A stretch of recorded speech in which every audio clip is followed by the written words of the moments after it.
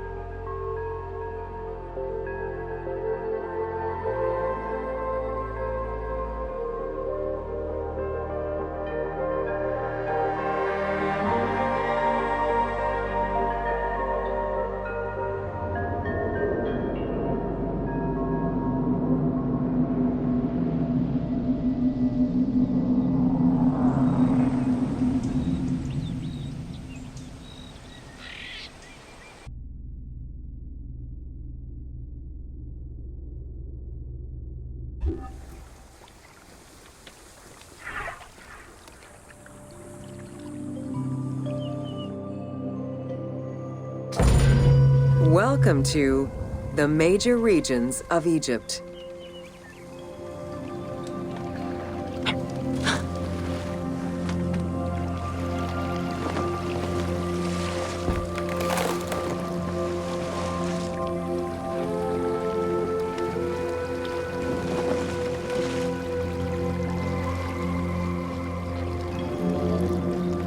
Life in ancient Egypt was concentrated along the shores of the Nile and divided into two regions.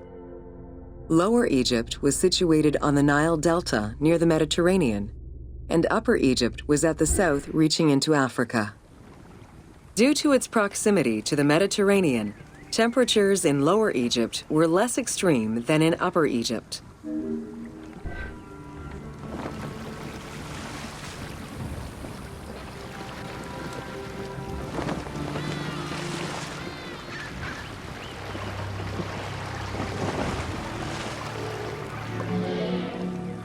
Until 3100 BCE and the unification of Egypt, each region had its own pharaoh and crown. Lower Egypt's crown was red and marked with symbols of papyrus and bees. Upper Egypt's crown was white with symbols of lotus and sedge grass.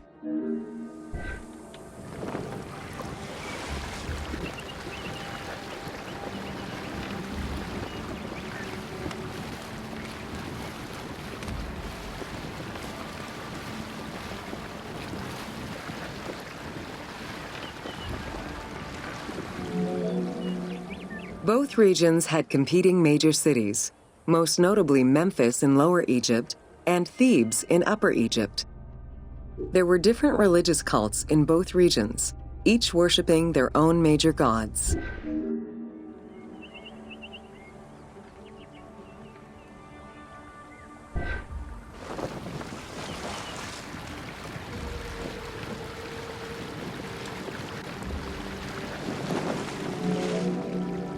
Many of the temples were designed in such a way as to represent the two regions, and ceremonies often incorporated Upper and Lower Egypt in their rituals.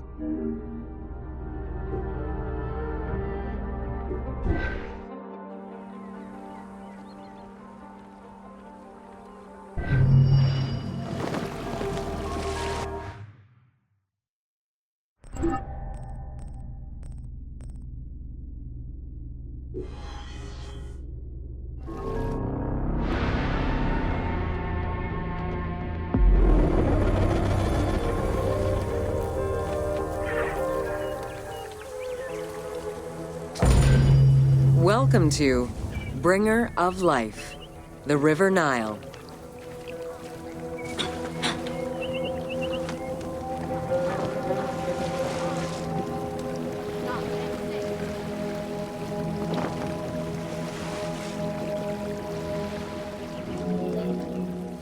The ancient Egyptians called the dark fertile soil of the Nile the Black Lands, and the surrounding desert was referred to as the Red Lands. The dramatic difference of productive land opposed to barren desert had a deep influence on cultural ideology, mythology, and religion.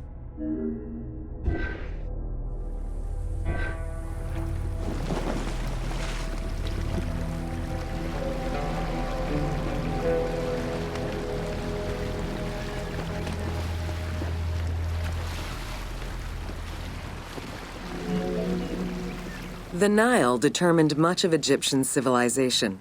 For example, the seasonal cycle of the Nile was so consistent that ancient Egyptians created their calendar around it.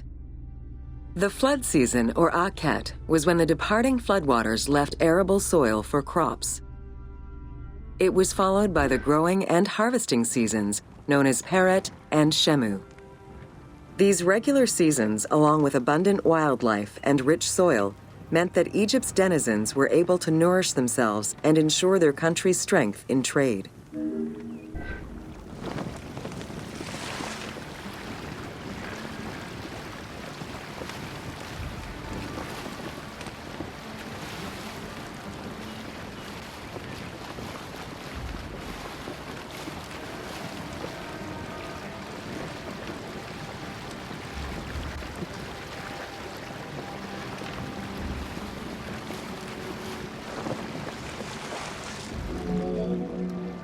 The River Nile, flowing from the south to the north, neatly traversed through both Upper and Lower Egypt. All of Egypt's major cities were built along this narrow ribbon of life. Protected by mountain ranges and deserts which acted as natural barriers to enemies, and sustained by the Nile's plants and wildlife, Egyptian civilization enjoyed economic and cultural prosperity for over 4,000 years.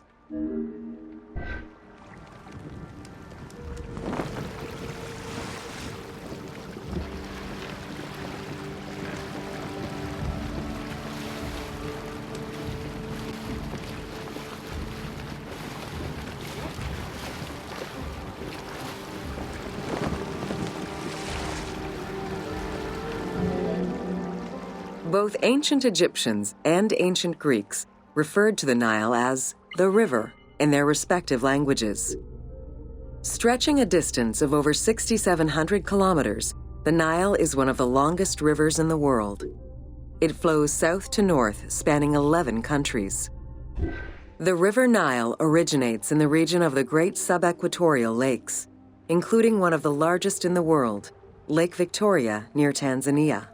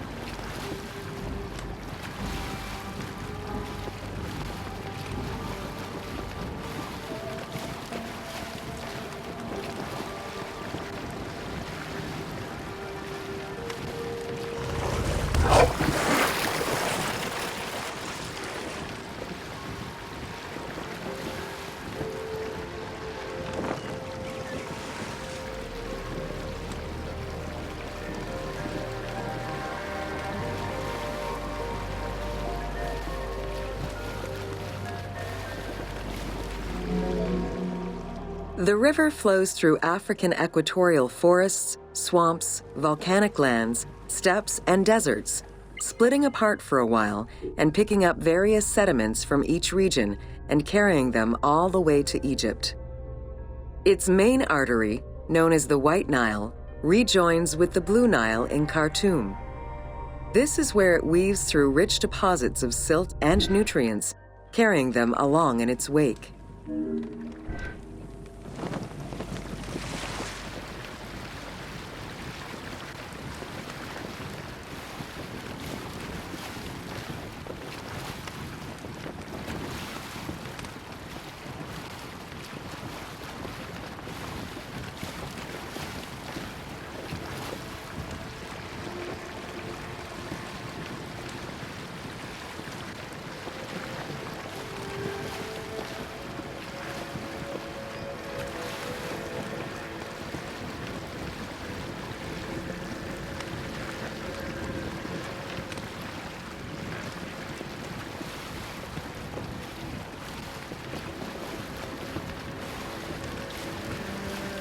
إنسان سوسن جهاز سيف سعلين.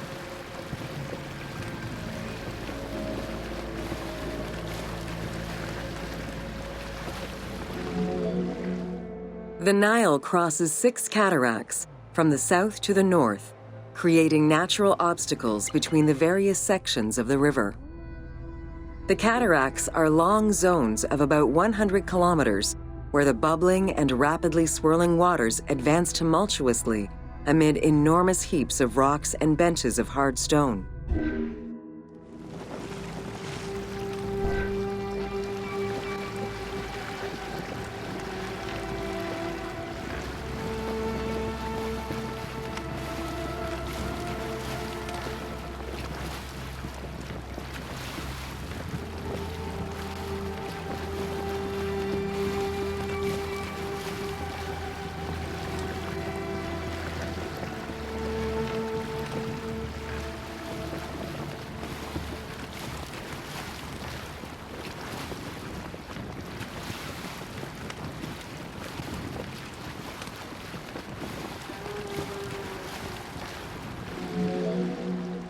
It is after crossing Nubia and the First Cataract that the river officially returns to Egypt in Aswan.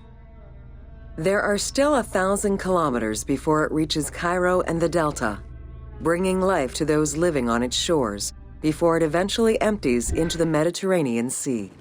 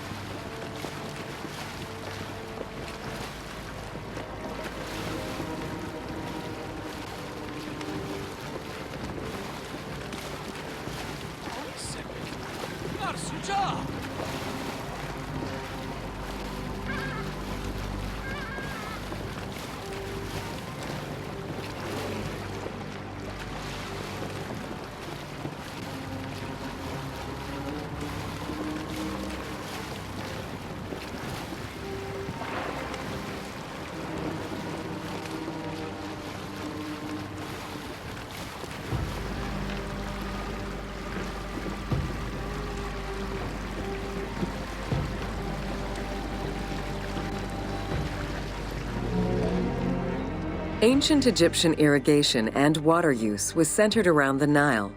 However, they also had access to streams and rivers, as well as several large lakes.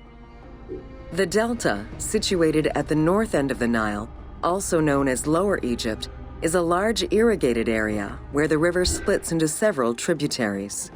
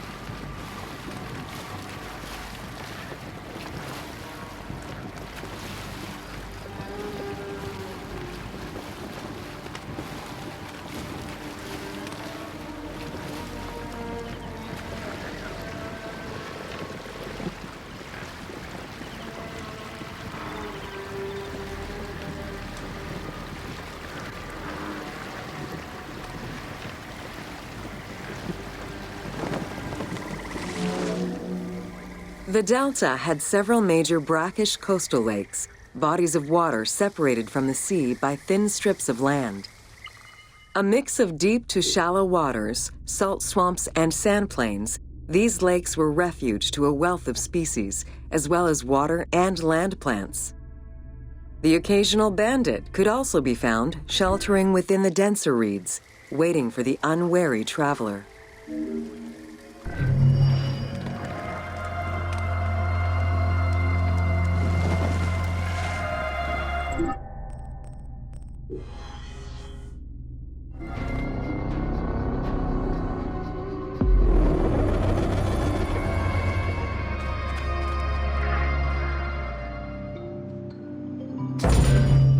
Welcome to Deserts of Egypt.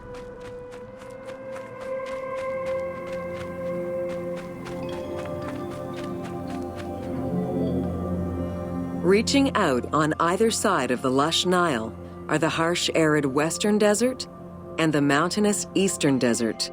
They cover nearly 94% of Egypt.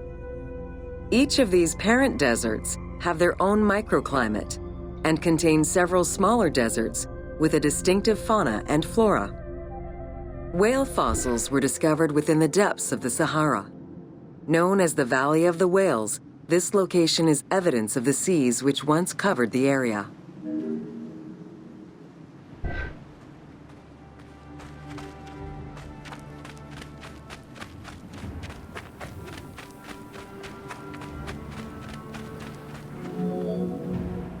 The White Desert in the northeast of the Sahara owes its name to its white limestone soil, contrasting with the yellow sand. The wind has eroded the rocks of the White Desert into stone mushrooms, the most famous of which is referred to as the finger of God.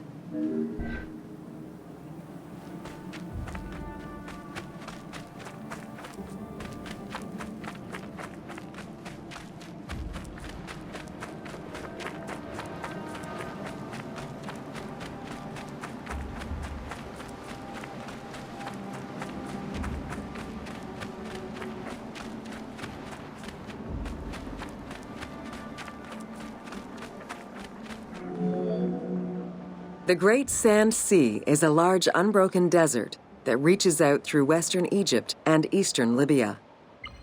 It is home to a unique geological formation known as Libyan silica glass. The pale yellowish-green material ranges from pebble-sized fragments to glass rocks the size of rough boulders.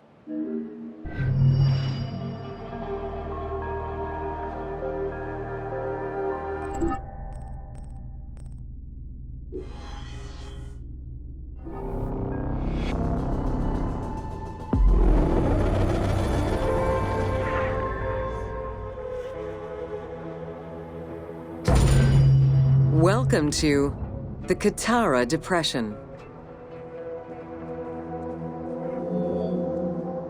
The Qattara Depression is located in the northwest part of Egypt. Reaching 18,000 square kilometers, the basin is 133 meters below sea level and covered with salt. It is the second lowest point in Africa, after the Afar Depression.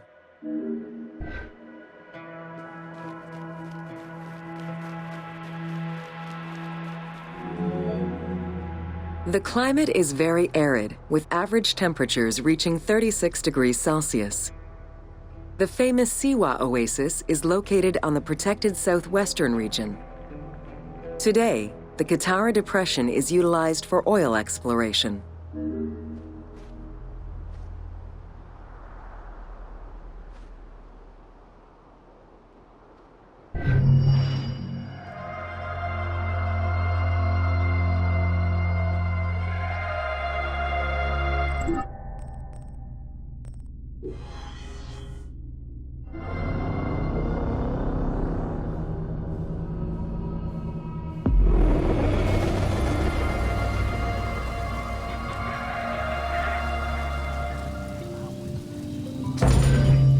Welcome to Siwa. Whoa.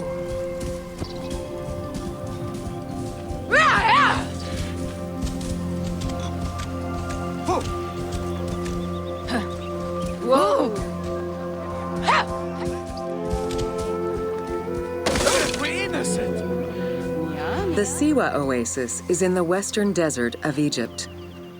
Geographically, the Siwan Oasis is located in a depression 20 meters below sea level. Its natural springs and warm climate aided in the bountiful production of date trees. Though clearly influenced to some degree by Egyptian and African culture, the area's isolation resulted in a unique society and language. While they worshipped the same deities, Siwan temple architecture differed from traditional Egyptian temples.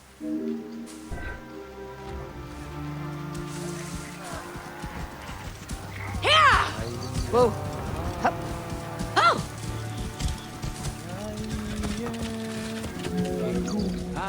Old Kingdom Egyptians referred to the oasis as cauldron due to its unique geographical structure. Oases were crucial for nomadic tribes and caravans. Without them, there was no chance of survival in an otherwise harsh landscape. As such, oases quickly became hubs for trade, as well as areas of political control.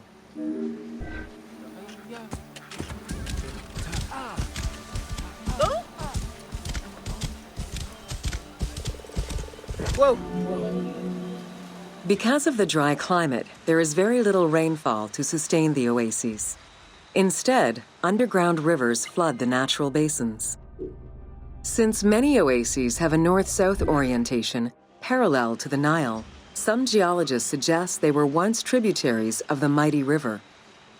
There is evidence that ancient Egyptians attempted to create some oases.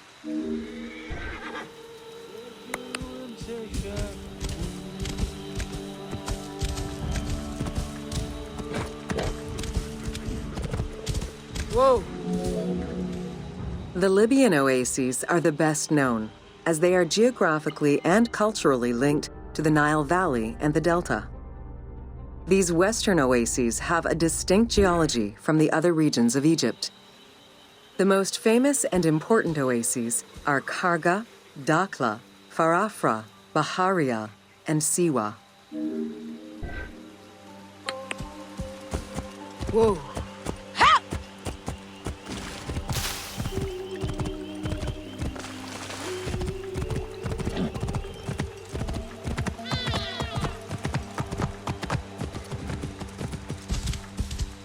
Whoa! Whoa!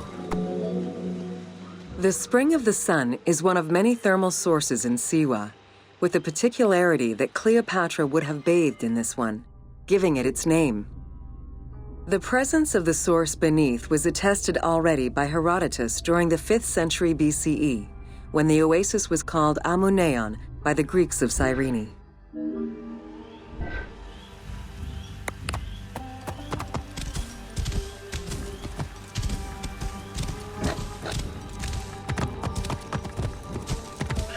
Whoa!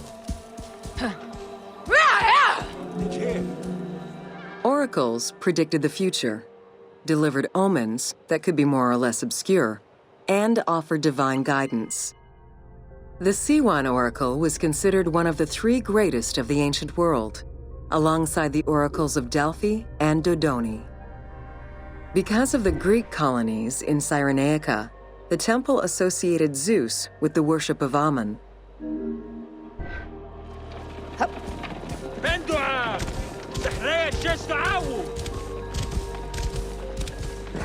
Whoa! It is no wonder that Alexander the Great made the perilous journey to Siwa in order to consult the oracle, emulating the actions of mythical heroes such as Hercules and Perseus. This action earned the approval of the oracle, who validated his claim as Pharaoh of Egypt. He was confirmed as the son of Amun, conferring upon him the most legitimate claim to date of all Egypt's foreign invaders.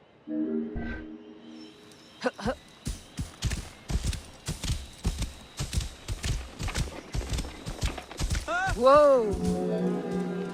The powerful and the rich would send gifts or travel great distances in order to ensure their good fortune by gaining the blessing of the Oracle of Siwa. Every successful blessing only increased the soothsayer's prestige.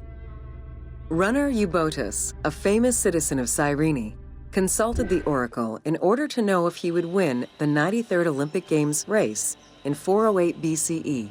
He did, enhancing the standing of the Siwan oracle in the process.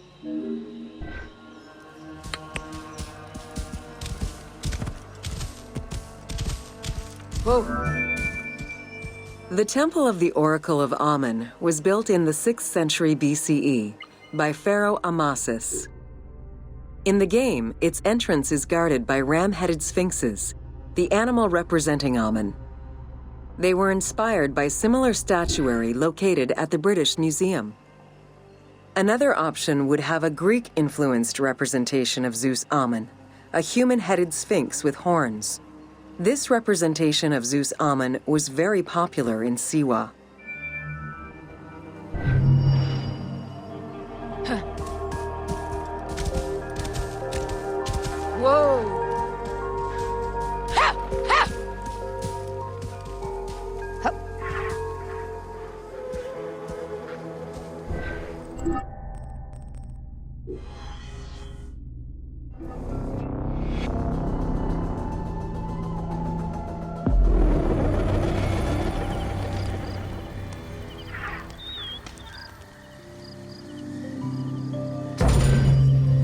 Welcome to the Fayoum.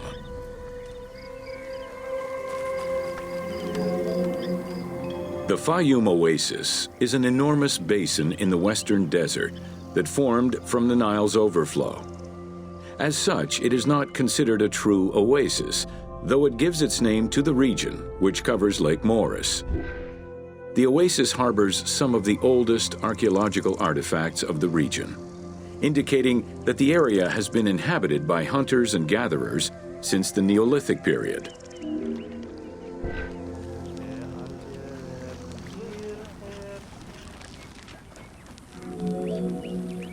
The Fayoum Oasis drains into Lake Moeris, which was a large freshwater lake, but at some time became a saltwater lake.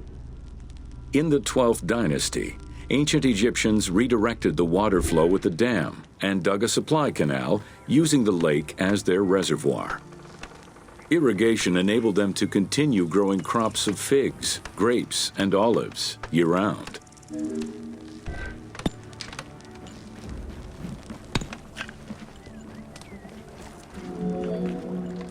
Reed boats, feluccas, triremes, and kerkeros were the most commonly found craft within the landlocked waters of Egypt. They were used for various purposes, ranging from daily fishing, trade, warfare, and travel, to the ferrying of massive stone blocks used to build the great monuments of Egypt.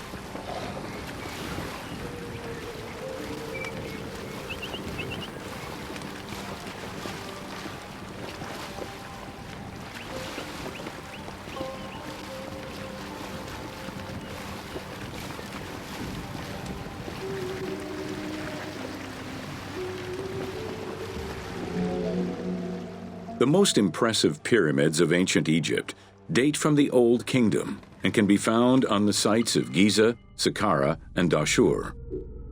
However, one particularly famous pyramid of the time is located elsewhere. During the Middle Kingdom, some pharaohs chose the Fayoum as their final resting place. One such ruler was Amenemhat III. His pyramid left a mark on the imagination of antique chroniclers.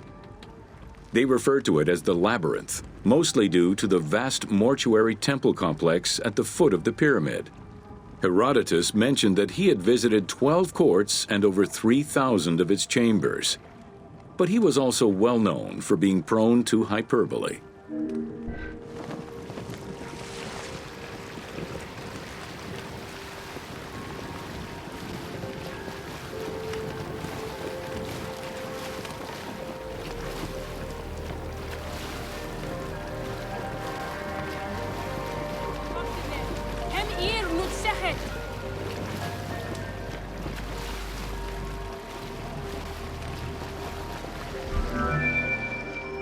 Amenemhat's pyramid was built with a brick core and covered with stone slabs, designed to be impenetrable.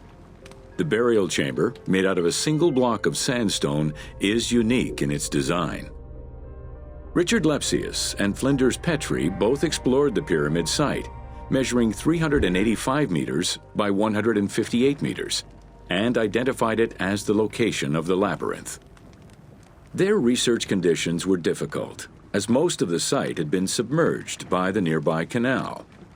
Furthermore, the stones from the complex and the outer casing of the pyramid had been quarried away long ago. Ubisoft decided to give life back to this lost monument and the many crypts that were said to be devoted to the sacred crocodile god, Sobek.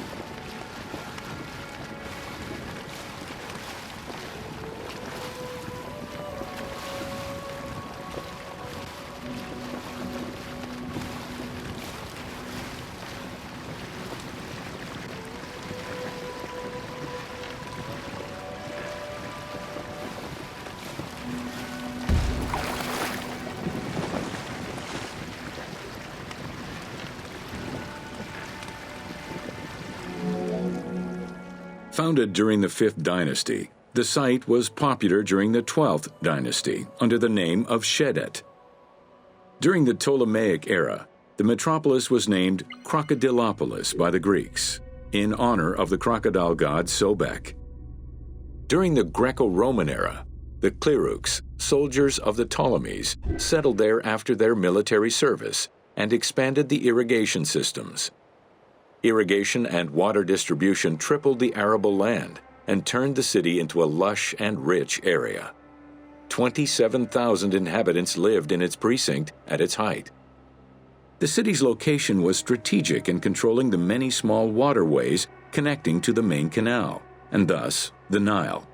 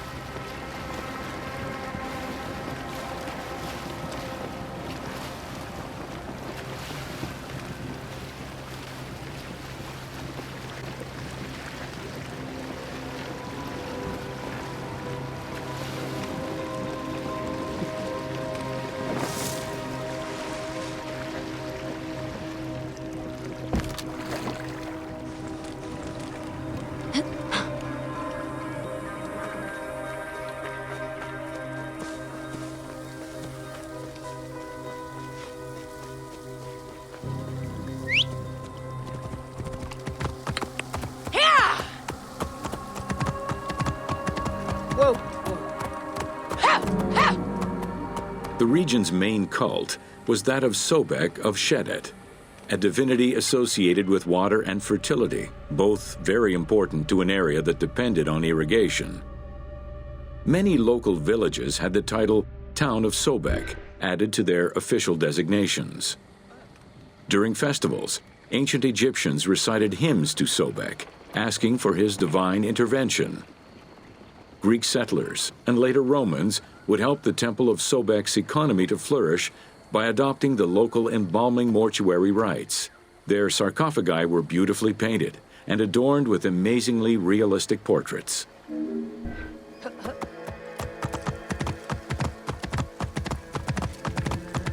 Whoa!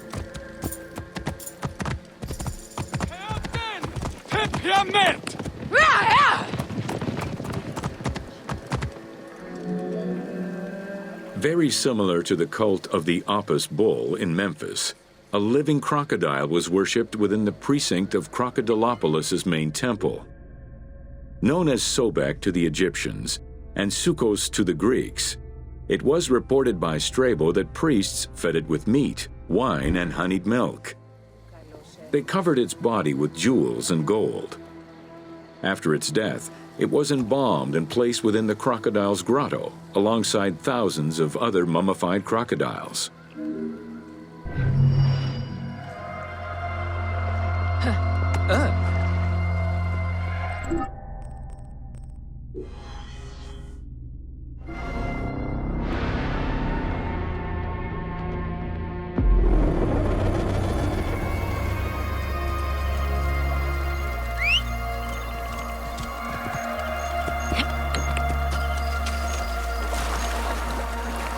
Whoa! Welcome to the city of Memphis.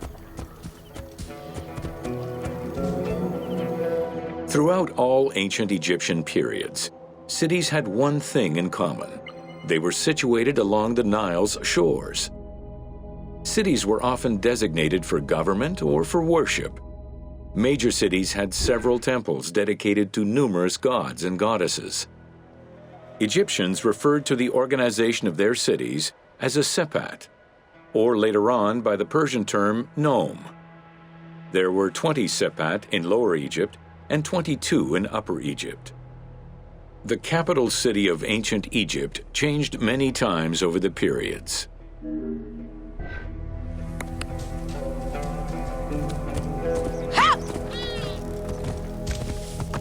Whoa, whoa. One of the largest was Memphis, located in Lower Egypt. It was a key center for religious temples, including their most important deity, Ptah, god of creation. Thebes, located in Upper Egypt, competed with Memphis and featured as both a political and a religious center. Two important temples, Luxor and Karnak, were built there. A minor capital of the Sayyid dynasty was the city of Sais. This was the last native Egyptian capital of Egypt.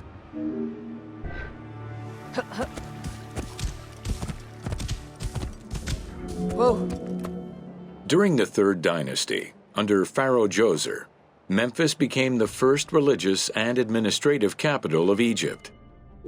Even when the political capital of Egypt decentralized itself, pharaohs were crowned in this sacred city in order to legitimize their ascension to the throne, up to and including Alexander the Great. Though little remains today save ruins south of Cairo, we can guess at the structure of the city, which stretched up to 5 kilometers in length and 2 kilometers in width. Whoa. Memphis was also referred to as the City with the 100 Doors, or the White Walls. These names were in reference to the wall which surrounded the city.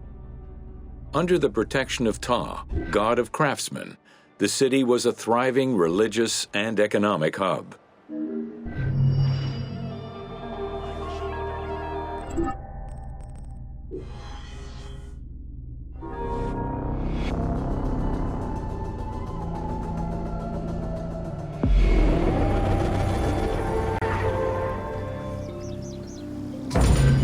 Welcome to Rediscovering Egypt. In the 19th century, the increased intensity of tourism and excavations, as well as the outflow of antiquities to other countries, threatened Egypt's archaeological heritage. Egyptians took part in this destruction by ransacking sites for artifacts to sell, quarrying stones from ancient monuments, and removing sebak, ancient mud bricks, to reuse for their own purposes.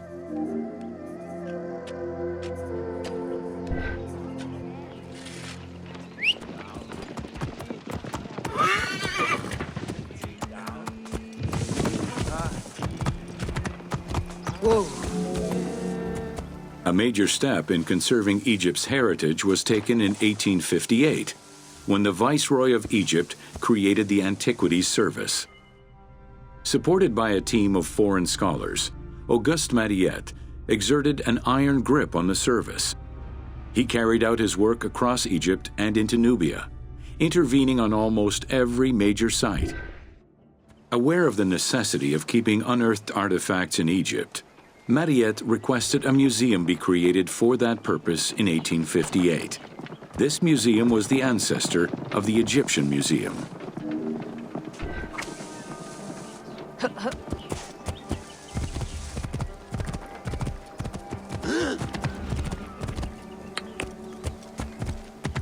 Whoa.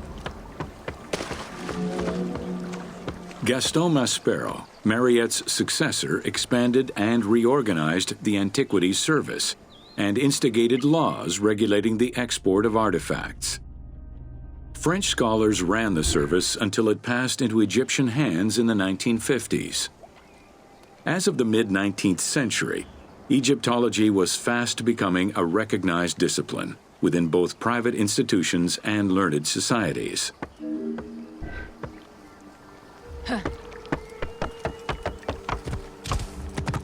Whoa.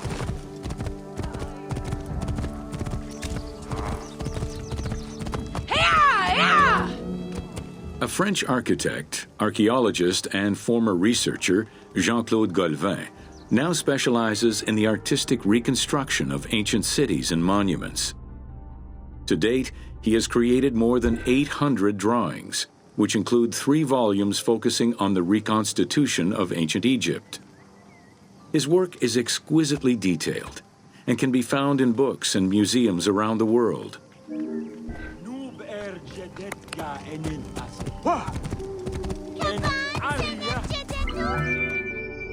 The team was thrilled to collaborate with Jean-Claude Golvin in order to recreate Egypt for the game.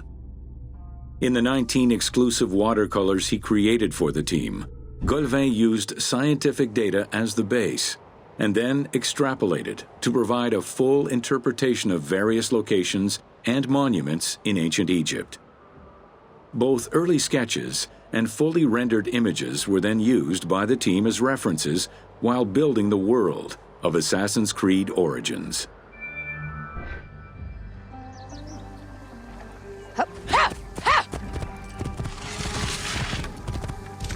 Whoa, whoa.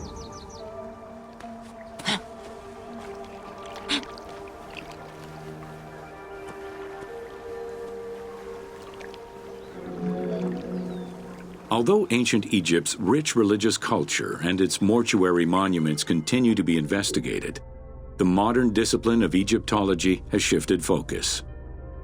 Rather than single-mindedly retrieving impressive artifacts, Egyptologists today focus instead on increasing the body of knowledge. In the past, excavations took place in the field, and while that is still the case today, much of the work on Egyptology now takes place in libraries and archives.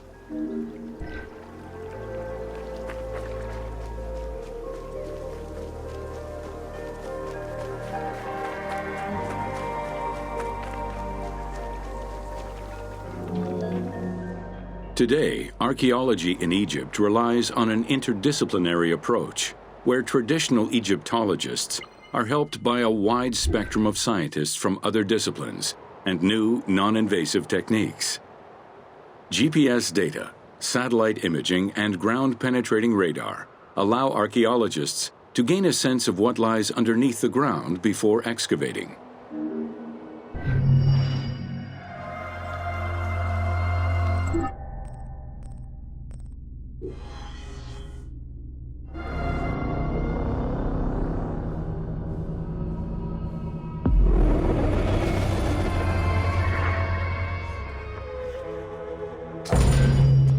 Welcome to natron.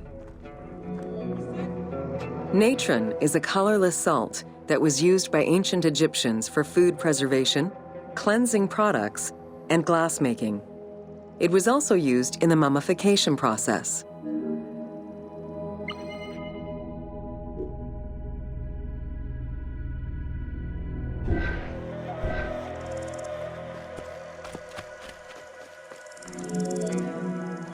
During the ceremonial embalmment ritual, the priests packed the body in natron in order to remove all of the moisture.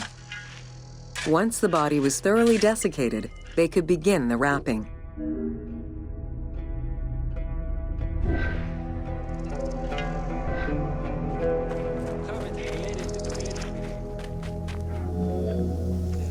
Natron was mined in Wadi Natron. The main mining methods involved either cutting slices out of the lake bed when it was dry, or raking through mineral-saturated water to gather the mineral salts during the floods.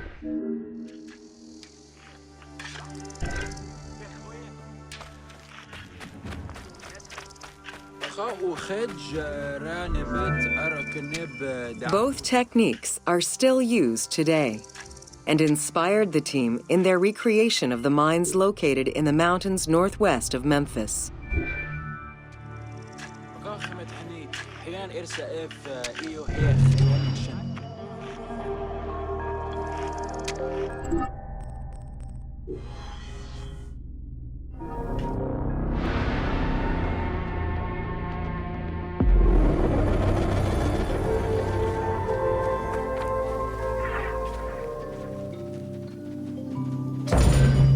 Welcome to Fauna of Ancient Egypt.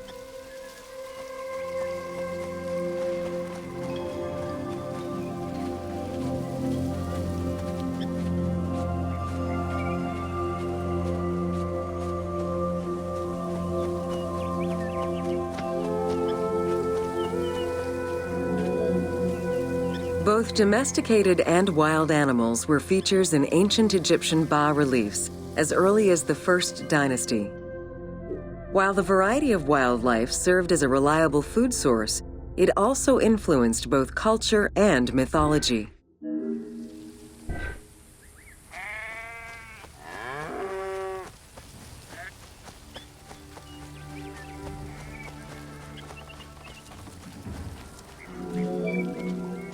Egypt's terrain allowed for a diverse range of animals, including panthers, rhinoceroses, elephants, and many variations of antelopes.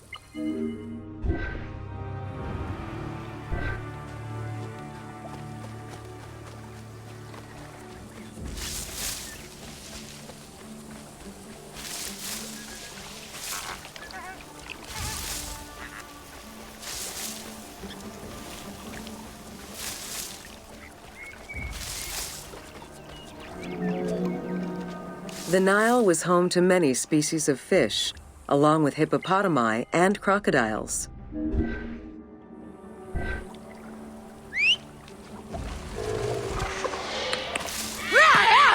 Whoa!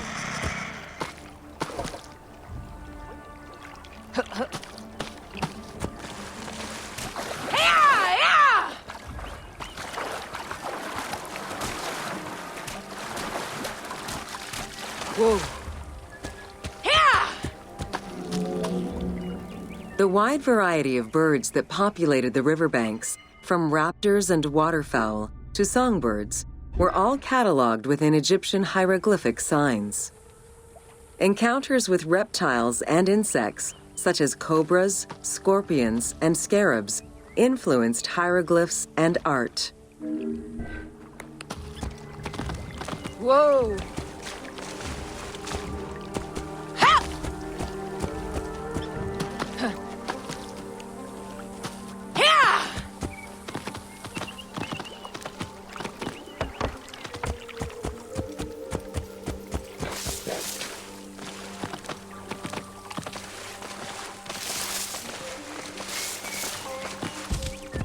Whoa!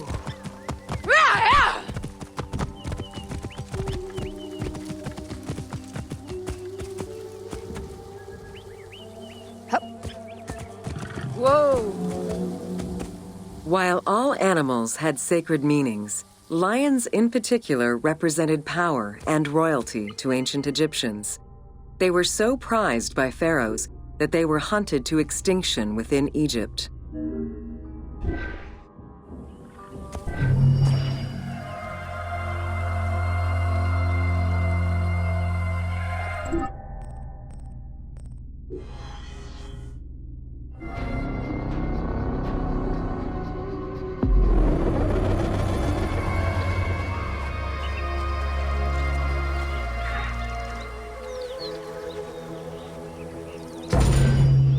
Welcome to Flora. The climate and unique geography of the Nile Delta offered a wide variety of plant species. Many of these plants served as sustenance for ancient Egyptians and as crops for trade. The Nile's consistent seasons allowed Egypt to sustain itself for centuries.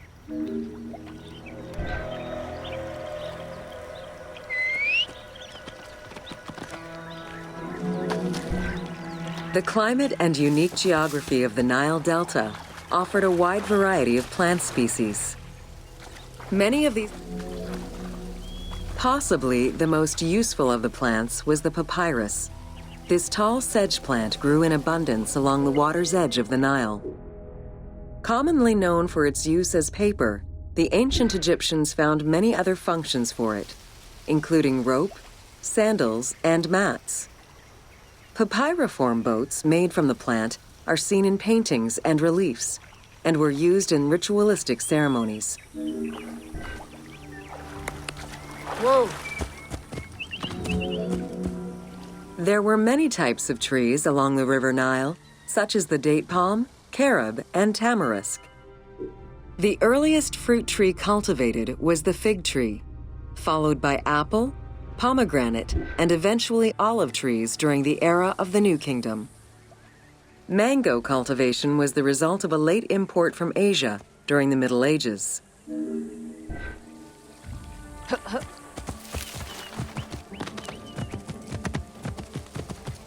Whoa. Some trees were associated with gods, such as the acacia with Horus. The divinities Thoth and Seshat were depicted inscribing the reign of the king into a Persea tree. The sycamore was connected with the goddess Iset, patron of the ritual of life.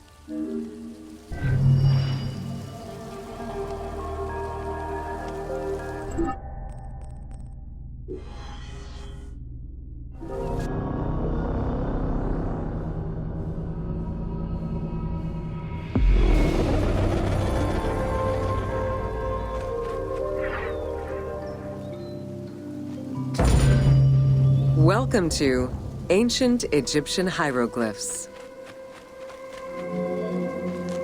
Hieroglyphics were used as sacred writing, appearing on monuments, statues, and sacred papyrus texts.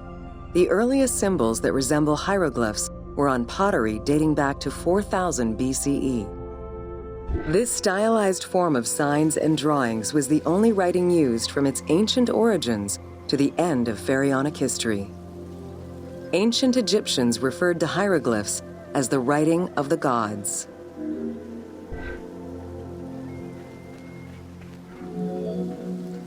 Considered a difficult language, it was intended for pharaohs, nobility, and priests, and meant to be used in ceremonies, within tombs, and for government records. Since few Egyptians were able to read the ancient hieroglyphs, the mythological aura around the language was persistent even in their own culture.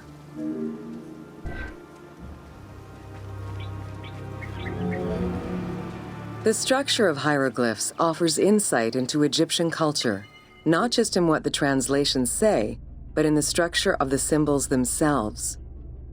They were found on tomb walls, on sarcophagi, on statues, and on pottery, and were meticulously recorded in countless ancient papyri.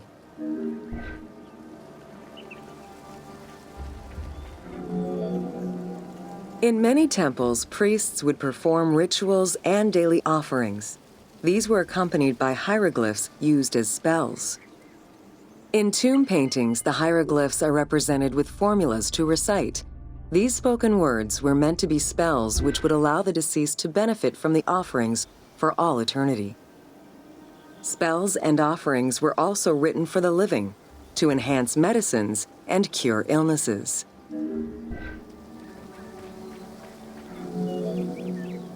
The most famous of ancient Egyptian documents is the Book of the Dead. Written in hieroglyphs and hieratic texts, it depicts important spells and rituals. These spells were intended to ensure a smooth transition from life to death and allow the deceased to safely navigate the perils of the afterlife.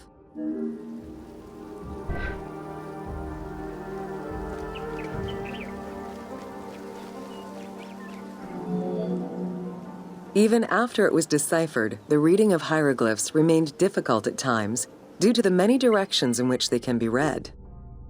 Depending on the orientation of the signs, hieroglyphs can be read left to right, right to left, horizontally or vertically, though never bottom to top.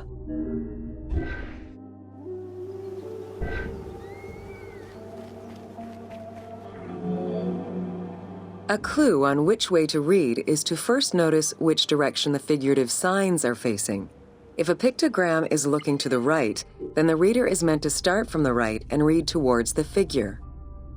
Column text on a papyrus begins from the right, then goes top to bottom for each column.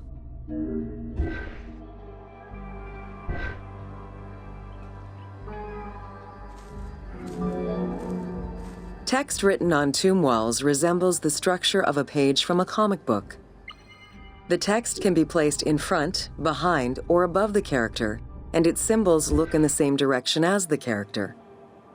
Another clue is that the name of a god or hieroglyphs meaning gods or kings are always written before the descriptive text.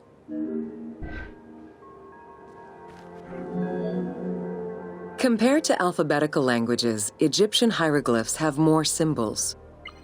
Confronted with the absence of vowels, the Egyptians invented a category of signs. When placed at the end of words, these signs help inform its meaning. For instance, a drawing of a lion will refer to a lion and also relate to the abstract concept of a lion as something dangerous or powerful.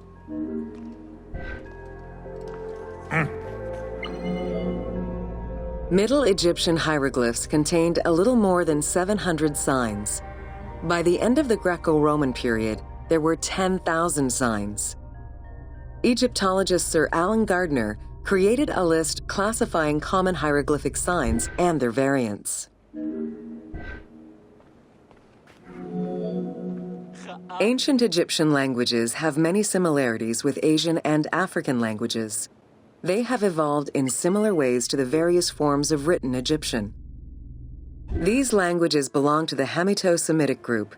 There were 5 clear evolutions in the Egyptian language, each with their own distinctive structure. These languages are known as Old Egyptian, Middle Egyptian, Late Egyptian, Demotic, and Coptic. Coptic is the only living language that allows linguists to define the vowel structure and to distinguish different dialects.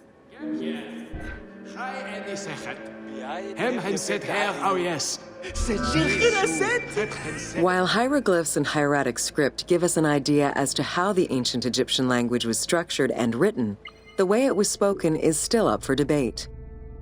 The team opted for English as the spoken language, with the characters using ancient Egyptian and Greek words and accents.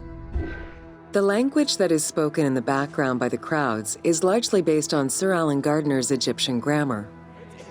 To help resurrect a dead language, we consulted Egyptologists and dialogue coaches to establish our target sound and cast actors with Arabic, Hebraic, and African backgrounds to bring the game to life.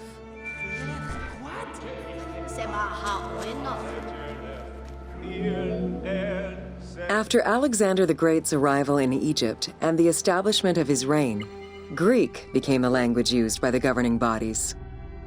The inability to read hieroglyphs caused resentment among the Greek population.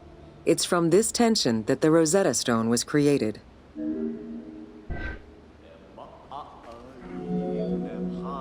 The spread of Christianity ended pharaonic culture and resulted in the destruction of its pagan monuments. This also marked the end of hieroglyphic writing and understanding.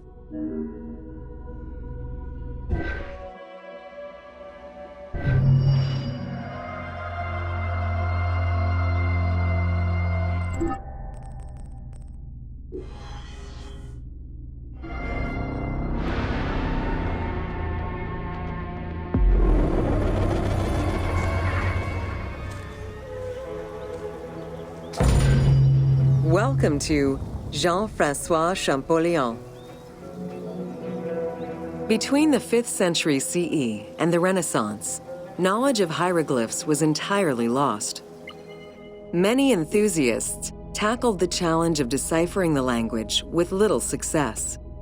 Some groundwork was made with various researchers identifying names and some grammatical structure, and confirming that cartouches were markers for royal names. They were still missing a critical piece of information that would eventually be revealed thanks to the discovery of the Rosetta Stone.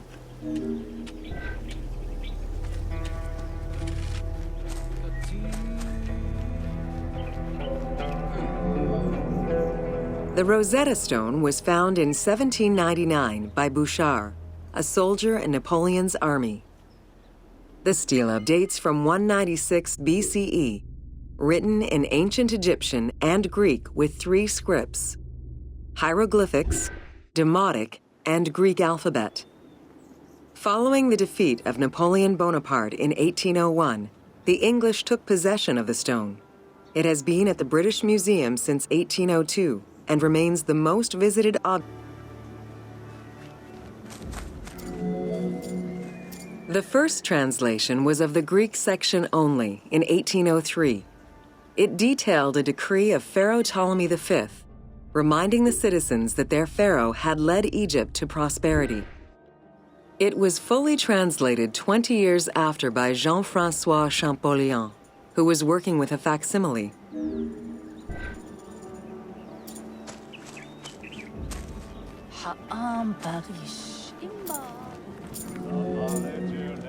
Through his studies of the stone, Champollion was able to make a critical observation that would unlock the whole mystery, that hieroglyphics were not only ideograms but also phonograms. Hieroglyphs consist of phonetic glyphs, single characters, and logograms. Essentially, they are a combination of phonetics, alphabet, and full words, which in total form a language.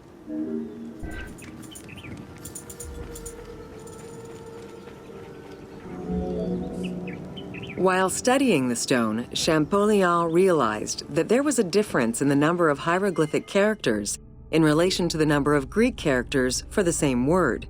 This led him to believe that hieroglyphs must have phonetic characteristics. This was the first step to unlocking the Rosetta Stone's secrets.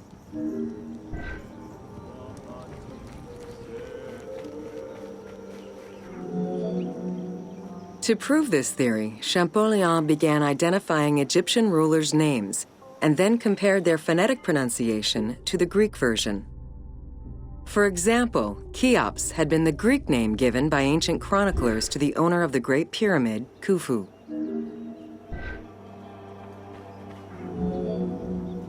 The next step for Champollion was to confirm that his approach was verifiable by using the Philae obelisk as an additional reference. Engraved in the obelisk are two inscriptions in Egyptian hieroglyphs and Greek.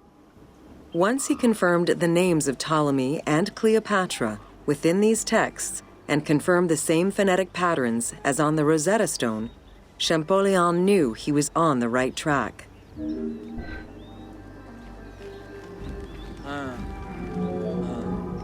Champollion had already mastered several ancient languages when he took on deciphering the Rosetta Stone. He used his knowledge of Coptic to identify the solar disk hieroglyph on the obelisk as the phonetic translation of Ra. Further translation only strengthened his conclusion. Egyptian hieroglyphs encompass the alphabet in both phonetics and determinative ways, which means that the symbol represents the word itself.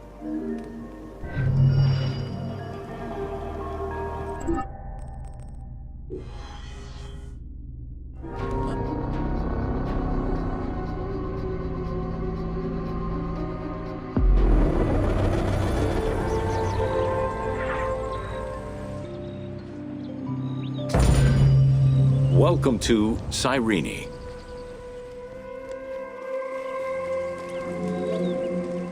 Cyrenaica stretches across the coast of northwest Africa. It was known as Pentapolis in antiquity, a reference to the 5 main cities that formed the Greek colonies. Built on a lush plateau of the Green Mountains, in what is present-day Libya, a colony of Greek settlers formed the city of Cyrene in 630 BCE. Cyrene's population quickly grew, spreading out across the terraces of the plateau, making it the first and largest of the 5 colonies.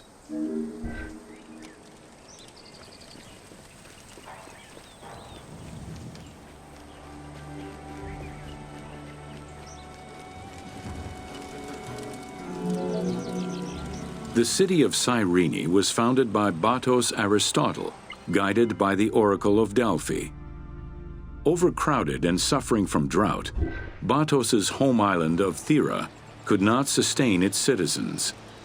Batos consulted the oracle, who told them to journey to the North African coast in search of arable land. A series of kings reigned over the city in the first 2 centuries. However, rebellion eventually ended the monarchy, and henceforth the city was governed by the aristocracy.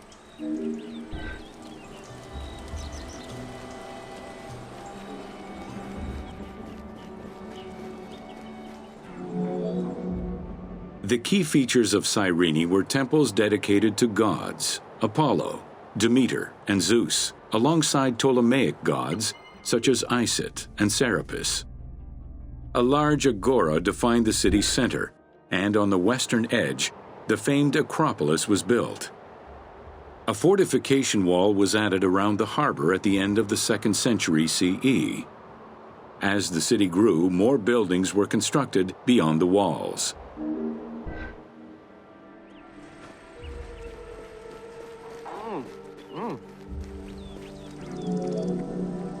Under Roman influence, Cyrene became an economic powerhouse, rising in status throughout the Mediterranean. Cyrene's school of medicine rivaled all others except for that of the Greek city Kos. Some of the great minds in ancient math, astronomy, and geography were born or established in the various schools of the city, which included an institute of philosophy founded by Aristippus, a pupil of Socrates.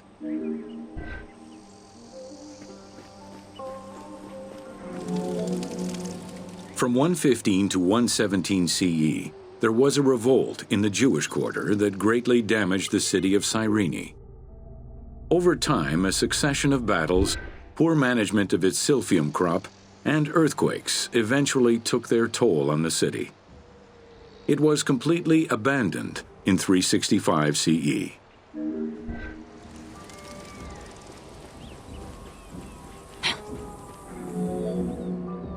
The nearby port of Apollonia was an ideal location, with its natural cove, sheltered by 2 islands and rocky inlets. Along with a lighthouse, the port was later equipped with quays and warehouses to accommodate the increased shipping traffic.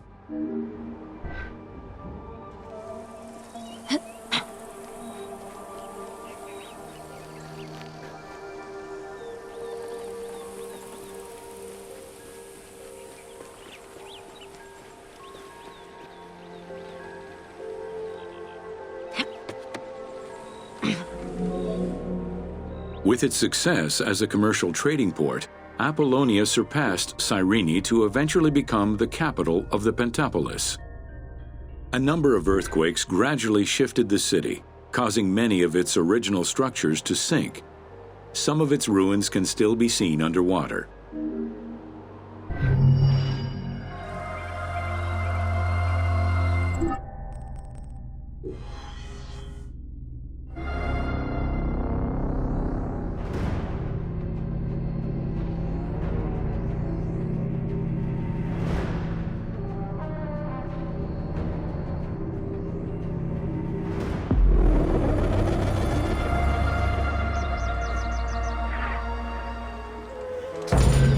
Welcome to the Agora and Thermal Baths.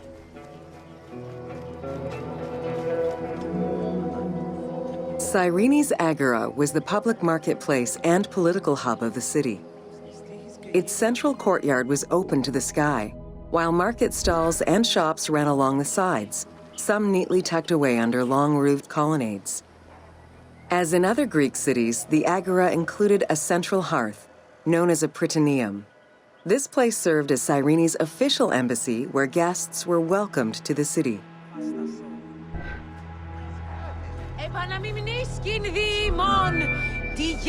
An unnamed statue representing naval victories was the centerpiece of the Agora. The statue's female figure likely represents Nike, the goddess of victory. It was likely very similar to the victory of Samothrace, which currently resides in the Louvre Museum and served as a reference for the team.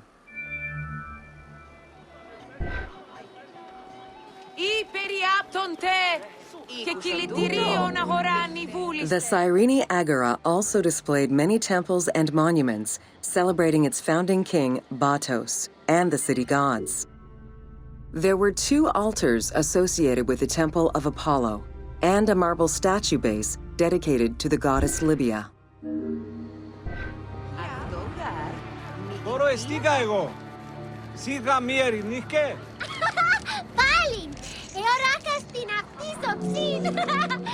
The civic buildings included a law court complete with an archive library that would have housed legal documents and other papers essential to the city's governance. Traces of fire damage to the building's remains indicate that it was possibly destroyed during the rebellion of the Jewish community in 115 CE.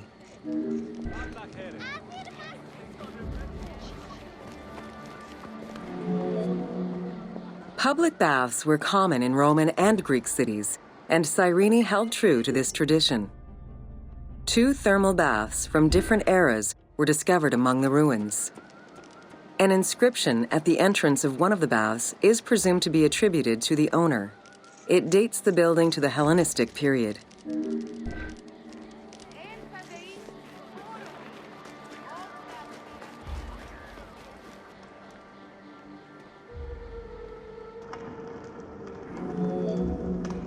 Mosaics were originally created for practical reasons, the need to waterproof floors.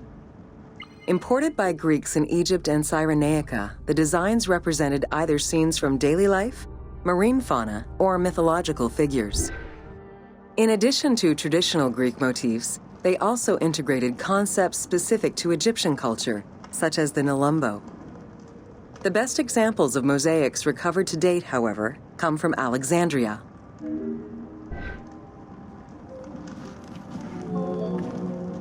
The Cyrene baths were fitted into an underground tomb dated somewhere between the 8th and 6th century BCE.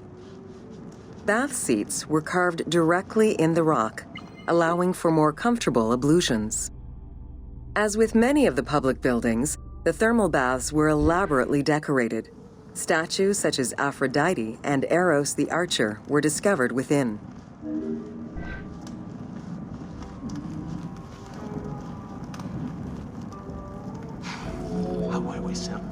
The Frigidarium, a pool of cold water, was the first room visitors entered.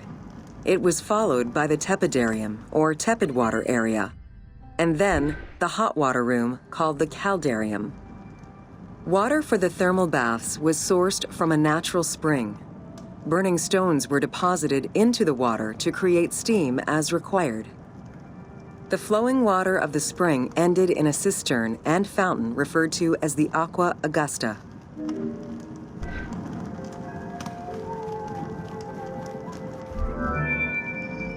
Later Roman baths were built under Emperor Trajan and then restored under Hadrian. After the earthquake of 365 CE, they were replaced by baths of Byzantine design, with stones from the old thermal baths used in the reconstruction. The team relied on documentation describing the baths built under Trajan in order to create the location available in the game.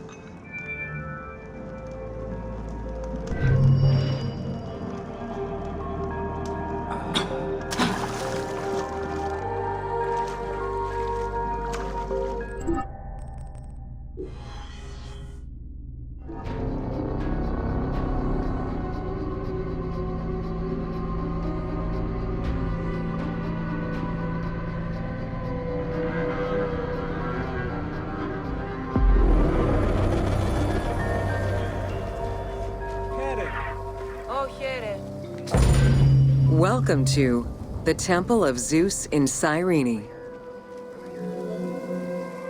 Facing east towards the rising sun stands the temple dedicated to the cult of Zeus. It was built sometime in the 5th century BCE. 70 meters long with 46 Doric-style columns, the imposing structure was the largest Greek temple erected in Africa. It was only slightly larger than the Parthenon and the Temple of Zeus in Olympia.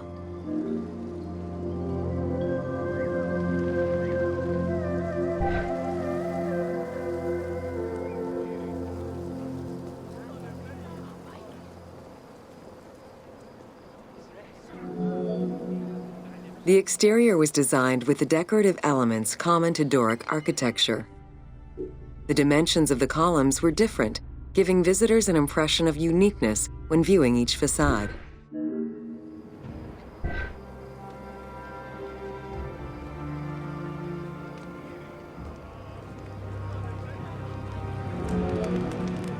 After the temple was destroyed during the Jewish rebellion, Emperor Hadrian had it reconstructed.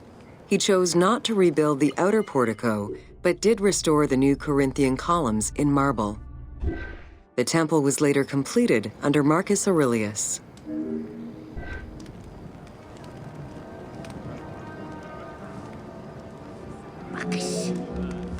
In the time of Augustus, a faithful but smaller imitation of the Olympian Zeus was used to be worshipped.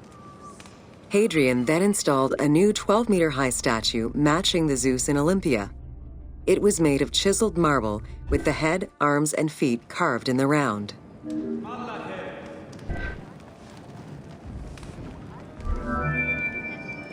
Archaeologists confirm that there was a monumental statue of Zeus in this temple, though experts remain divided on whether it was one of Zeus or one more specific to the cult of Zeus Ammon.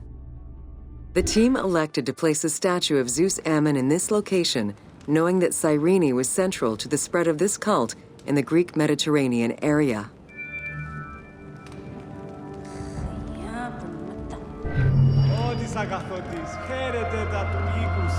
Μοίρα ευμενή σε βρήκε με. Ευχαριστώ, Θεή. Θεός τον κλέψει με ένα γαβά. Άλλας τον...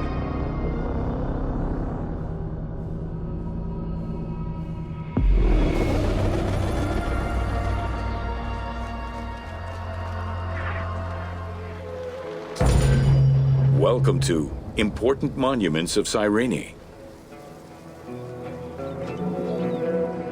The sanctuary of Apollo sits on a prominent edge of the plateau of Cyrene, overlooking the Mediterranean Sea. It could be accessed either by the road from Apollonia, via the necropolis, or by the Sacred Way, coming from the agora of the city.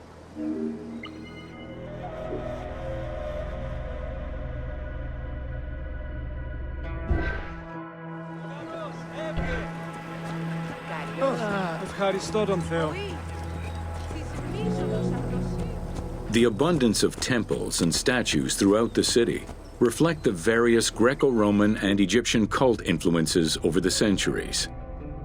Temples dedicated to Apollo, Cyrene, and Zeus stood alongside those of Ptolemaic gods, such as Serapis and Isis.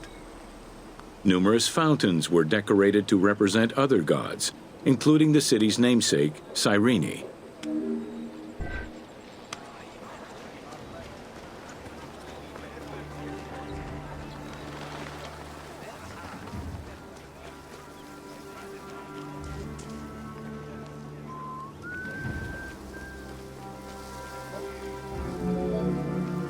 A vestibule known as a propylaeum marked its entrance and highlighted the fountain of Apollo. God of the sun and of protection, Apollo was an important deity to both Greeks and Romans. The sanctuary built in his honor was considered to be sacred.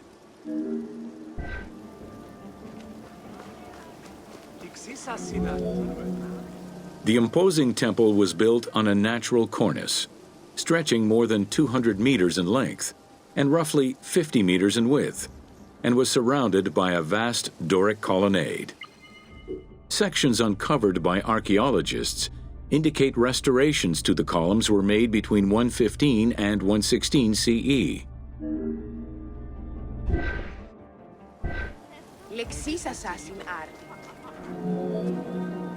The altar was located in front of the temple. Both are estimated to be the same age, though restored at different times. Many bulls were sacrificed each year at the altar in honor of Apollo. The imprint in the stone of the ring used to strap the animals down is visible to this day.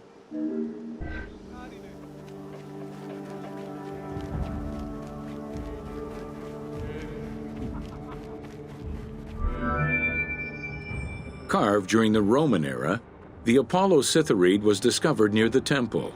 It is considered an important archaeological find.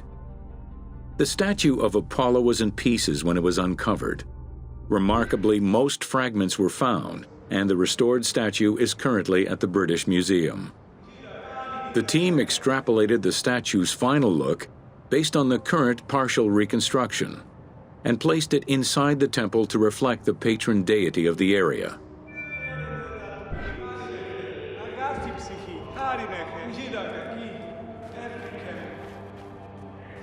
Ωφελία μη μέγιστη νεκρή.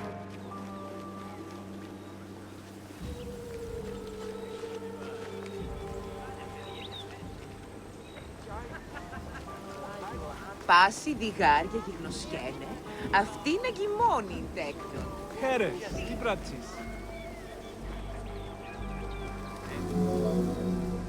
The amphitheater of Cyrene is located on what is known as the Terrace of Myrtosa, next to the sanctuary of Apollo. It was built on top of the old theater in the 2nd century. Originally used as a stage, the theater became an amphitheater once the taste for Roman gladiatorial entertainment reached the city. Ειδείς ορμάσει τούτον την είδον.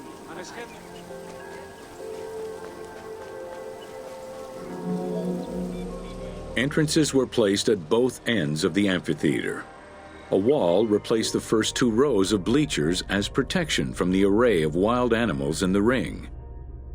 The tunnel used for the parade of beasts and gladiators circled the arena, unlike the Roman Colosseum's tunnel, which was beneath the amphitheater. The basement and corridors accommodated both the gladiators and the animals, and included lifts that raised the traps into the arena's center.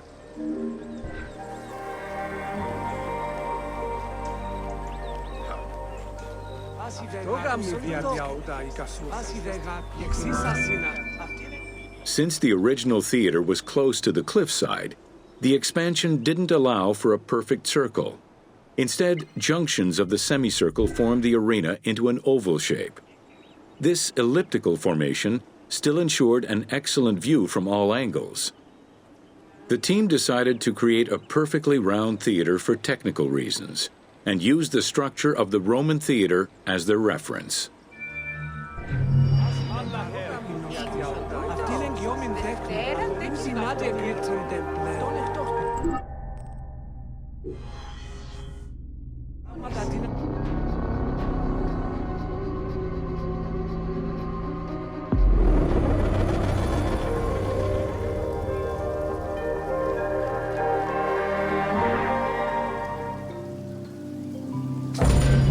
Welcome to the Acropolis of Cyrene.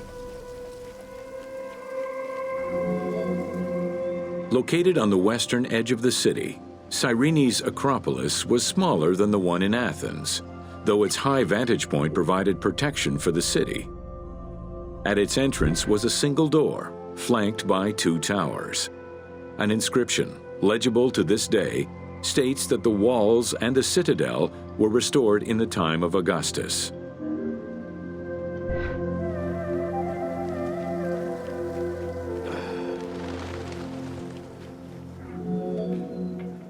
A number of statuettes have been excavated from the site, including one of Berenice, the daughter of Magus, the king of Cyrene, and half-brother of Ptolemy II. At the northeast tower, there is a sanctuary consisting of 2 small temples with a vestibule, and an altar believed to be that of Serapis and Isis. When the temples were excavated, archaeologists found traces of fire damage. However, there are no indications as to when this fire occurred.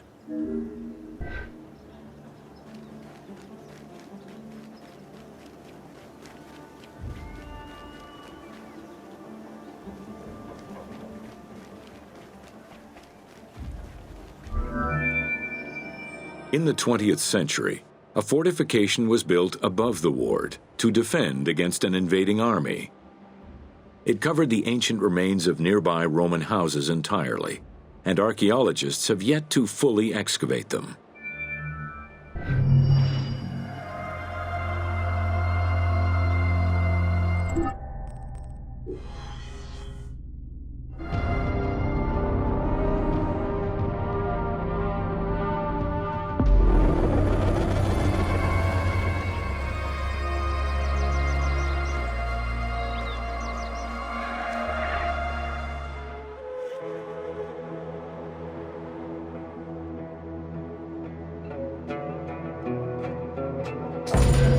Welcome to the Gladiator Arena.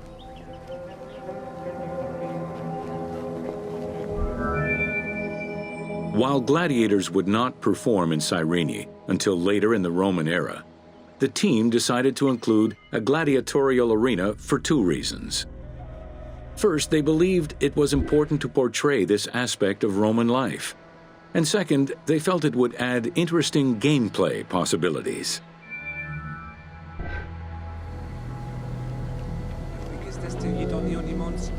The first gladiators to enter the arena were prisoners of war. It was a spectacle of violent clashes between men and against wild beasts that lasted nearly 1,000 years.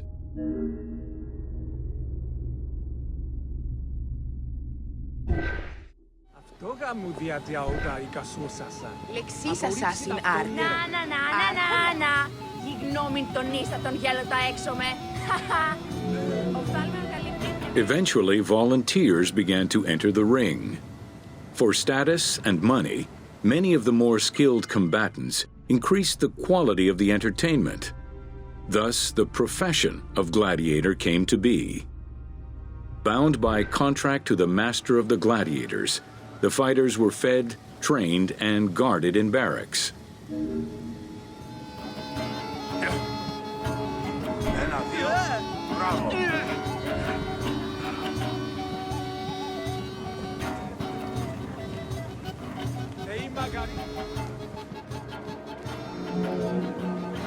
Gladiators were separated into heavy and light armored fighters, each with their own set of specific armor and weapons. Organizers often had two audience-favored factions face each other in combat.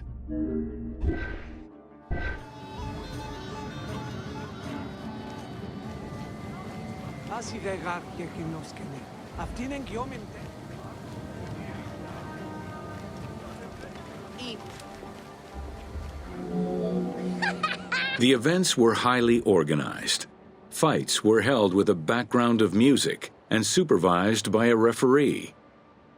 Death, either in the course of combat or by decision, was not always the only way out for the loser. Several were released due to their performance and gained great notoriety as celebrities.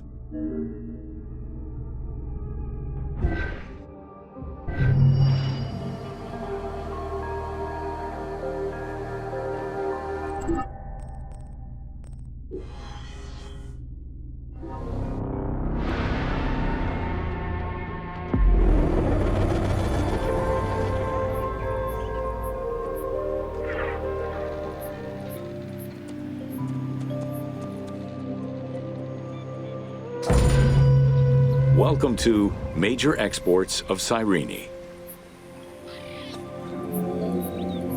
Cyrene's main source of economic wealth was in the cultivation and export of poppies and silphium. Though the opium oil from the poppies was also an export, little is known about this crop. Information about the cultivation of silphium, however, is more accessible to us.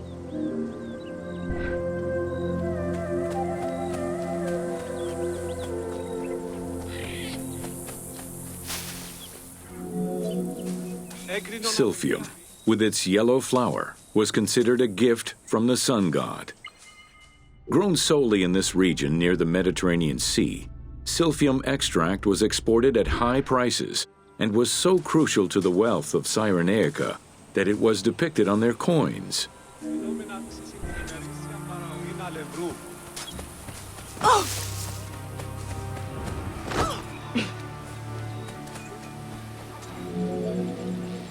Silphium's roots produced a resin used by both the Greeks and Romans in medicines intended to cure cough, fever, indigestion, and many other ailments.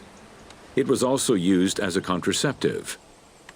In a compilation of culinary recipes from the 4th century BCE, the herb is mentioned in various recipes, including a flamingo dish.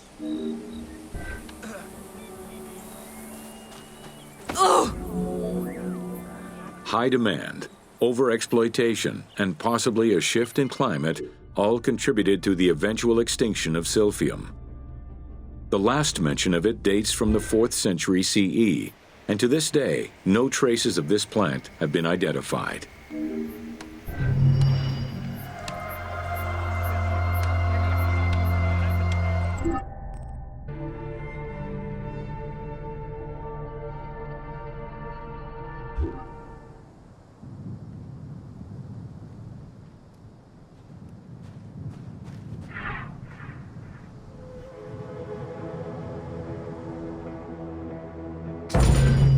Welcome to The Origin of the Pyramid.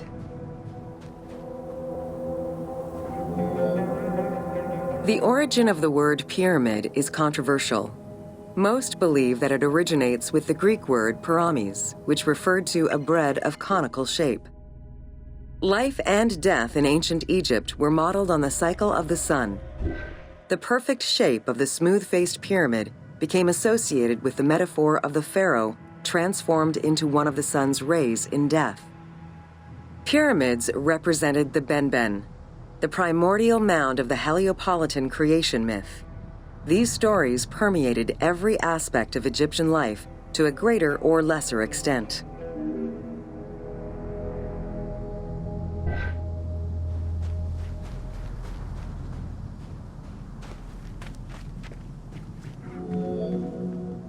During the pre-dynastic period, the development of funerary practices was different depending on whether one was located in Lower Egypt or Upper Egypt. Well before the pyramid, there was the burial pits. It is on the site of Merimde Beni Salame in Lower Egypt that we find the oldest funerary site, dating back to 5000 BCE. Study of the tombs revealed that the bodies of the deceased were deposited in a shallow grave, in a fetal position. Though a few objects were recovered from these graves, they offered no insight as to the social class of those interred within.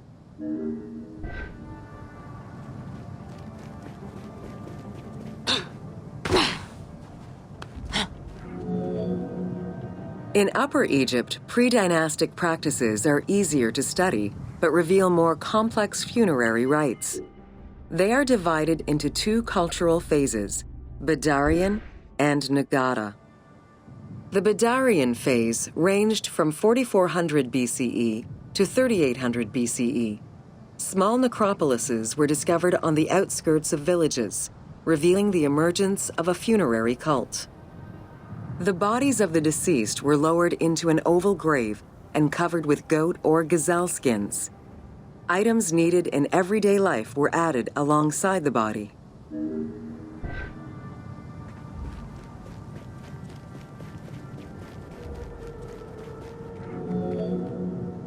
During the three Nagada periods ranging from 4000 BCE to 3510 BCE, funerary practices evolved in complexity. The shape of tombs changed from oval to rectangular, mimicking the homes of the living. The size of the burials increased and funerary items became more stylized and numerous. Tombs gained complexity with masonry, wooden veneers, or raw bricks added to strengthen the structures. In time, socially stratified necropolises emerged. For example, in Hierakonpolis, the elite and commoners had separate necropolises.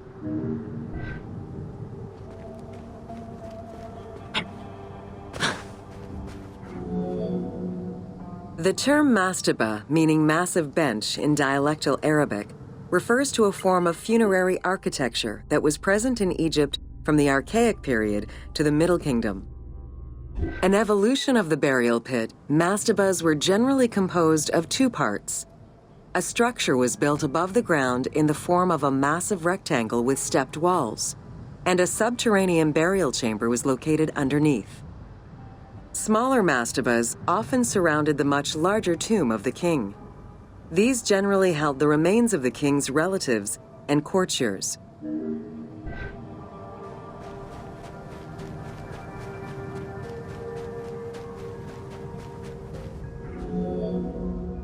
The arrangement of the substructure of the mastaba evolved during the course of the Old Kingdom. From the 5th dynasty onwards, mastabas often featured multi-roomed substructures, with sometimes up to 30 rooms. Also, the quantity and quality of decorated surfaces increased noticeably, as well as the number of statues found within.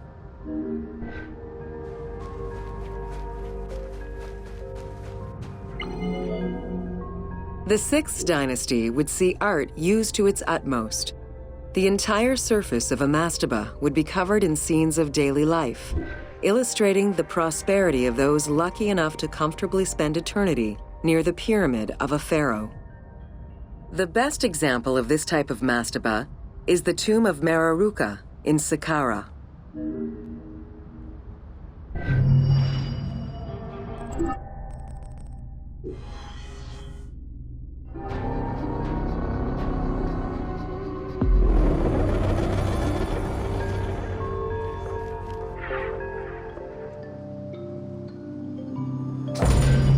Welcome to the Step Pyramid Complex of Djoser.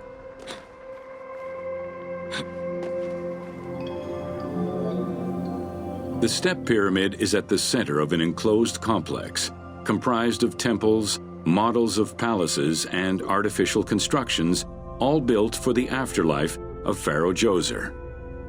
The funeral complex itself covers 15 hectares and is located on the highest point of the Saqqara Plateau.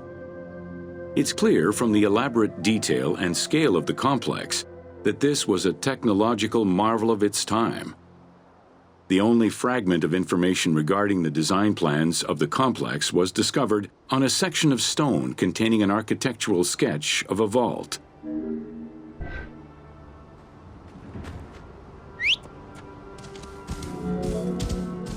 The Step Pyramid is the first monument built of stone. Standing at 60 meters high, it was the tallest of its time. Built 4,700 years ago, it was originally intended as a mastaba, which was a flat-roofed rectangular tomb. Its famous architect, Imhotep, may have felt this was too humble for the great Pharaoh Djoser and began to add the steps.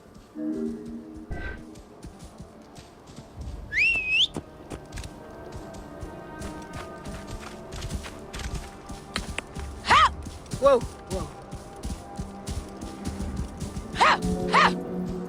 The Step Pyramid complex is enclosed within a 1,600-meter-long wall that is 10 meters high. This large wall was made out of white limestone and oriented along the north-south axis. Whoa. While there are 14 doors, only its eastern door was intended to accommodate the living. The remaining false doors were built as portals for the king's ka to pass through. Along with false doorways, the walls were designed with bastions and steeples resembling a defensive wall. The positioning of these design elements suggest that they were related to the Hebsed festival. Whoa. The only real entrance into the complex is at the end of a long, narrow passageway. This enclosure has a stone canopy carved to resemble wooden logs. At the end of the passage is a large opening. Meant to resemble a doorway, it has carved doors and hinges that are permanently open and immovable. Whoa, whoa.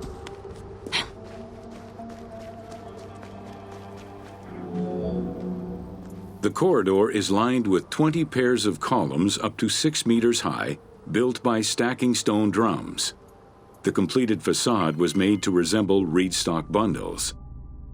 Traces of red paint were found on the columns, along with black paint on the support walls. This would have had the effect of blending the walls into the shadows to give the red columns the illusion of standing on their own.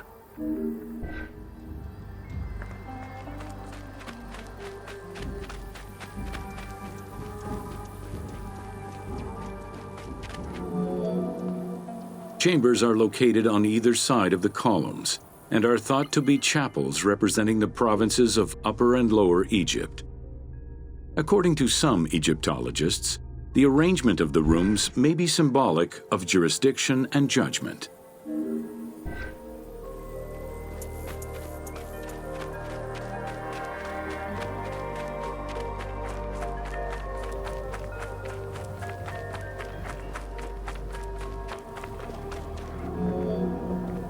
Guarded by a line of carved snakes, This tomb is located at the southern end of the courtyard. The burial chamber is beneath it, down a 30-meter deep shaft.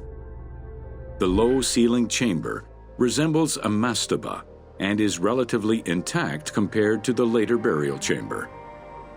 The tomb is made of pink granite, though there is evidence it was once polished limestone. Too small for a body, it is possible that the tomb was intended for the king's ka, or to hold the canopic jars containing the king's organs. Later traditions in burials would have the canopic jars in the same chamber as the body.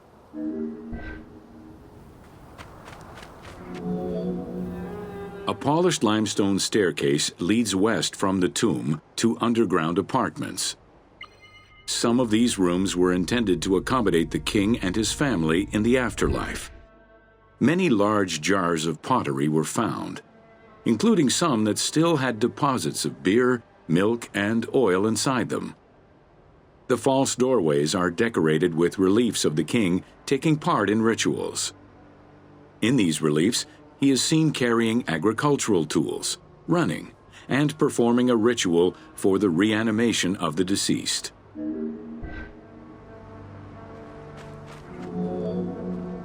The architect Imhotep chose stone as a building material in order for the complex to last. Following the completion of the initial mastaba, Imhotep devised a burial of more ambitious dimensions. He set about stacking mastabas on top of each other. Evidence shows that the pyramid was enlarged twice by additional cuts into the steps, eventually reaching 62 meters in height and 121 meters by 109 meters at its base.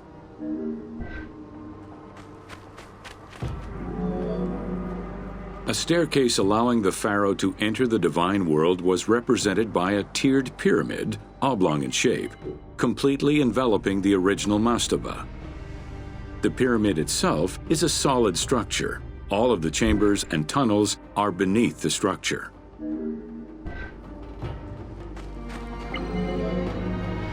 Pharaoh Djoser the Sacred was the founder of the Third Dynasty. He ruled for 19 years. During his reign, he was known as Horus Negereket, divine of the body. He was given the name Djoser several centuries after his death as a sign of respect, and he is regarded as one of the greatest pharaohs of Egypt. An apocrypha was drafted in his name during the Ptolemaic period, 2,500 years after his death.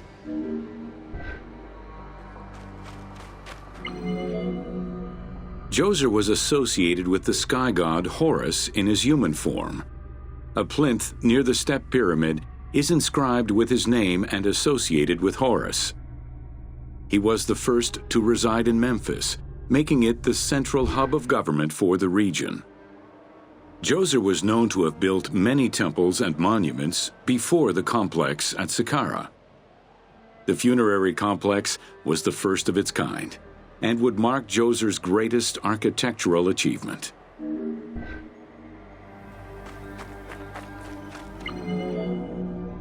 The funerary complex was built to resemble Djoser's palace, with the stone carved to imitate mud brick, trees, and reeds.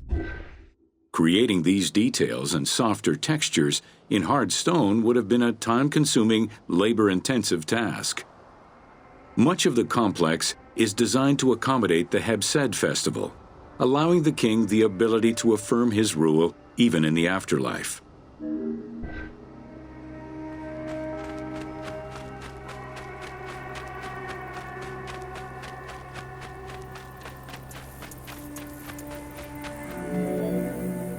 In the corner is a temple referred to as T.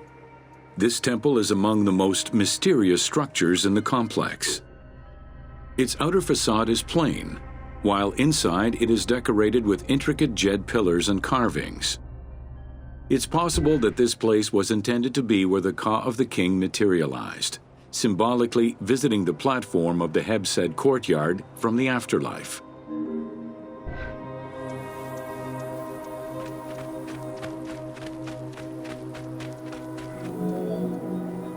The Hebsed festival enabled the pharaoh to maintain universal order and renew godly powers.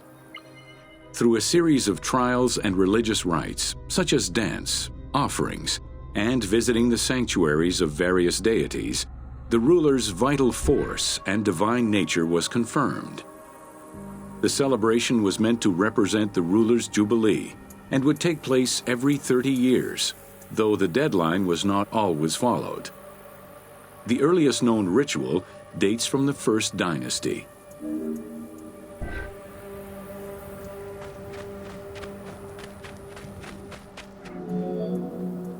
Within the complex of Djoser, southeast of the pyramid, is a dedicated space for this essential ritual to be performed by the king even in the afterlife. The Hebsed courtyard is lined with false chapels and equipped with a platform featuring 2 staircases meant to represent Upper and Lower Egypt.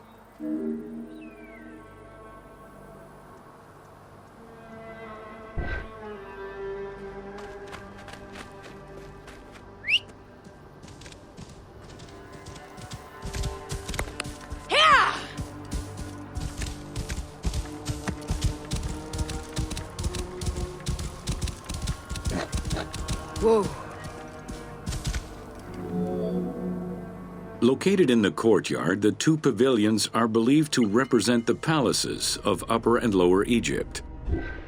Rectangular in shape, the 2 replica structures face one another. Their facade is similar to the chapels of the Hebsed ceremony, with column crowns carved to look like falling leaves. Because Queen Hetep-Hernepti and Princess Inetkas's names were discovered on a stela near the pavilions, it is thought that these funerary chapels were intended for them.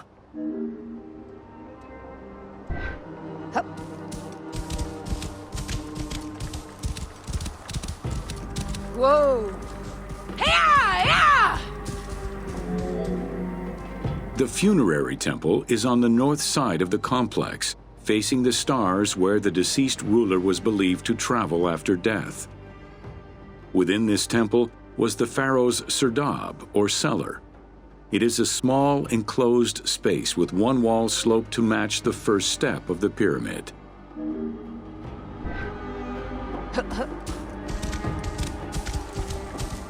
Whoa!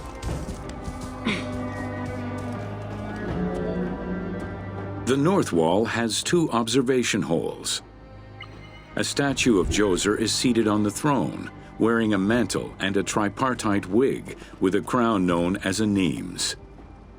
Representing the king's Ka, this statue looks through the observation holes into the courtyard, enabling the king to observe the ceremonies and receive offerings in the afterlife.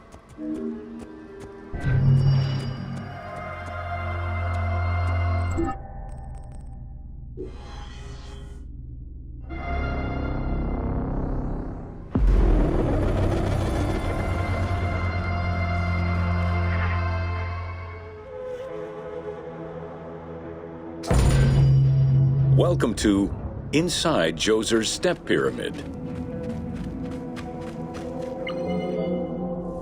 The architect of the Step Pyramid, Imhotep, was a man of great importance to Pharaoh Djoser and ancient Egyptians in general. The base of a statue of Djoser, discovered in 1926, celebrates Imhotep as a carpenter, sculptor, stonemaker, and chief of the seers. Little is known of Imhotep's day-to-day life. While he is credited for writing medical texts, it is for his role of architect that he is most famously known.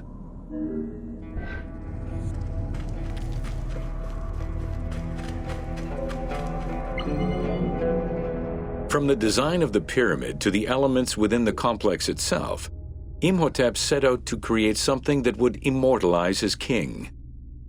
An architectural achievement, the Step Pyramid was made from stone blocks instead of mud brick. It was the first time Egyptians built a monument of that height. Imhotep explicitly intended for the stone to reflect natural materials. The funerary complex of Djoser remained famous throughout the centuries and millennia, and its great architect, Imhotep, was deified by ancient Egyptians during the late period.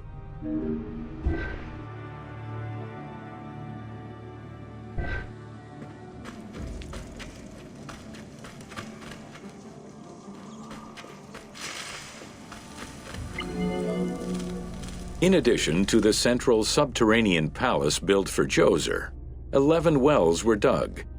Each went to a depth of 33 meters and connected with a horizontal gallery extending for about 20 meters. The first 5 galleries were intended for members of the royal family.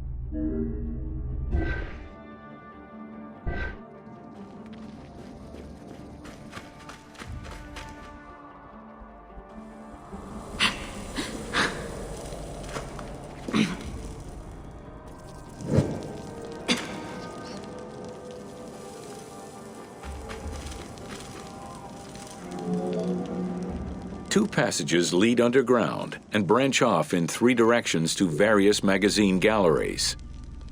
This vast underground space accommodated sections for storage and ceremonial offerings. One of the tunnels, starting on the east side of the pyramid, contained 40,000 stone vessels, many of them belonging to the king's ancestors.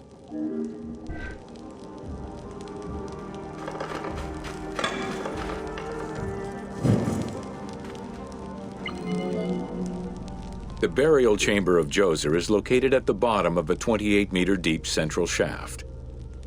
According to Egyptologist Jean-Philippe Lauer, the chamber was originally made from polished blocks of limestone, while its ceiling was decorated in 5-pointed stars. At some point, however, the limestone blocks were replaced entirely by pink granite blocks, leaving behind only fragments of limestone blocks decorated with stars.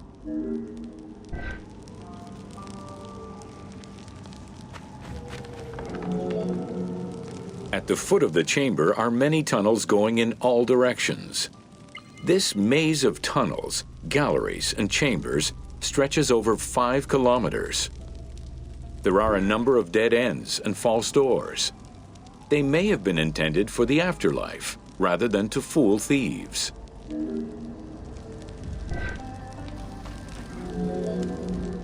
Unlike the Great Pyramid of Giza, or Menkaure, the Pyramid of Djoser does not have any extra openings dug out by thieves. There was no need for them.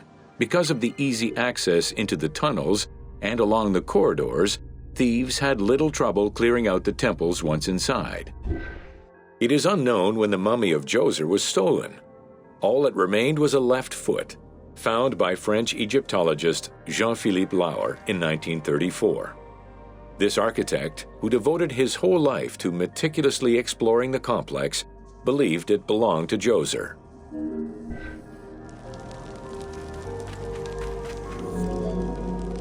The Pharaoh's apartments, also known as the Blue Chambers, are decorated with blue-green tiles meant to imitate the reed matting that covered the walls and windows of his palace.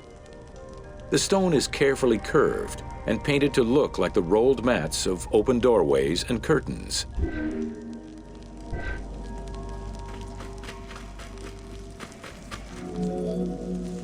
There are 2 long rooms running side by side along a north-south axis. The south room has false doors separated by stone panels, while the north room is a corridor which allows access to side chambers. Nearby chambers originally housed the pharaoh's treasures.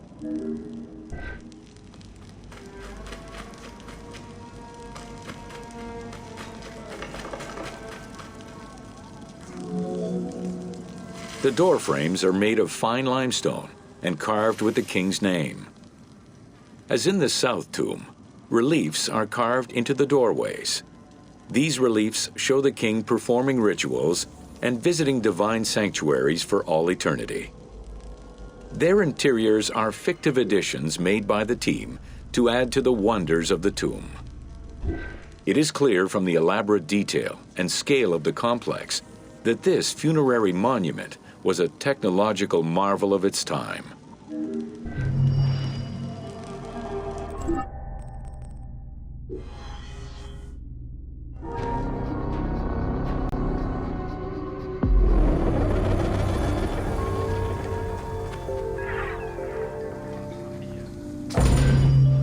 Welcome to Sneferu's first pyramid.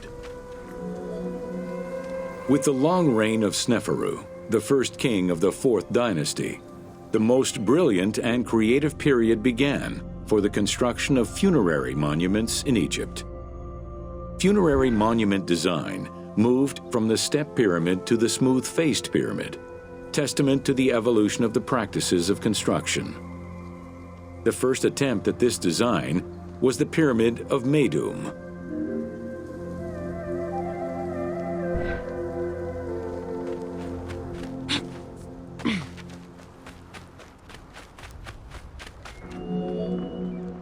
While Sneferu's monument started as a 7-stepped pyramid, it was later altered into an 8-stepped structure. The final phase of construction saw the steps filled out and an outer casing applied to achieve a smooth surface.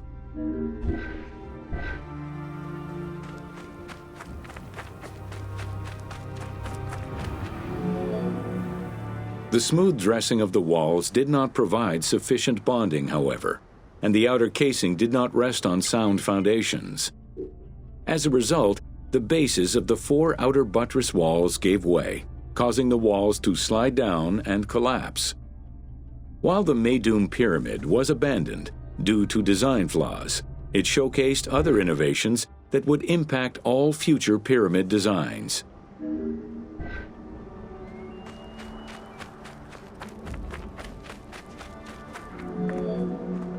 As well as the smooth sides, it was the first time a ceremonial pavement was built, leading from the valley to the temple of the pyramid.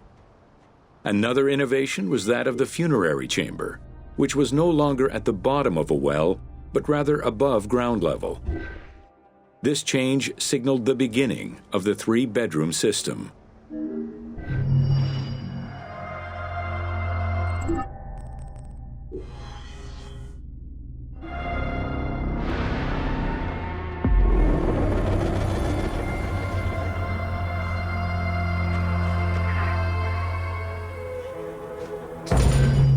Welcome to the Bent Pyramid of Dashur.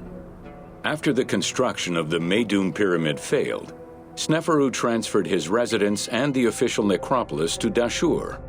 There he began construction on his second attempt at a funerary monument. The resulting structure, known as the Bent Pyramid, is the only one of its shape in Egypt.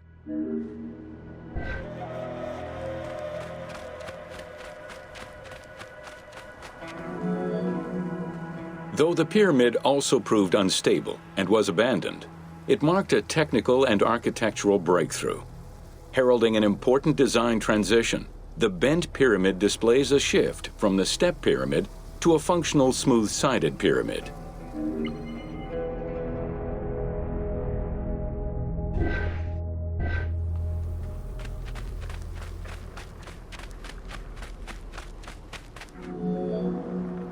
The Bent Pyramid was unique in having 2 separate entrances, one on the northern face and another on the western face. The chamber of this pyramid was too small for a human burial. It was probably meant for the burial of a statue designated to house the Ka, the vital spirit of the deceased king.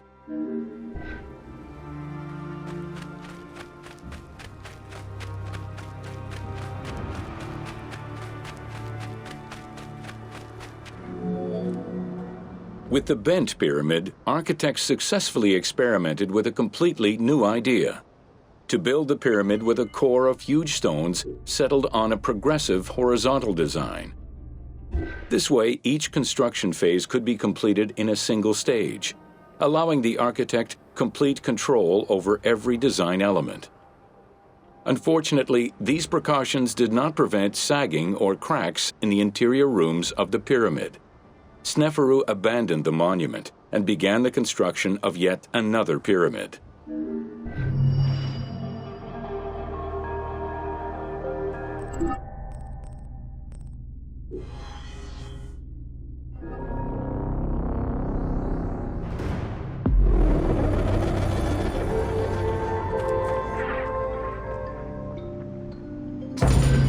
Welcome to the Red Pyramid of Dashur. The Red Pyramid was built 2 kilometers to the north of the Bent Pyramid. It was so named due to the reddish limestone used in its construction. The Red Pyramid reached a height of 105 meters. While the ground level of the Red Pyramid is lower than that of the Bent Pyramid, its height is virtually the same. The task of making the pyramid a geometrical, true flat-face pyramid brought about yet another new design concept, the use of casing blocks.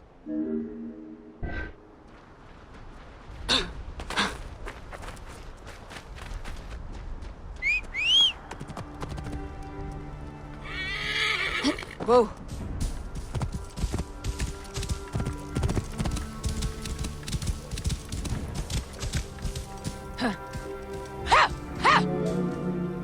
The descending corridor of the pyramid, which opens to the north, arrives at ground level, where two almost identical spectacular chambers with high ceilings are aligned north to south and connected by a short horizontal passage. In the south wall of the second chamber, accessed by a staircase, another corridor leads to the final chamber, which is built within the masonry of the pyramid itself and aligned east to west. Whoa.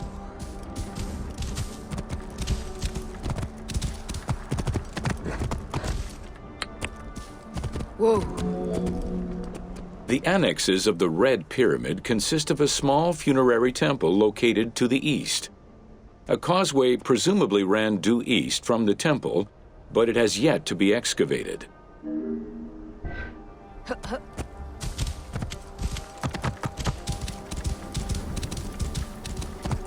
Whoa, whoa. The Red Pyramid was structurally sound, and once finished, marked a remarkable design milestone. Finally successful in his attempts to build himself a suitable funerary monument, Sneferu knew his future beyond death was assured.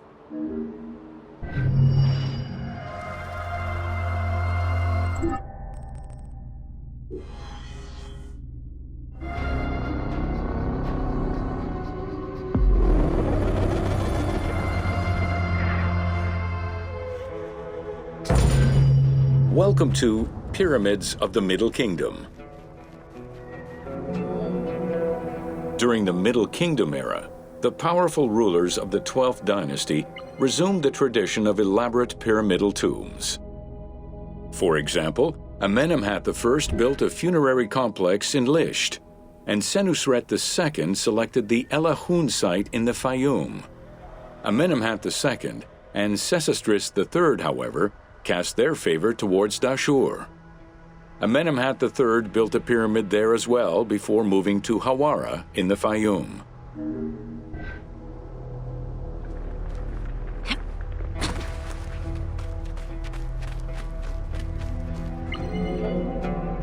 The plundering of tombs in troubled times prompted the architects of the Middle Kingdom to devise increasingly complicated means of security during construction.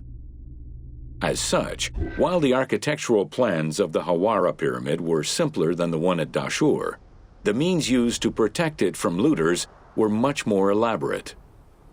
Beyond the use of blind passages and concealed trapdoors, the architects relied on a system of stone slabs, which were slid into place at the end of construction. These massive stone slabs were meant to permanently block the passageways leading to the funerary chambers.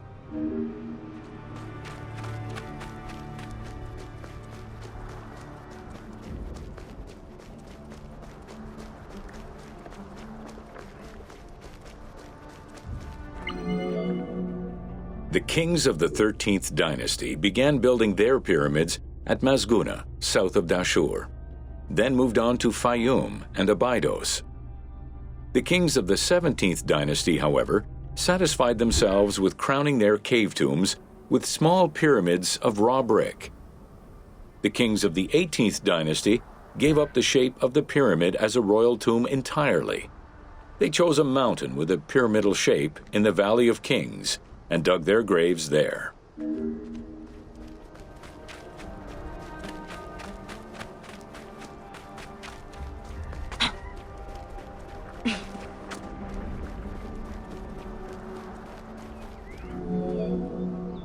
It was not until the Nubian pharaohs of the 25th dynasty that kings were once again buried under pyramidal tombs. In fact, today, the area of ancient Nubia, modern Sudan, contains a record number of 220 known pyramids to Egypt's 138. Despite their slow decline in use and quality, pyramids continued to fascinate all and sundry up to the Roman era. They remain to this day a symbol of the religious dedication of the pharaohs and the grandeur of ancient Egypt.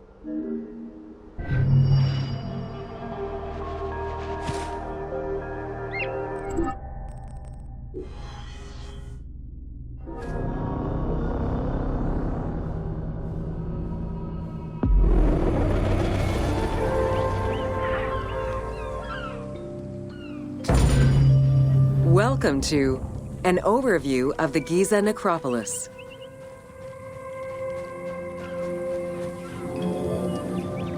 The Giza Plateau is located on the west bank of the Nile and was considered by ancient Egyptians as the domain of the dead.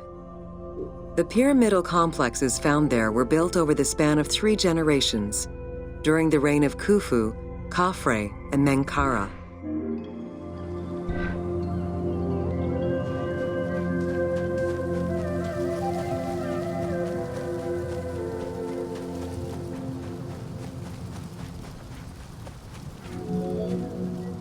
The Giza area, now famous for its 3 pyramids, is part of a wider grouping of funerary complexes. Rulers from this period generally elected to be buried in the area. The focal point of the entire region was the city of Memphis, chosen as the capital of Egypt at the beginning of the Old Kingdom.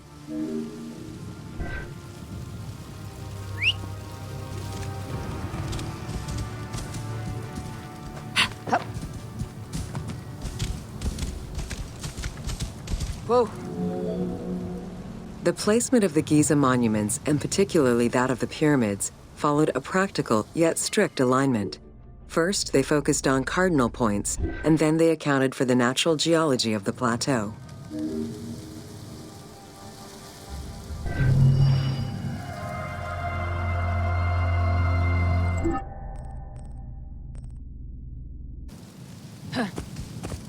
Whoa.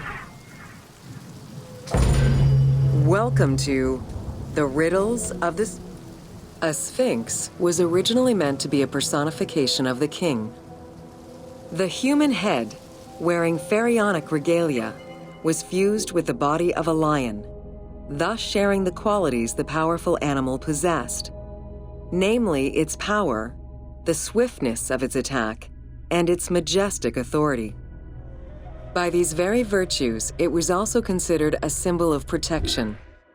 Unsurprisingly, statues of sphinxes could be found along the dromos, protectors of the path taken by the gods to reach the temples.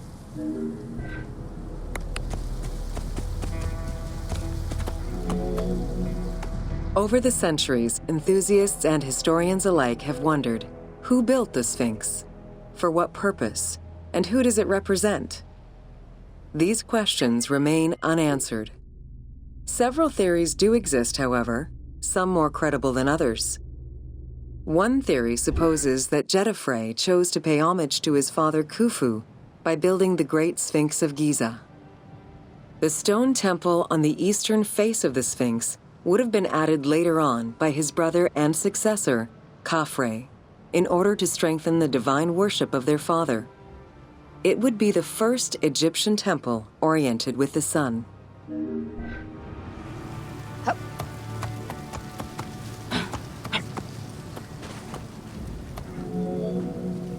Another theory suggests that the Sphinx was built by Khafre and was meant to represent him. The arguments to support this hypothesis are based on the fact that the limestone beds used for the main work of the Temple of the Sphinx are geographically and architecturally similar to the Valley Temple of Khafre. Some believe that Khufu himself built the Sphinx, which was later finished under his successors, Jetafre and Khafre. These arguments are based on the stylistics of the engraving, the typology of the nemes, and the absence of a beard at the time of construction.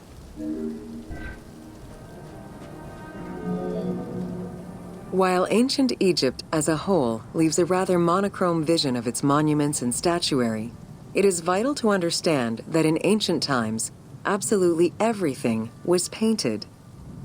The sun, eating away at the pigments of the colors, the sand, the climate, and the implacable impact of time, unfortunately destroyed the glorious colors of the Sphinx of Giza. Documents from an Arab Egyptologist of the 12th century, Abd al-Latif al-Baghdadi, indicate that traces of red were still visible in his time. Today, however, the only color that remains are traces of red close to the ears of the Sphinx, as well as hints of blue and yellow on the nemes, traditional colors for that type of headdress. The pigments for the color red were man-made, obtained by mixing different products such as clay, quartz sand, and very finely crushed hematite.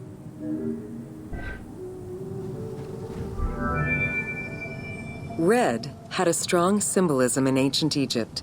It was both the color of life and the color of death. It could represent the sands of the desert or the brilliance of the sun. Red was also associated with the god Seth, vengeful and destructive. The Egyptian word for red, Deshur, is also the word which was used to signify the desert, or the royal crown of Lower Egypt. In art, red was also the color used to paint the bodies of men, while yellow was used for women. It is possible that there were also color restoration efforts during the Saite period about 600 years before Cleopatra's rule, as indicated by notes on the inventory stele, discovered in 1858 by Auguste Mariette. It is because of this that the team made the decision to display it with its full range of colors, even though the Sphinx's colors would have likely faded by Cleopatra's time.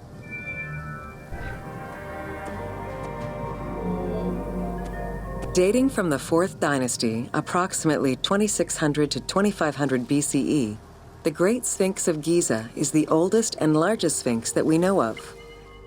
Carved from a natural limestone outcrop, the Sphinx measures 19.8 meters in height, 73.2 meters in length, and 14 meters in width.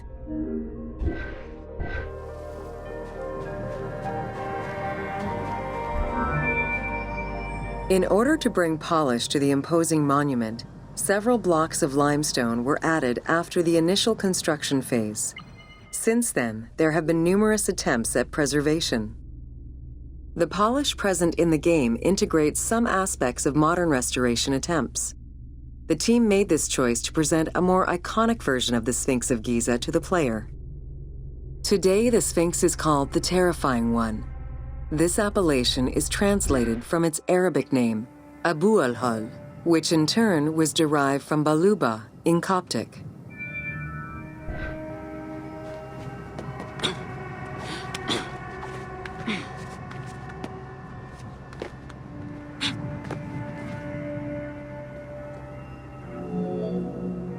The Sphinx as a whole was carved in situ from a natural stone promontory. Its head was built in a limestone peak of the Mukattam Plate, and the body was sculpted in the underlying rock layer where it is located. The degradation of the Sphinx is due in particular to wind erosion and the different quality of limestone used in its construction. The level of sodium contained in the groundwater which abuts the stone is also a contributing factor.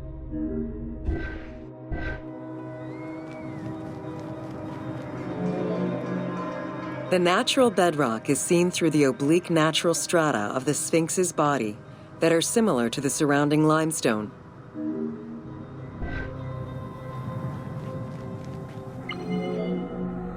Since antiquity, people have always believed there was a hidden tomb deep within the Sphinx. It is thought that attempts to plunder the Sphinx began as far back as the First Intermediate period. Since then, numerous attempts to pierce the Sphinx's secrets have been carried out, leaving indelible scars upon the monument.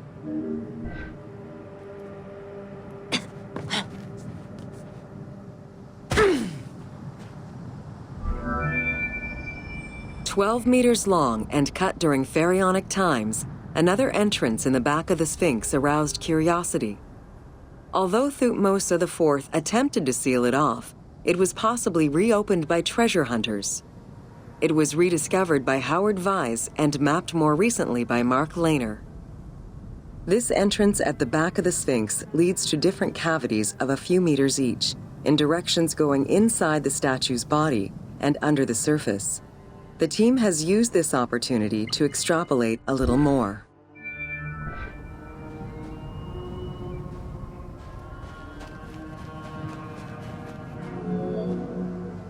While there have been no major discoveries pertaining to the Sphinx of Giza in recent years, theories and hypotheses continue to emerge. Without validation provided by archaeological sources, however, they remain unsubstantiated.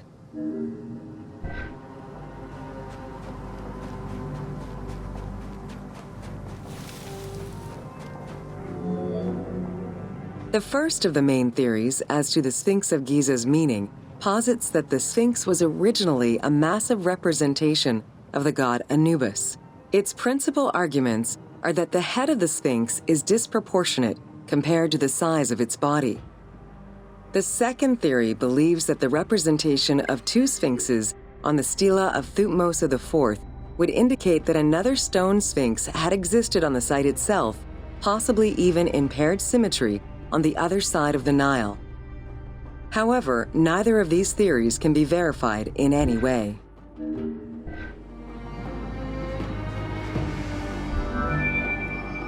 Several scientific projects using new technologies have been put in place in the past decades. The most important was led by Mark Lehner and his team, who specialize in the study and survey of the Giza Plateau, including the Sphinx site. The mapping made it possible to see the materials used to construct the Sphinx, analyze the different layers of erosion, and figure out the most fragile areas to protect. After a few attempts at giving the Sphinx artistic proportions, the team instead decided to use photogrammetry mapping to faithfully reproduce the proportions of the Sphinx.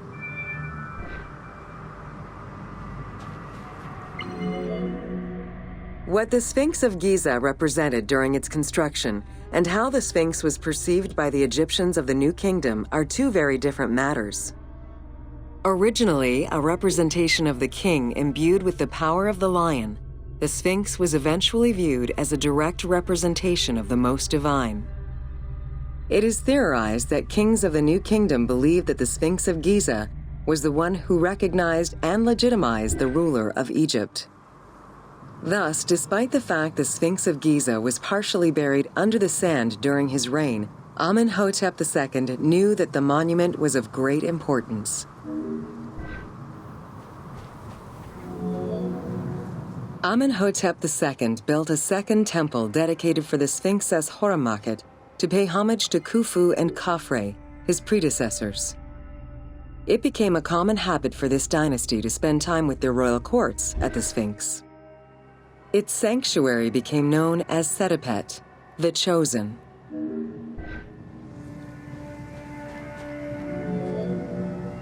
Egyptologist Mark Lehner believed that Amenhotep II built a statue of himself anchored between the paws of the Sphinx, likely to legitimize his reign, alongside a stela found by Salim Hassan.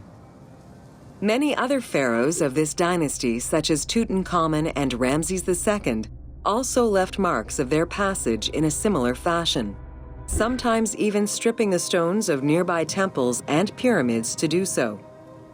Amenhotep II's son and successor, Thutmose IV, was a frequent offender.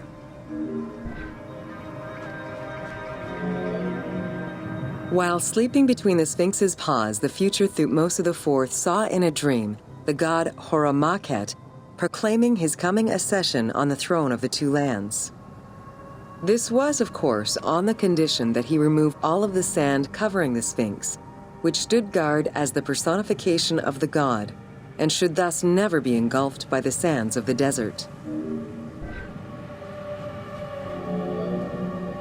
The 15-ton dream stela built by Thutmose IV to commemorate his dream was discovered by an Italian Egyptologist, Giovanni Battista Caviglia, in 1818, when he undertook the task of freeing the Sphinx from the sand, which had yet again covered it. Caviglia was looking for an entrance into the structure of the Sphinx but instead he discovered an open-air chapel and stelas between the paws. Ashes from a ceremony were still present. Protected by sand, they quite possibly were from the last ceremonies in Roman times.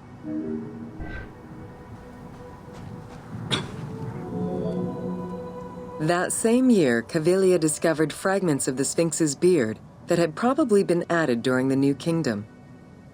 If many of these pieces are held by museums in Cairo, a fragment is displayed at the British Museum, along with a piece of the uraeus that was on the Sphinx's headdress.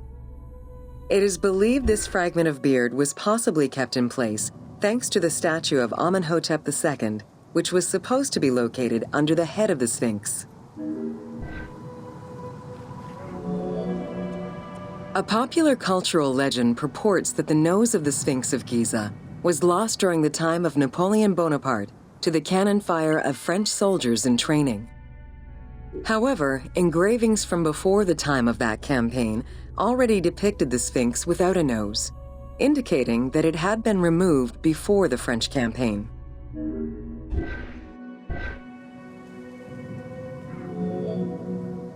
The most plausible hypothesis is based on the research of the German historian Ulrich Harman. During the 1980s, Harman compiled medieval sources written by Arab authors. In doing so, he discovered that the Sphinx was once perceived as a favorable omen, a deity supporting sediment-nurturing floods and crops.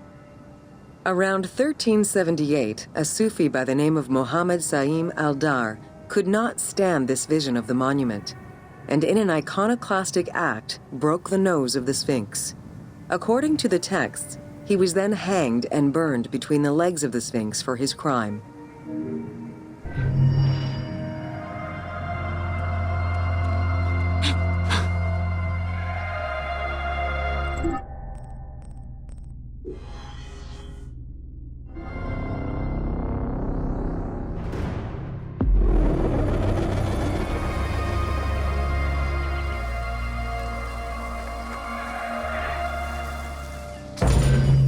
Welcome to Khufu's funerary complex.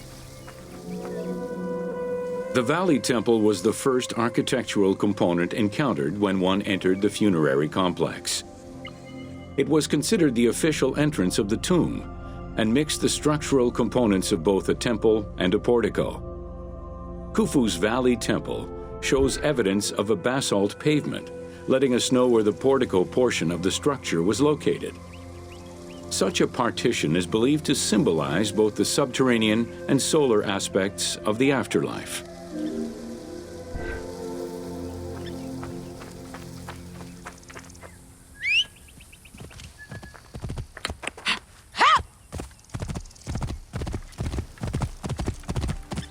Whoa.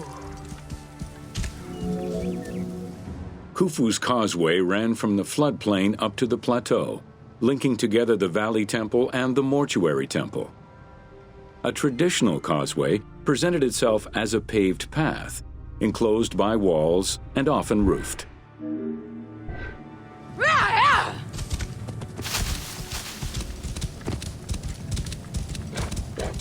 Whoa, whoa. Fragments discovered by archaeologists indicate that the walls in Khufu's causeway, one of the longest known to us, were decorated with carvings and possibly paint. Depictions show a great variety of themes: stars on the ceiling, accompanied by scenes of battles on the walls. Other engravings depicted the creation of the complex by illustrating craftsmen at work. Whoa.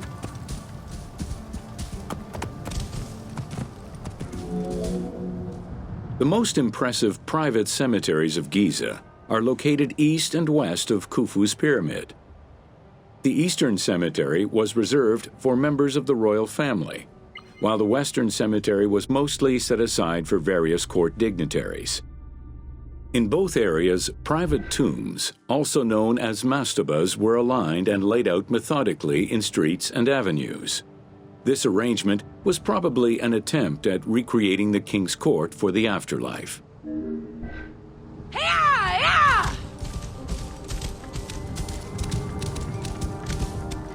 Whoa.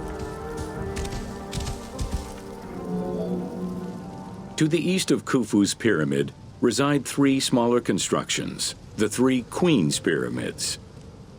A sloping passage led from the ground surface to a burial chamber, cut out of the bedrock and lined with masonry. If it seems quite certain that these monuments were intended for queen's burials, the identity of the original occupants is hard to assess. Whoa! The northernmost pyramid was most likely meant for Queen Hetepheres, who is believed to have been Khufu's mother. However, in 1925, her actual tomb was discovered nearby by accident. It was hidden at the bottom of a deep masonry pit in an underground chamber. Within the concealed chamber, Egyptologists discovered the most complete royal funerary equipment dating from the Old Kingdom, though her body was missing.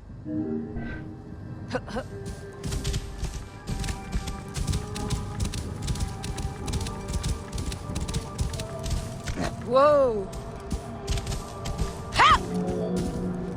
Within the vicinity of Khufu's pyramid, Egyptologists have uncovered 7 boat pits. The exact function of such boat-shaped pits remains unconfirmed, though one can easily conjecture that it was symbolic in nature. The boat pits being located at the eastern side of the pyramid, at the precise spot where the resuscitated king was supposed to reappear, could constitute evidence to support such an assumption.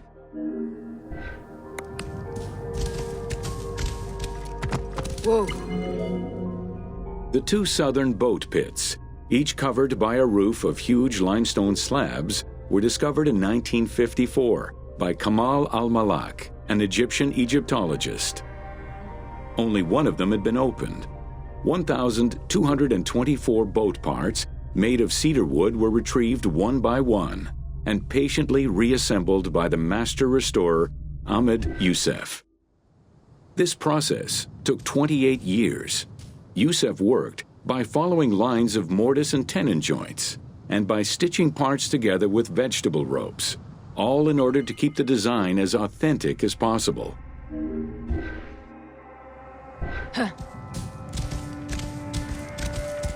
Whoa! The Greek term pyramidion refers to the capstone of a pyramid or the tip of an obelisk.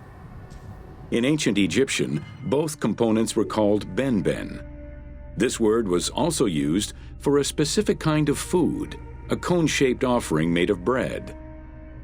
The pyramidion was intended to be a miniature reproduction of the pyramid, making it equal to the monument itself in symbolic importance.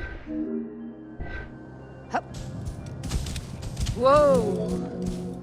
A few pyramidia have been retrieved from pyramidal complexes. The earliest, found in Dashur, is undoubtedly a good example of Old Kingdom's pyramidia. It is made of limestone and has no inscriptions.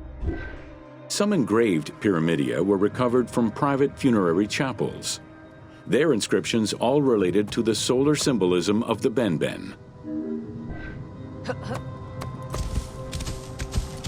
Whoa! The pyramidia of the pyramids of Giza were never recovered. The reconstitution you see in the game is fictive, incorporating a golden pyramidion bearing inscriptions relevant to Khufu.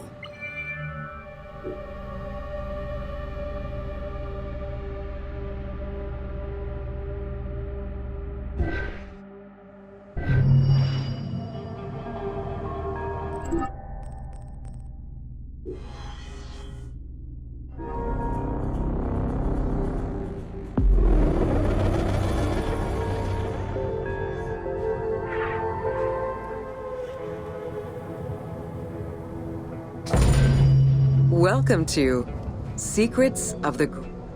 Built around 2550 BCE, the Great Pyramid of Giza is considered one of the most iconic structures of Egypt.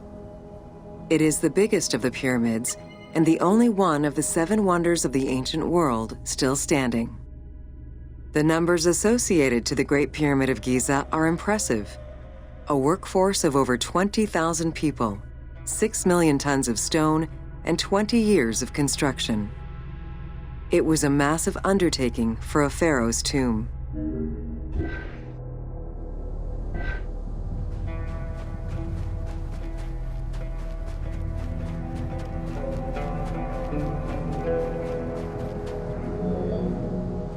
The construction of the Great Pyramid was also a display of power and opulence on the part of Khufu. It is part of the pharaoh's vast funerary complex, which also includes 2 temples, 3 satellite pyramids, a causeway, and a builder's necropolis. We can guess that the intent behind the construction of these monuments was Khufu's way of declaring himself one of the most powerful pharaohs to rule a unified Egypt.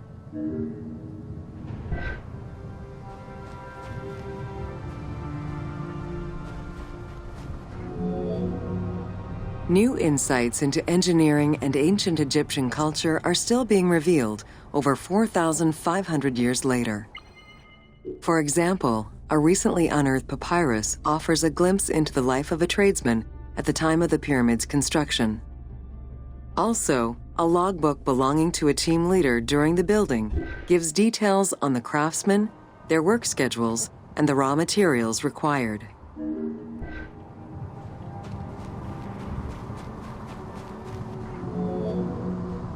It is interesting to note that by Cleopatra's time, the pyramid's celestial purpose, its construction, and the function of its mysterious inner chambers was already unclear. Today, it is only through dedicated research that we have begun to grasp some of the Great Pyramid's mysteries.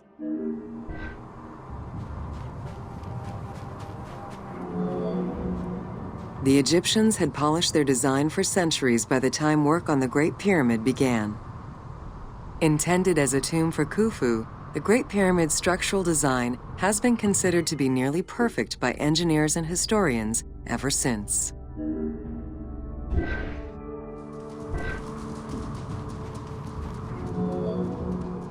Precisely oriented north-south to the 4 cardinal points of a compass, the length of each side of the Great Pyramid at its base was 230 meters, and its original height was 147 meters.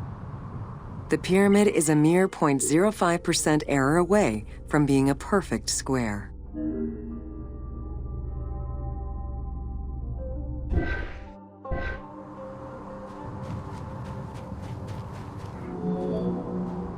In order to achieve the shape of a true pyramid, the design required many considerations in the planning phases as well as precision during execution. It was especially critical that they control the angle of inclination on all sides at every stage of construction.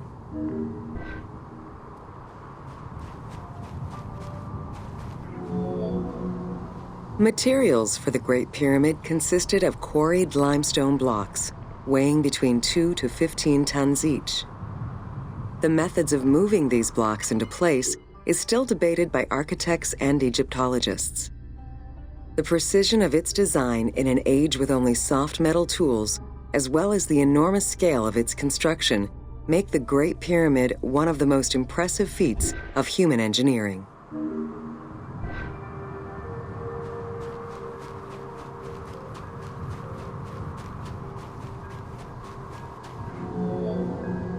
It's estimated that it took between 600,000 and 2 million blocks of stone to build the Great Pyramid. Experts calculate it would have required men to move 12 blocks every hour around the clock for 20 years to place the 2.3 million stones the monument is made of.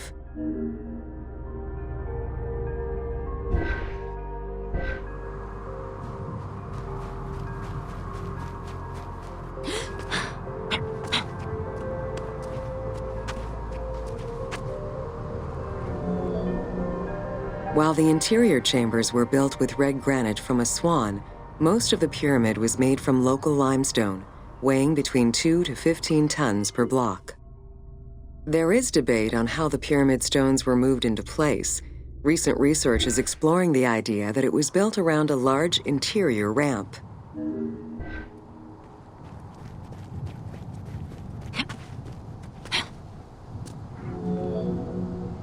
The recently discovered logbook confirms that the high-quality limestone of the outer casing was brought by boat across the Nile from a quarry in Tura. Once complete, The smooth white polished stone of the Great Pyramid would have reflected the sunlight like a beacon, earning it the name the Horizon of Khufu.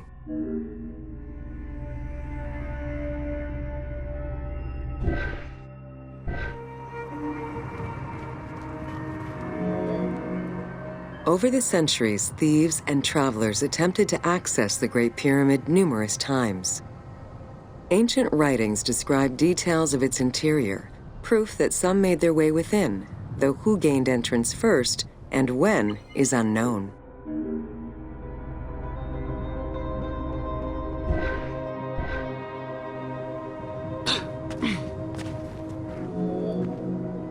The main entrance of the Great Pyramid is located 17 meters above ground level.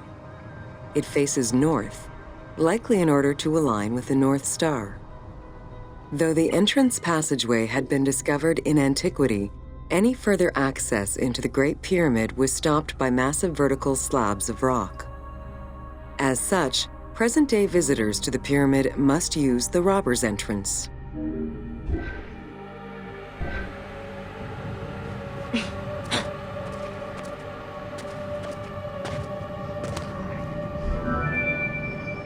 The robber's entrance is reported to have been opened in the 9th century by Caliph al-Mamun. In search of treasure, the Caliph had his men dig their way inside the Great Pyramid. The most likely scenario is that they enlarged a corridor which had been created by tomb robbers during antiquity. As such, this is how the team can justify access to this wonder.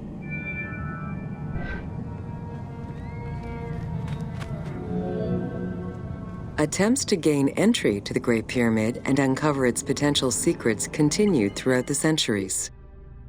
In the 19th century, the belief that another entry existed at the south side resulted in a hole being blasted into the pyramid's side, with no results for the damage that was done. While the search is still ongoing today to uncover more hidden rooms and passageways, conservation is the primary concern of all such efforts.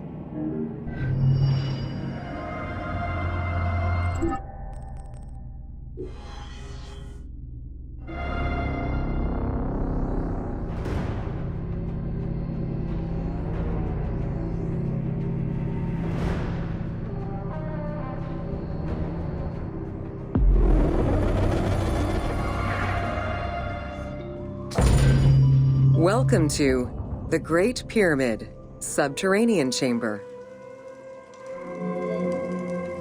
From the original entrance of the Great Pyramid, there is a passage leading to the subterranean chamber.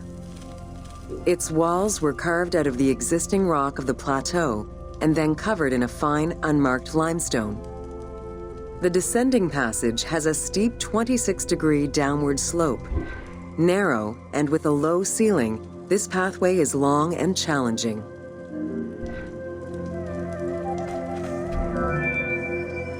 While the original passage was 145 meters long, the team reduced its length and made it both wider and higher. The main focus of the work in reproducing the location was centered upon preserving the unique claustrophobic environment of the Great Pyramid, while still allowing for a smooth game navigation. The well shaft was a 58-meter vertical passage that connected the descending corridor to the grand gallery above. An adjacent grotto may have originally been a small natural well in the bedrock that was enlarged during the tunneling.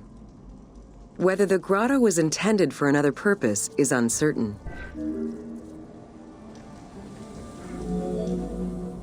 There is much speculation over the purpose of the well shaft.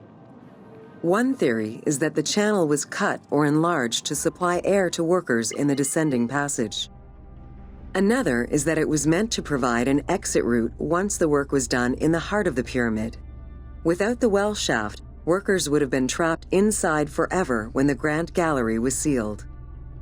The opening at the bottom of the well shaft was most likely sealed by exiting workers to camouflage the passageway.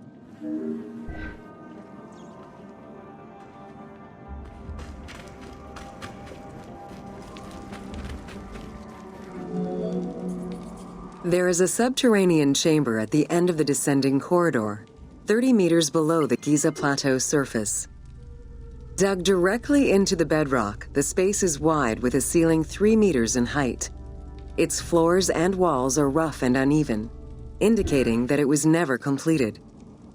At the south end of the room, there is another narrow corridor, similar to the others, though it abruptly ends after roughly 20 meters. The chamber also contains an 11-meter pit near the east side. It's unclear what this may have been used for. In the game, this well leads to a fictive underground complex containing key game-related mysteries.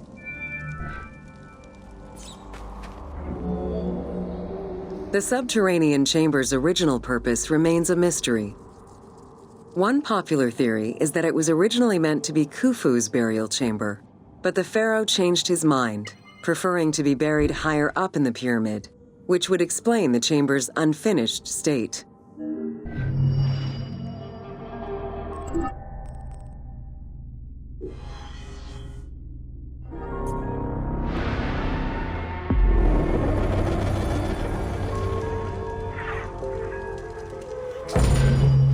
Welcome to the Great Pyramid of Giza, Upper Chambers.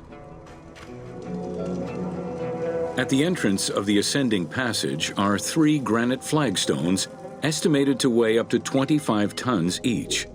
They were used to protect the Great Pyramid from thieves. Undaunted by the granite blocks, the thieves simply dug into the softer limestone around them, thus creating the robber's entrance.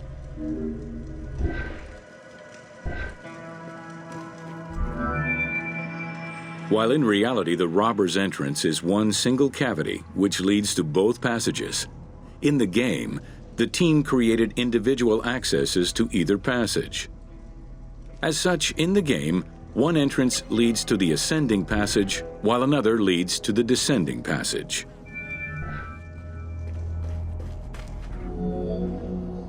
The ascending passageway of the Great Pyramid provides a direct path into the Grand Gallery and is accessed 30 meters from the entrance along the descending corridor. Both corridors have similar dimensions and are designed with the same 26-degree incline.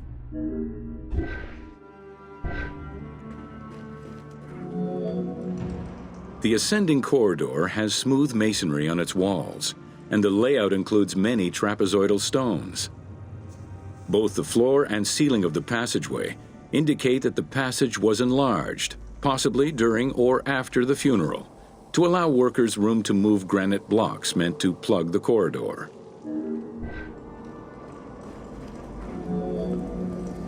The Grand Gallery's purpose is still debated among experts. It may have been intended to align with the stars, act as a buffer to protect the king's chamber, or simply to facilitate the transport of the granite blocks used inside the pyramid. Access to the Queen's chamber was at the beginning of the Grand Gallery.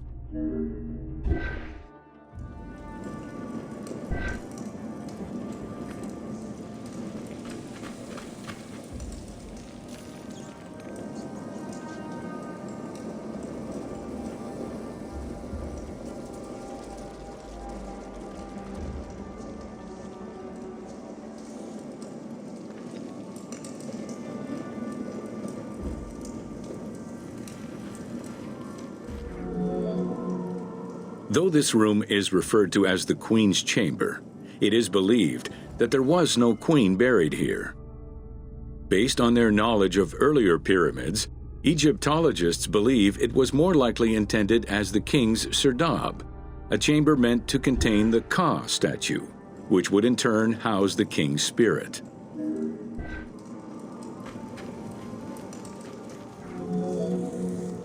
Situated exactly within the pyramid's center, on the east-west axis of the pyramid, the chamber has a vaulted ceiling and measures 5.7 by 5.2 meters.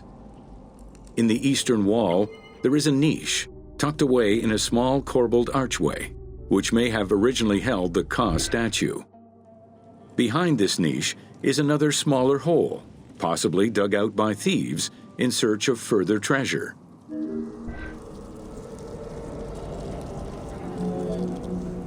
In the 19th century, 2 shafts were found running through the north and south walls.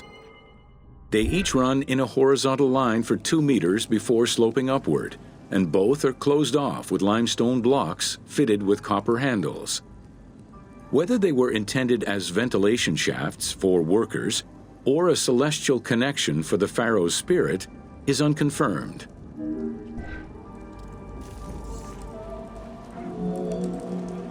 A recent scan of the room indicated the presence of an unknown cavity hidden behind the north face of the walls over the descending corridor. Further investigation is still ongoing to ascertain the nature of the anomaly so as to avoid risking damage to the monument.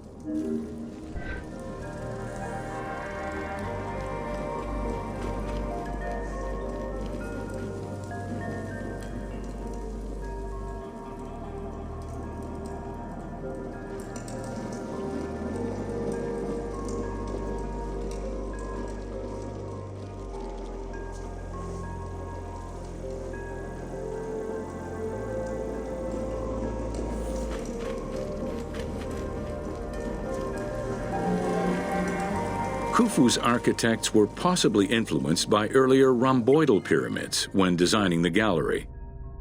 It is the longest corbelled vault ever built, measuring 47 meters long and 8.6 meters high. The walls were made to taper inward, allowing for better distribution of weight. As a result, the ceiling measures just over a meter wide at its highest point. Though this construction technique is present in other pyramids, few have the same precision and stability.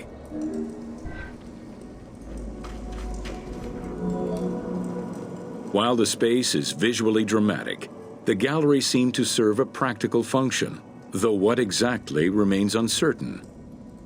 Still, the wall design was undoubtedly meant to contribute to the stability of the structure, and its floor may have helped workers move the materials. A channel runs along the middle of the room. A movable floor originally rested in this central recess. The raised benches on either side are equipped with slots that may have been used to help position the granite blocking stones.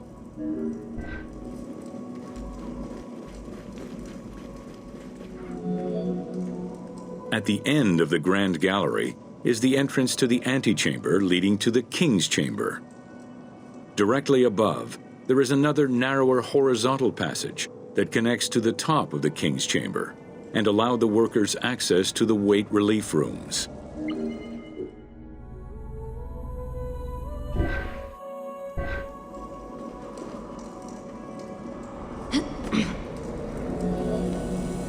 The far end of the Grand Gallery leads to a small antechamber with a portcullis, preventing access to the King's Chamber. The portcullis was composed of 3 separate granite slabs. They were designed to be lowered into place and seal the chamber after the burial of the king. The grooves dug out to hold the slabs in place are still clearly visible to this day. The elaborate locking system was composed of a series of grooves for the ropes and pulleys that dropped the stones into place like the notches on a key.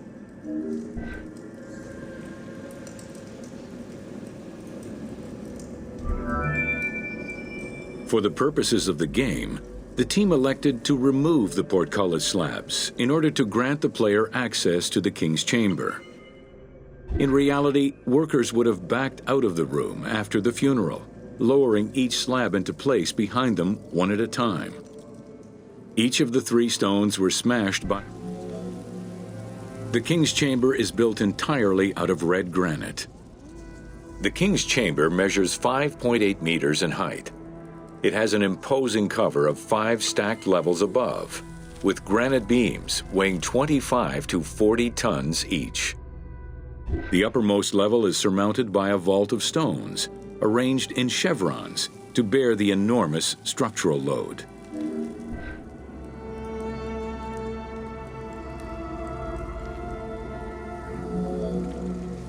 As in the Queen's Chamber, 2 shafts extend out from the room towards the north and south faces of the pyramid.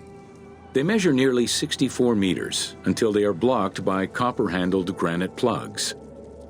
Some experts in the culture of the Old Kingdom believe that the shafts were thought to lead the king's soul to the stars, with the incarnation of the pharaoh as the god Ra, represented by the northern well, and the god Horus by the southern well.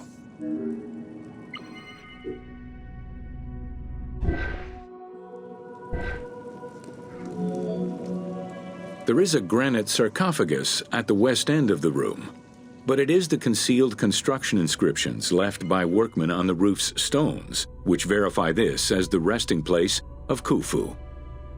The sarcophagus was recorded as being empty when it was discovered, and its design indicates that there was once a lid in place. It's possible that this sarcophagus is only a cenotaph in memory of the pharaoh, but was never actually meant to receive the body. Khufu's mummy was never found. It is hoped that as of yet undiscovered hidden rooms and shafts of the pyramid may provide an answer as to its location.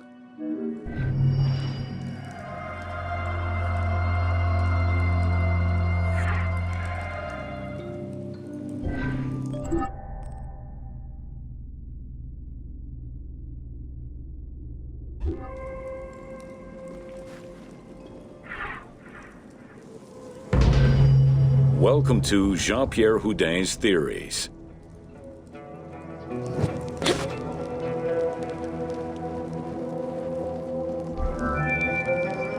The team wanted to provide players with a sense of exploration and discovery, particularly within the Great Pyramid. As such, a decision was made that the internal design of the monument in the game would reflect Jean-Pierre Houdin's theories.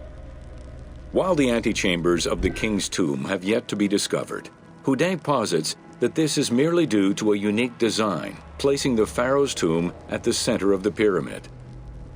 The entire tour you are about to take was designed along Houdin's hypotheses.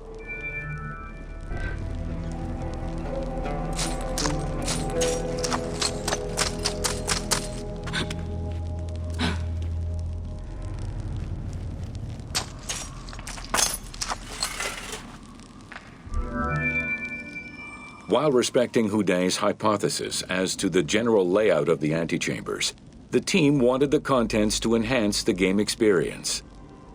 In regular royal tombs, the antechambers were filled with all the material goods needed by the pharaoh in the afterlife. To support the feelings of discovery and awe, the art team created a unique and fantastical treasure in this second antechamber.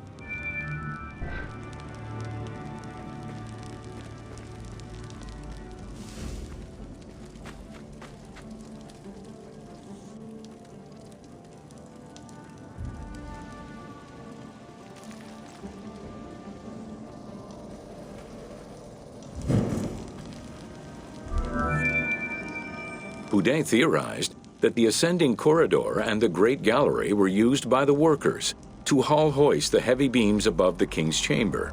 He called it the service circuit. The corridor you are in now was created by the team following Houdin's theory and is referred to as the noble circuit. It is through this corridor that the wooden sarcophagus containing the pharaoh's mummy would have been transported to its final resting chamber.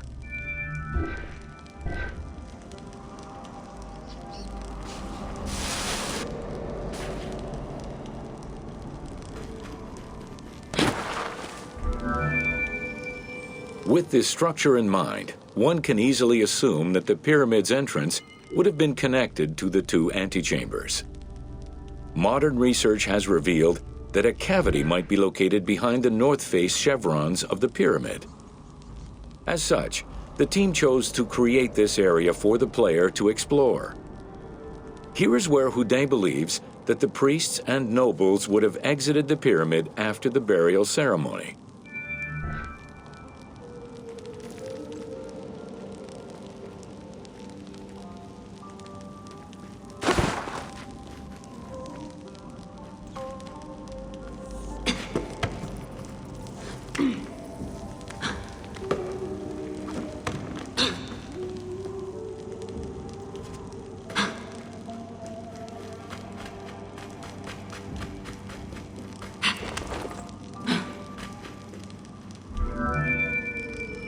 Many theories regarding the construction of the Great Pyramid rely on the usage of external ramps. However, Houdet believes an external ramp would have been too steep for the upper portion of the pyramid. This is why he posits that there were two ramps. An external ramp for about half of the height of the pyramid, which then became an internal ramp for the second half.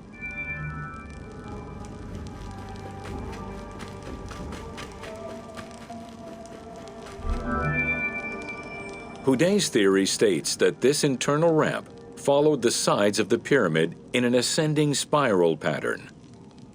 A notch discovered in the edge of the Great Pyramid, known as Bob's Room, seems to support this theory. Located at the corners of each edge of the pyramid, these large rooms would have allowed workers to turn the stone by 90 degrees, allowing them to continue the ascent. The team chose to create rooms such as this one, bringing Houdet's hypothesis to life.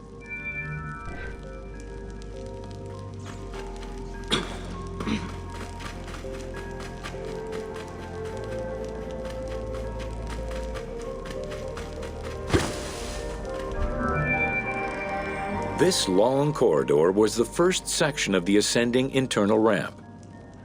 Through it, the blocks used to build the Great Pyramid would have been carefully moved upward and then turned at each edge of the pyramid in order to continue their ascent. Though the team only created the main ramp for the game, Houdet posits that this ramp had two levels, allowing workers to return safely to the bottom thanks to an additional corbelled upper section.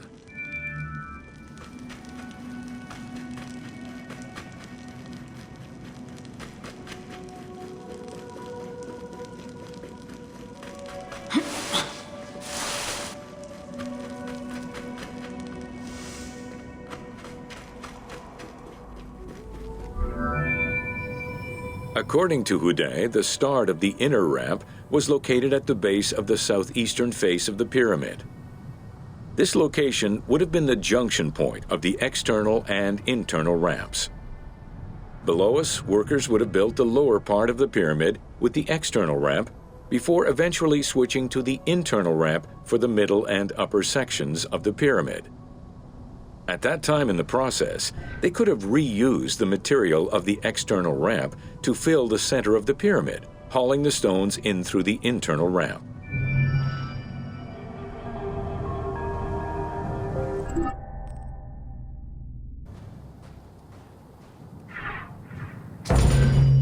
Welcome to Khafre's funerary complex. Since the very beginning of the Fourth Dynasty, mortuary temples were built adjacent to pyramids on the eastern side. Such a location, facing the rising sun, as well as the world of the living as a whole, held an important symbolic meaning, for it was within the mortuary temple that kings were revived through daily rituals.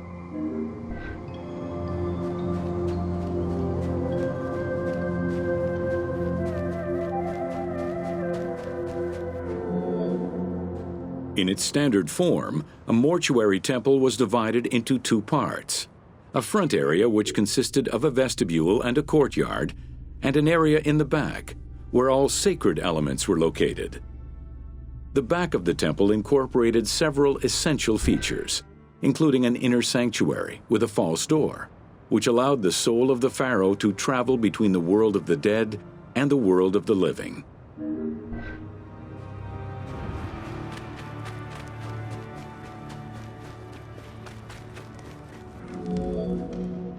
The largest of all such structures, Khafre's mortuary temple was entirely built with megalithic blocks of limestone from a nearby quarry and encased with granite.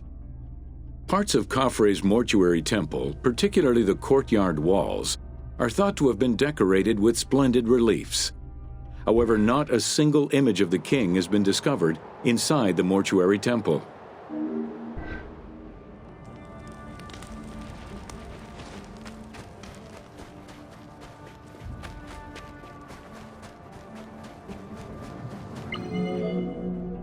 Khufu's direct successor, Djedefre, followed the custom which required each king to establish a new site for their funerary accommodation, and chose Abu Rawash as his last resting place. When the time came to build his own funerary complex, Khafre, also one of Khufu's sons and the successor to Jedefre, broke with tradition and returned to Giza.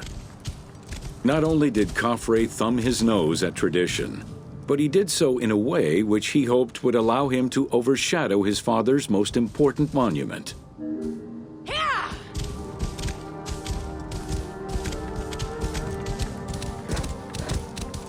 Whoa. Though Khafre's pyramid is smaller than Khufu's, it was cunningly built on a more elevated bedrock layer than the Great Pyramid, making it appear higher than any other pyramid at Giza. Today, Khafre's pyramid is the only one among the three at Giza that still has the upper part of its limestone casing.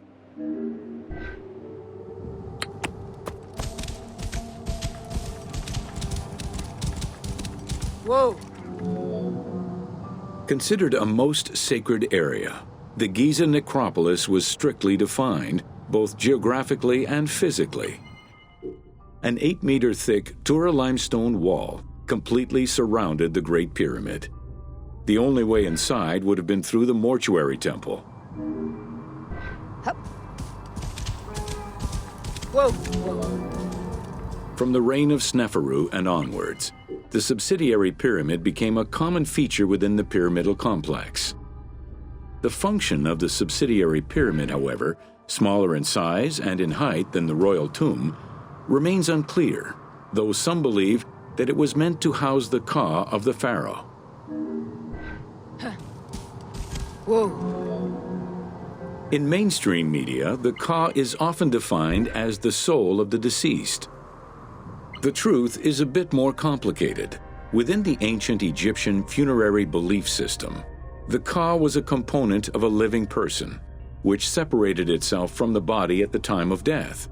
It represented the deceased's vital essence. In order for the deceased to ascend to a new life, whether in this world or the next, the ka had to be embodied in a statue, and its existence maintained through offerings and rituals. Whoa. Within Khafre's subsidiary pyramid, a wooden box containing pieces of cedar was discovered by archaeologists. When reassembled, it turned out to be a shrine mounted on a sled. Just as with the solar barges found around Khufu's pyramid, it seems Khafre's shrine and sled were ritually disposed of after his funeral.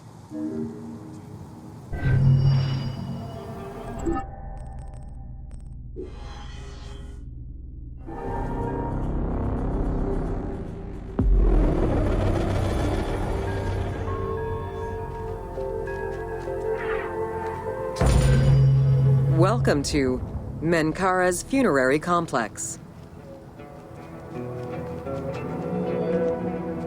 The dimensions of Menkaura's pyramid are much less grandiose. However, unlike its predecessors, Menkaura's pyramid shows a great deal of complexity in its internal and external finish. The outside was partially covered in red granite, while the internal walls were richly decorated. This latter innovation would not catch on until the end of the 5th dynasty, when pyramid texts began to adorn the walls. Whoa. Ha! Ha! Whoa. Menkaura's pyramid contains 2 sloping passages, both located in the northern side of the structure. The upper one was abandoned during the construction phase, whereas the lower one, slightly above the base of the monument, constitutes the real entrance. The lower passage leads to a first room, which, for the first time since the reign of Djoser, is decorated with engraved false doors. Hup. Ha! Whoa!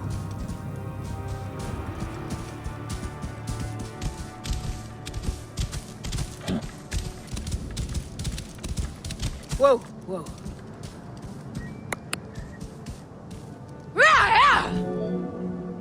While Menkaura's pyramid complex was unfinished at the time of his death, it was hastily and somewhat shabbily completed by his successor, Shepseskaf.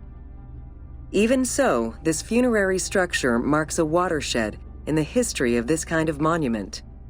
From then onwards, the pyramid shrank, whereas the mortuary temple expanded both in its quantitative and qualitative aspects. Of particular note, it is within Menkaura's mortuary temple that one can find the heaviest block of limestone ever used for a pyramid complex, weighing in at over 200 tons.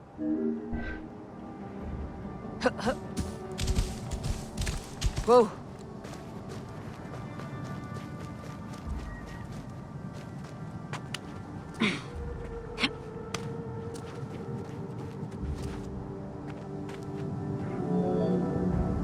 Menkaura's causeway was completed in mud brick by the king's successor, whereas the lower part was nothing more than a simple ramp. As for the Valley Temple, it was built in 2 phases. The foundations were first laid out in limestone during Menkaura's reign, but the temple itself was completed in mud brick afterwards. As such, the Valley Temple was soon damaged and ended up being completely rebuilt during the 6th dynasty.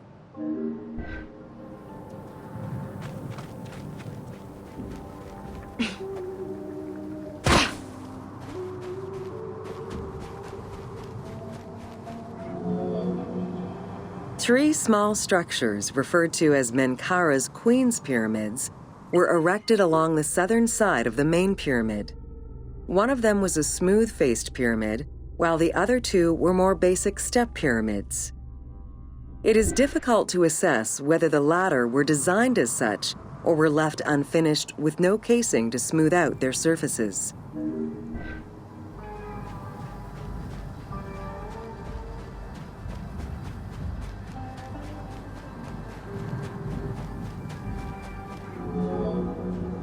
The easternmost pyramid was built with the traditional rooms and corridors found within a satellite pyramid meant to house the king's ka. However, a granite sarcophagus was found within, leading to the conclusion that it was used as an actual tomb rather than as a symbolic cenotaph.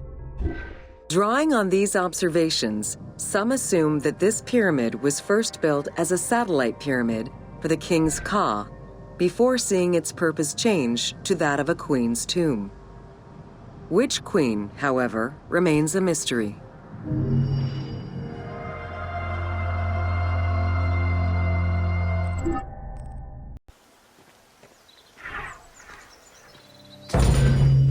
Welcome to the Greek Pharaohs.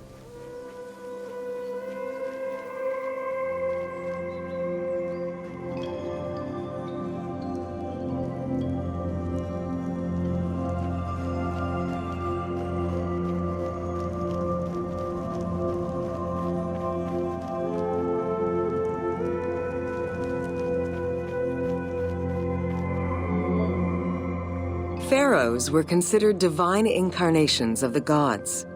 As an avatar of the gods living on Earth, the pharaoh's role was to preserve fundamental values and universal harmony by removing chaos, Isfet, and ensure that justice, Mot, prevailed. The pharaoh, by divine ancestry and through multiple offerings, was the bond that unites the world of men to the world of the gods and allows the maintenance of the cosmic order.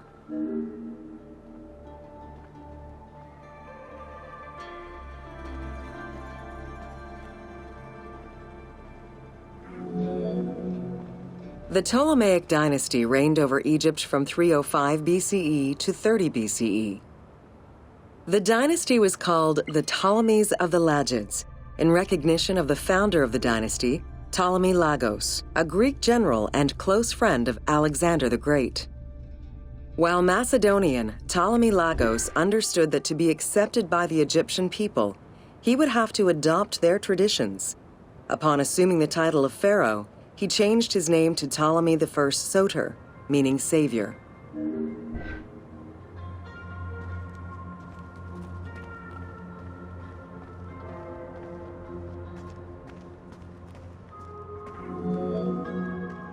Born in 356 BCE, Alexander the Great went through a hasty education in the affairs of the kingdom before integrating into the Macedonian army, where he quickly rose through the ranks. After his father's assassination in 336 BCE, which some believed was orchestrated by Alexander himself, he became king of Macedonia. Ruler of a unified kingdom and leader of a large army, Alexander set his sights on conquest. Eager to reclaim the Greek cities of Asia Minor, he took on the Persian forces, earning victory after victory.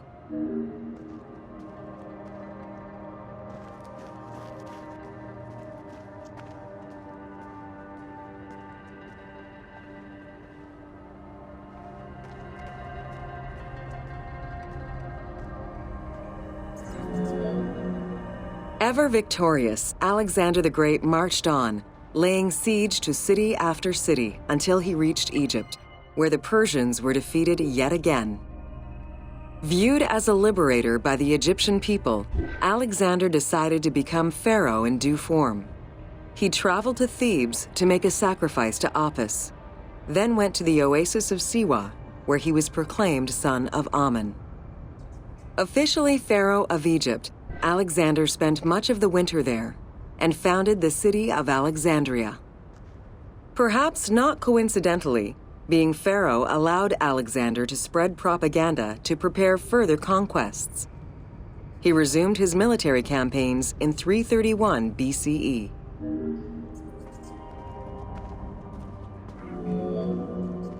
On his deathbed in 323 BCE, Alexander the Great gifted the satrapy of Egypt to Ptolemy Lagos. Perfectly aware of the value of Egypt, Ptolemy ensured not only the stability of the country's borders, but also its economic and military development. At the same time, he worked with the Egyptian elite to maintain the internal order of the country. By 305 BCE, Ptolemy, well respected both in Egypt and in the Mediterranean, was at the head of the largest fleet of the Hellenistic world. Ptolemy officially took the title of Pharaoh of Egypt in January 304 BCE, on the anniversary of Alexander the Great's death.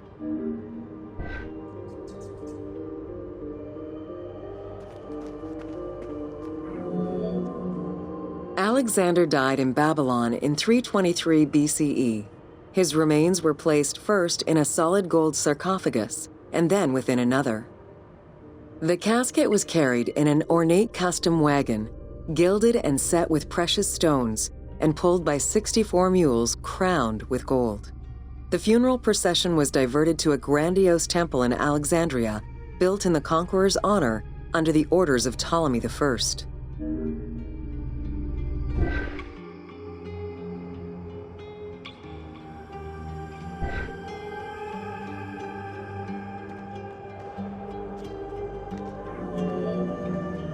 Julius Caesar visited Alexander's tomb at the capture of Alexandria, and the Roman Emperor Augustus reportedly placed flowers there. However, though many powerful leaders claim to have visited it, the tomb's location has gone missing from history. Some accounts do state that the golden coffin was replaced by a glass sarcophagus, probably by Ptolemy X. It is also implied that Cleopatra may have plundered the tomb in a time of financial crisis.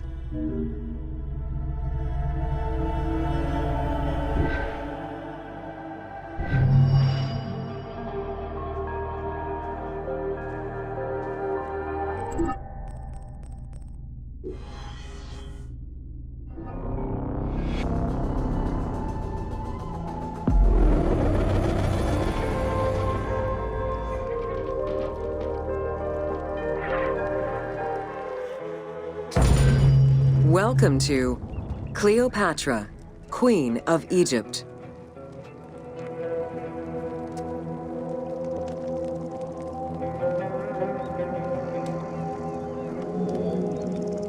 Cleopatra VII Theophilopator ascended the throne in 51 BCE at the age of 18. Though her early attempts to maintain power were often challenged, she eventually prevailed and became the sole ruler of Egypt. According to Plutarch, she was the only Ptolemaic pharaoh to speak the Egyptian language, Her intelligence, coupled with a good education and a great political mind, allowed her to make the alliances necessary to maintain the independence of Egypt while Rome was becoming a Mediterranean empire.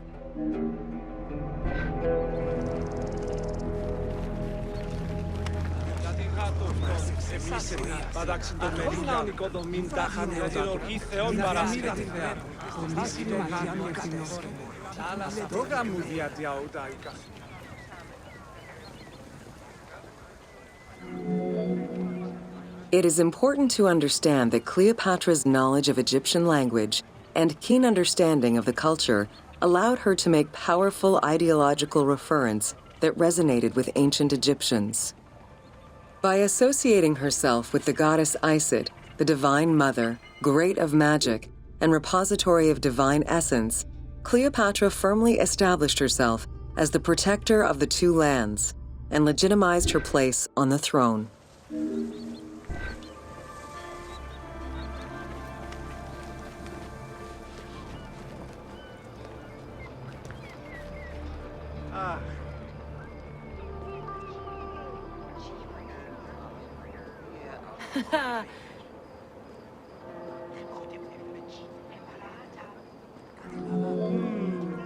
Upon his death in 51 BCE, Ptolemy XII Aulus bequeathed his kingdom to his daughter and eldest son, Cleopatra VII and Ptolemy XIII. As was custom, the siblings were married. The new pharaoh was 10 years old, his sister wife 17. The early years of their reign were not easy. Between 50 and 48 BCE, droughts and floods aggravated Egypt's problems. General Achilles and the royal advisor Pothinos kept intervening in the young ruler's political decisions and eventually colluded to turn Ptolemy XIII against Cleopatra. By 48 BCE, Cleopatra was in exile.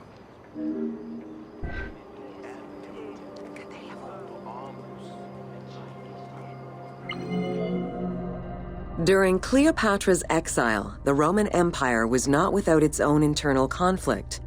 Caesar and Pompey were at war with one another, and after his defeat in 48 BCE, Pompey fled to Alexandria in the hope of finding refuge. This turned out to be an unwise decision. Listening to his advisors, Ptolemy XIII elected to have Pompey assassinated, his head kept as a gift, in the hopes of acquiring Caesar's favor. This gambit backfired. Instead of earning approval, the murder of a Roman greatly angered Caesar.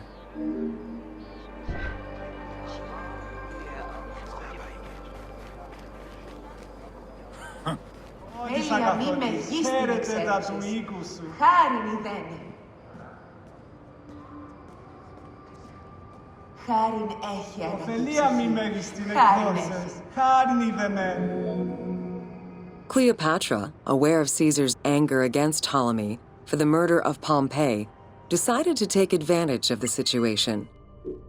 She returned to Egypt in secret, hoping to establish an alliance with one of the most powerful men of the time. Outside of the legend, where she had herself smuggled into his quarters in a carpet, what exactly happened during that fateful meeting remains a mystery. However, Caesar seemed to see a better ruler for Egypt in Cleopatra than in her young and too easily influenced brother. Invoking Ptolemy XII's will, Caesar attempted to mediate peace between the siblings.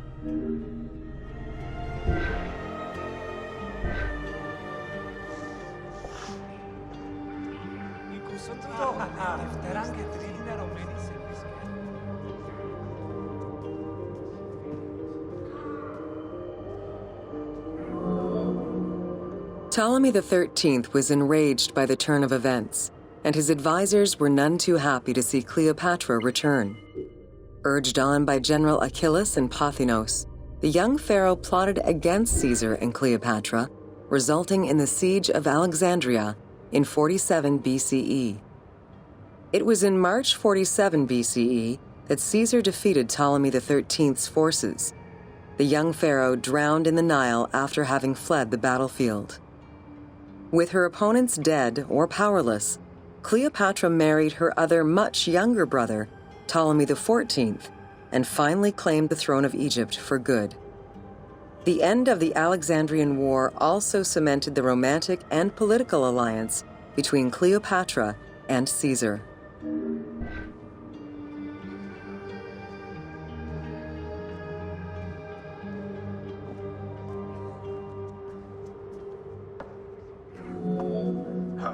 In June of 47 BCE, Cleopatra gave birth to a son, whom she called Caesarion. Caesar did not accept the boy as his heir, choosing instead his nephew Octavian. Nonetheless, on his return to Rome, Caesar invited the queen and her brother husband to stay in the city. Her presence still drew much disapproval from the Senate. Always a strategist, Caesar left 4 legions in Egypt and a man he trusted to direct Egyptian affairs, giving him control of the wheat supplies essential to Rome. Cleopatra and her entourage remained in Rome until March 44 BCE, when Caesar was murdered.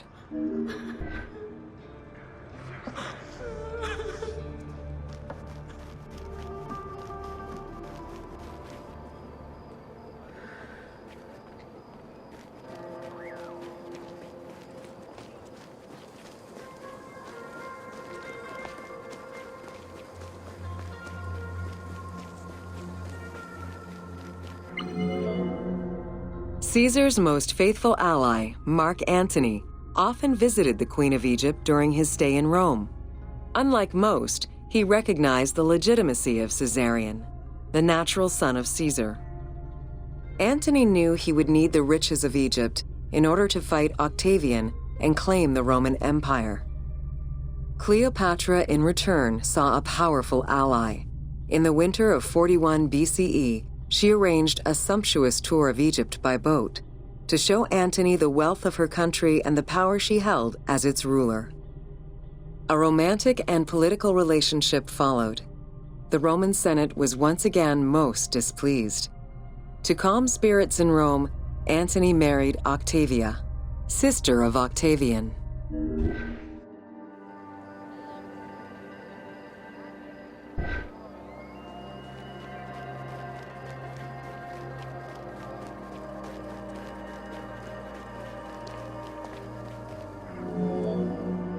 Despite his marriage to Octavia, Antony remained Cleopatra's lover, and she gave birth to their children.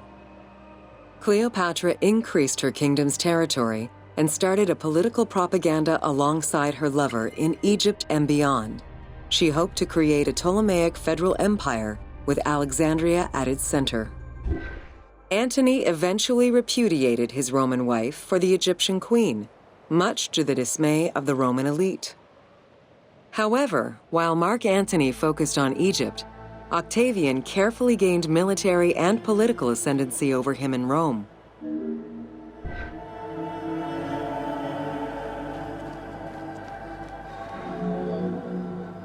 Octavian managed his own propaganda campaign and succeeded.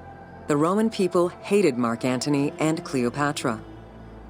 To avoid the censure still inherent in attacking a fellow Roman, Octavian simply declared war against Egypt. Rome's power still reigned supreme.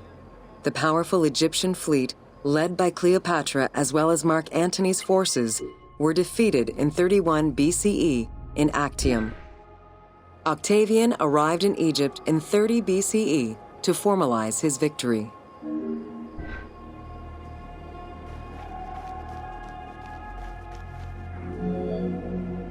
The following events remain difficult to confirm due to the many versions and legends around them.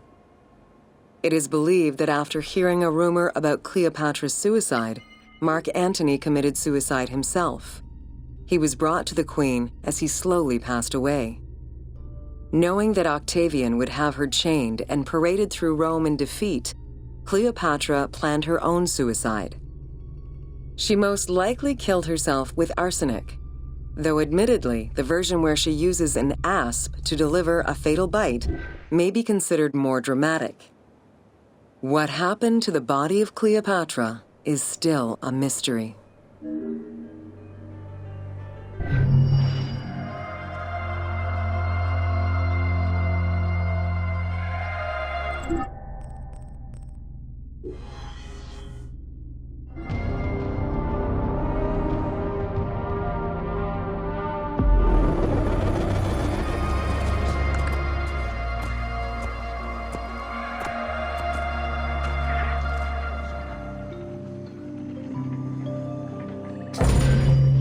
Welcome to the Siege of Alexandria.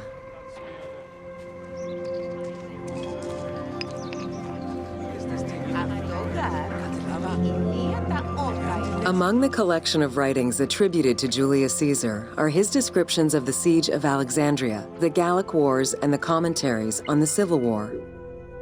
These archives contain information on different campaigns, the Wars of Alexandria, Africa, and Spain. Each of them recounts Caesar's military activity from 58 BCE to 45 BCE. Though Caesar's documents remain a main source of information, it's important to note that the perspective is limited. It is necessary for other historical documents to be taken into consideration to provide a better understanding of events.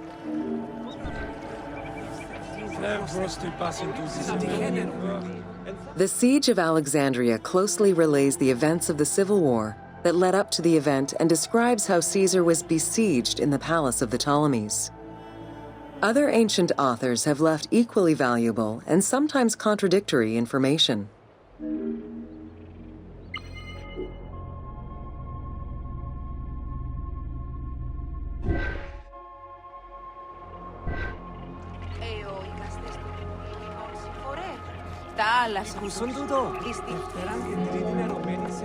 In the events leading up to the Siege of Alexandria, Cleopatra VII and her brother were fighting over control of Egypt.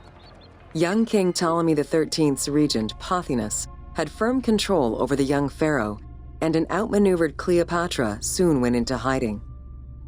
This set the stage for Pompey's arrival in Alexandria. Having lost his battle against Caesar in 48 BCE, the Roman general turned to his allies, the Egyptians, for safe harbor. But on the advice of Pothinus, Ptolemy XIII had Pompey assassinated in the hopes of earning Caesar's favor. This would turn out to be a most unfortunate decision.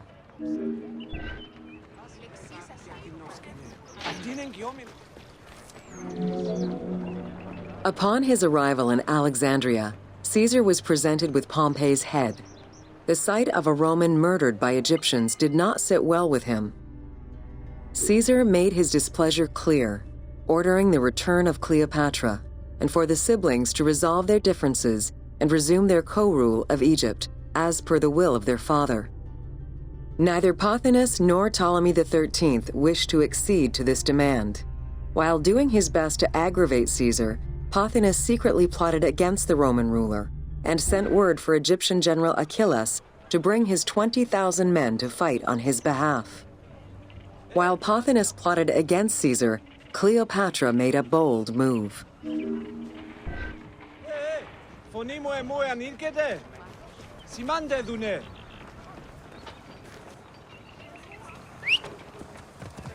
Ενθάδε ιστή, πορώτη. Όταν σι ανεόξεν.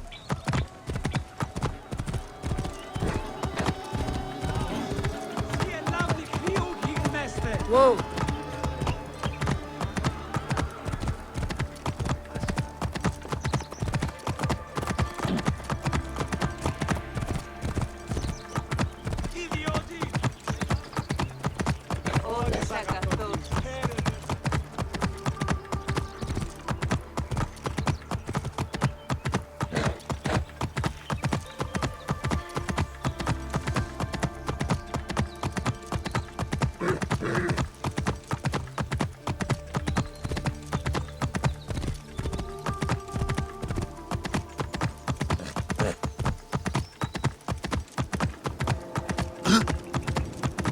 Whoa.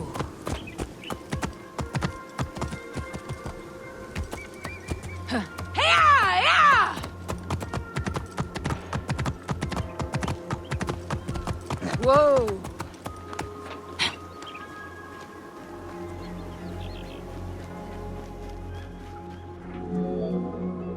There are various descriptions of the encounter between Caesar and Cleopatra. One report states that she snuck into the palace alone at night. Another account claims she was accompanied by an ally and was brought inside the palace wrapped in a carpet bag. Though exactly what happened at this fateful meeting is up for debate, what is known is that Cleopatra met with Caesar and earned his approval. Pothinus and Ptolemy XIII were most vexed with this turn of events.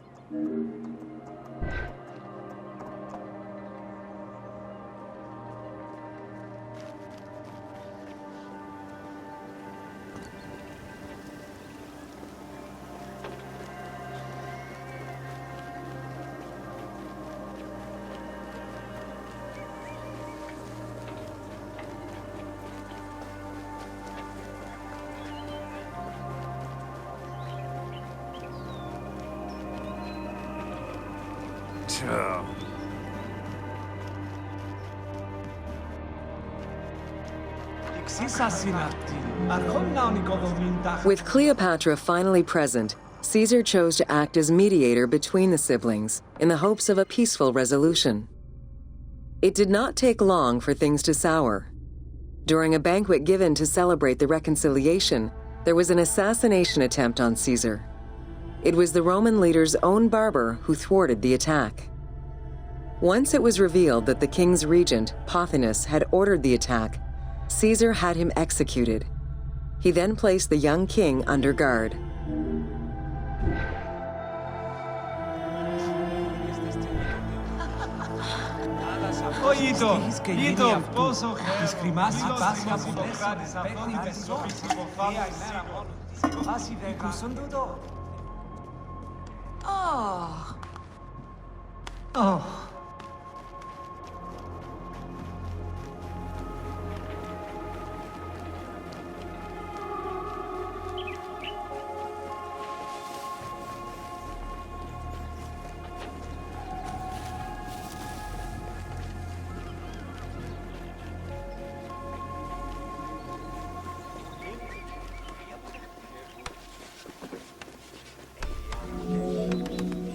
Caught within the palace with roughly 4,000 troops, and with the knowledge that the arrival of enemy forces was imminent, Caesar sent for help from Syria, Rhodes, and Cilicia.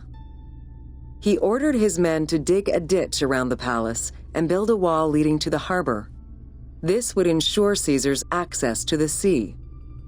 When Egyptian General Achilles arrived in the city with 20,000 men, the battle for Alexandria began.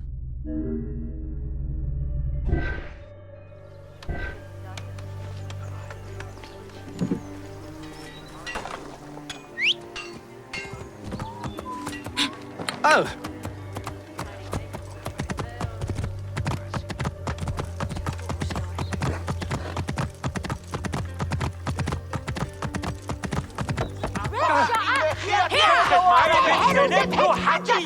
With so few men at his disposal, Caesar could not risk a battle just yet.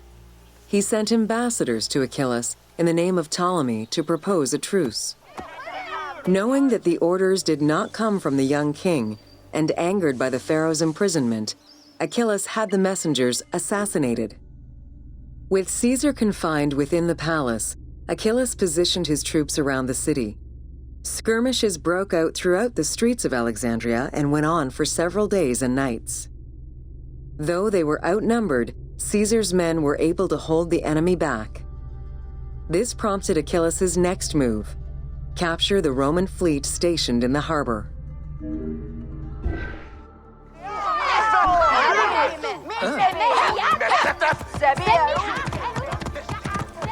Whoa!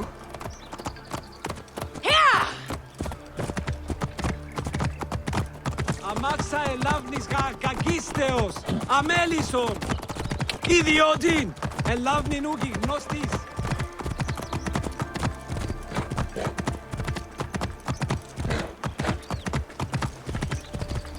Ο καλός, έβγε. Whoa! Whoa!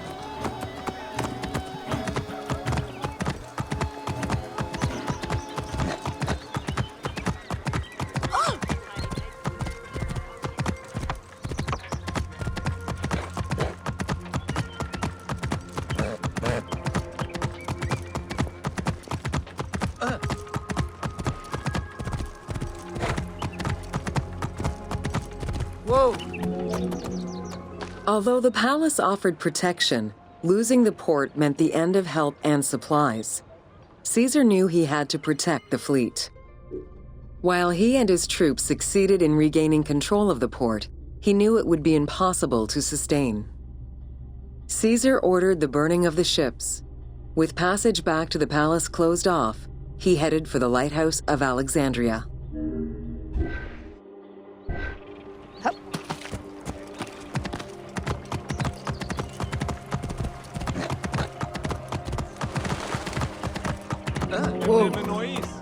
Fighting their way through the Egyptian troops, Caesar and his men eventually reached Pharos Island. There, they took refuge within the lighthouse.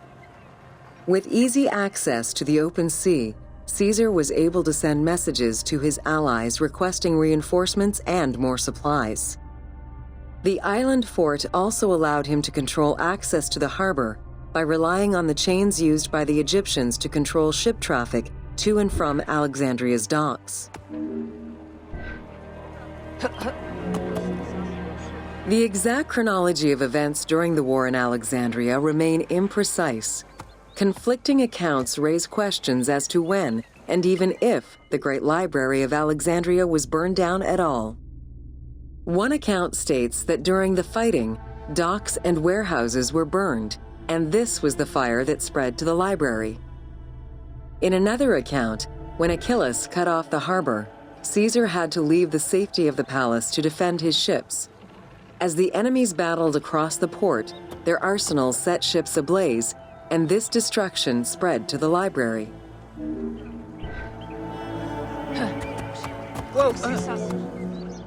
In either case, the Great Library was not completely destroyed. Experts point out that its location was too far from the harbor, and much later texts refer to the Great Library as being intact. Warehouses near the harbor contained manuscript copies awaiting export, and it is more likely that these documents were destroyed than the Great Library itself.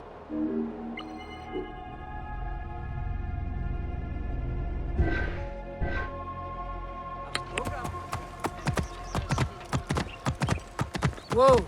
Oh. The destruction of the Great Library may have been due to a number of fires over the ages. Its end was probably closer to the 4th century CE, when the Christian Emperor Theodosius I ordered the closure of all pagan temples. While some documents survived after being moved away, it remains unclear just what knowledge may have been lost.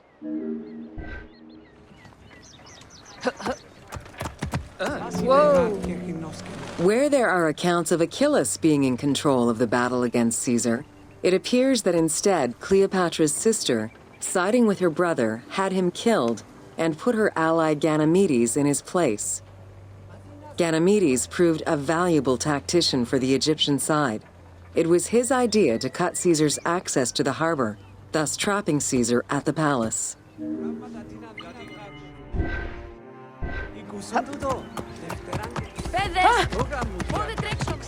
Whoa! During the time of Ptolemy I, canals had been dug throughout Alexandria to provide fresh water. Ganymedes had his men take control of these canals. After isolating their own water supply, he had his men pour salt water into the canals and cisterns that led to Caesar's camp.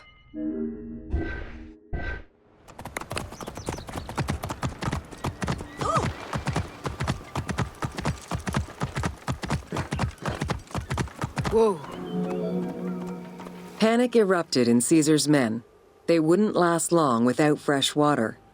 Recognizing that the porous limestone could help them, Caesar and his men dug wells to restore their water supply. Days later, the 37th Legion, comprised of Pompey's soldiers, arrived by ship. Unable to come ashore due to the winds, Caesar risked going out to meet them on the peninsula, Cape Chersonese. When the enemy learned Caesar's location, they rushed to intercept. Despite an obvious advantage for the Alexandrians, Caesar, with a Rhodian ship full of skillful sailors, emerged victorious. Oh!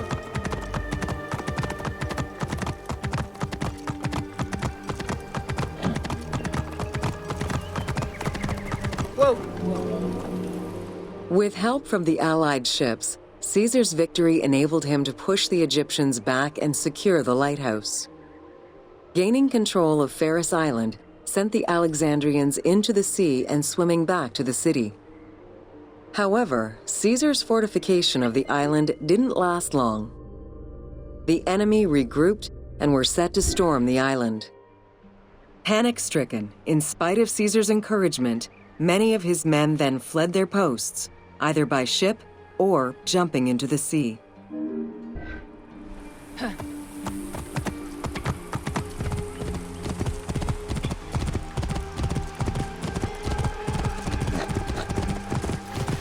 Whoa. Caesar attempted to retreat, but Port Eunostos' harbor was overrun with enemy ships, preventing escape. Reportedly, Caesar gathered his papers and leapt overboard in an attempt to swim to an Allied ship farther out. Historian Cassius Dio claimed that Caesar would have drowned if he hadn't been able to remove his purple garment. Still, he managed to swim the distance and survive. The Alexandrians recovered the cloak and used it as a trophy to commemorate the Roman debacle.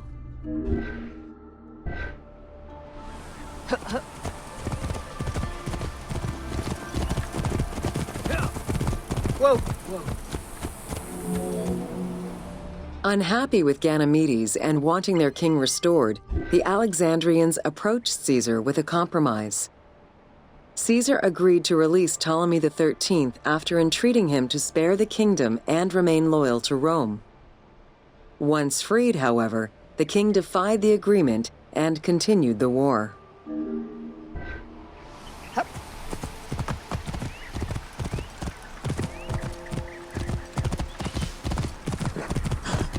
Whoa.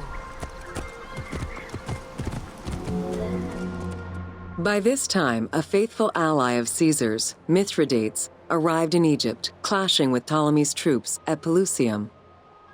Outnumbering the enemy, Mithridates secured the region between Pelusium and Alexandria. Ptolemy, warned of Caesar's ally marching on Alexandria, sent his troops to prevent passage over the river.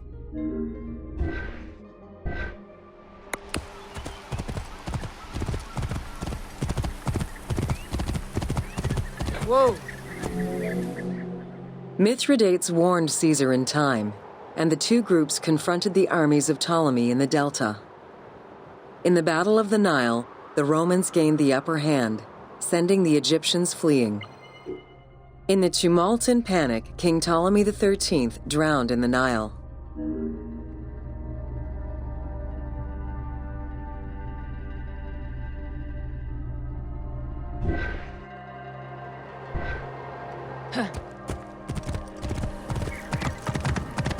Whoa! After the siege ended, Cleopatra VII married her younger brother, Ptolemy XIV, enabling her to reign over Egypt until 30 BCE. Under her rule, Alexandria settled into its position within the Roman Empire and eventually surpassed Athens as one of the most important cities in the Roman Empire.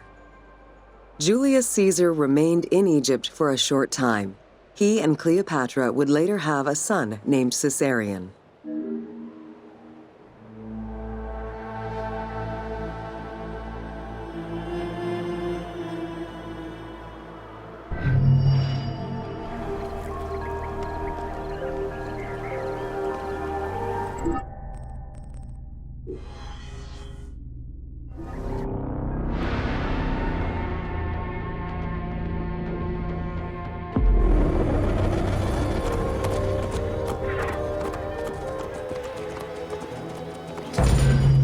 Welcome to Introduction to Alexandria.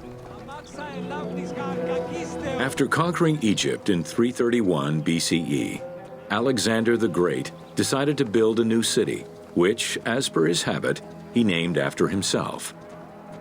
After his death, Alexandria quickly became the capital city of the Ptolemaic kingdom and the most important city of the Greek world.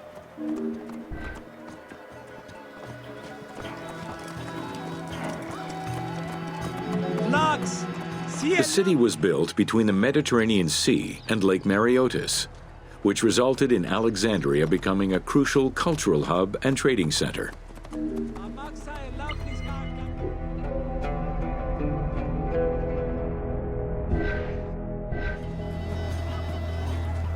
Idiodin!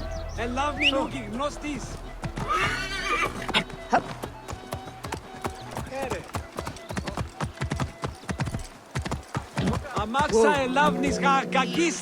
Sumptuous buildings could be seen wherever one turned their gaze. The royal palaces, the many temples, the gymnasium, lush public gardens, and large avenues.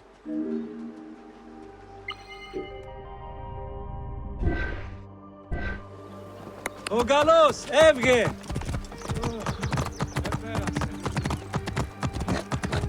Whoa. With its incomparable beauty and advantageous geographic location, Alexandria attracted foreigners, intellectuals, and traders. One of the most cosmopolitan cities of the ancient world, Alexandria supplanted even Athens as the most important Greek city in history.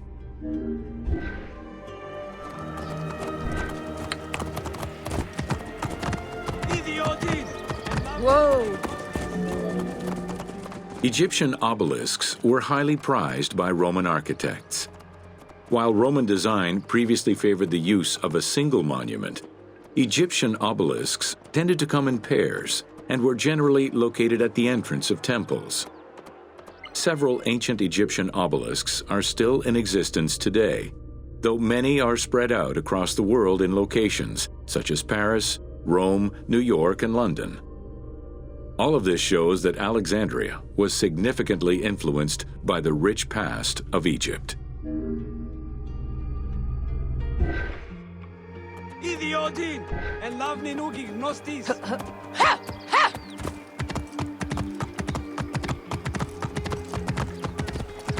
Whoa. Alexandria had several main streets. Its most famous artery was the Canopic Way. It was lined with sumptuous buildings, houses, and temples, and was roughly 8 kilometers in length. This street was one of the most important shipping entrances to Alexandria and often hosted processions and festivals.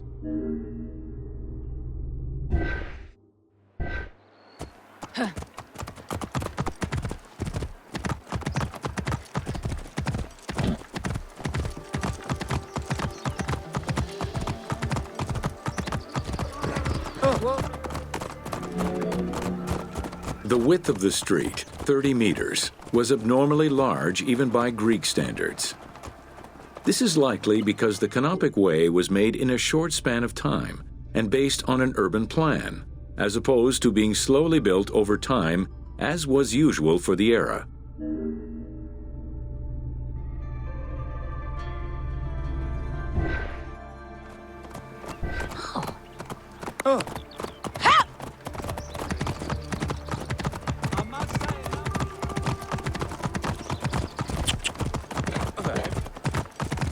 Whoa. The Canopic Way originated in the western cemeteries, skirted the gymnasium, and then exited the city to head east through massive doorways towards Canopus. This structure was known as the Canopic Door. Hey, Dynastia Gusin!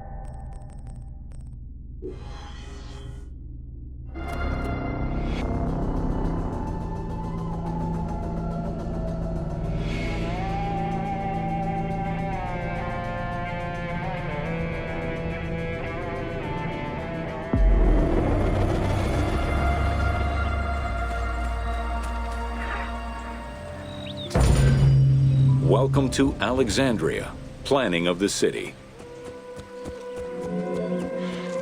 Alexander's plan to build his great city began with a verse from Homer's Odyssey. There is, in front of Egypt, in the sea with many swells, an island called Pharos. Guided by these clues, Alexander the Great founded his future city at the western end of the Nile Delta.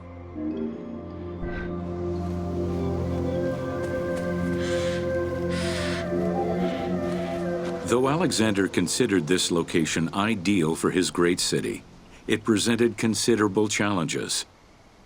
Too difficult to access during storms, the surrounding swamps threatened disease, and the limestone soil prevented the growth of healthy crops.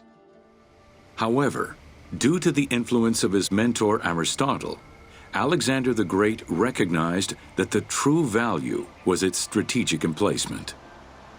Alexander knew that in controlling Pelusium to the east, Memphis to the south, and his crowning glory Alexandria to the west, he would create a triangular stronghold, allowing him to control the entire delta while giving him access to the Mediterranean.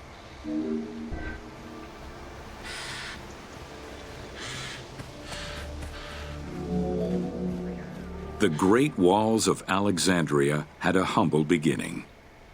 Lacking chalk to outline the future city's foundations, architects were forced to use flour instead. Clouds of migrating birds swept down and ate the flour, erasing the plans. This prompted Alexander to seek guidance from the oracles, who reassured him that his future city was destined to feed a large population.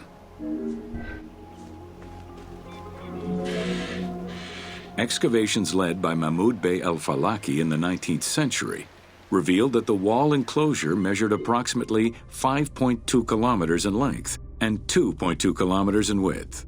It was roughly 9 meters in height.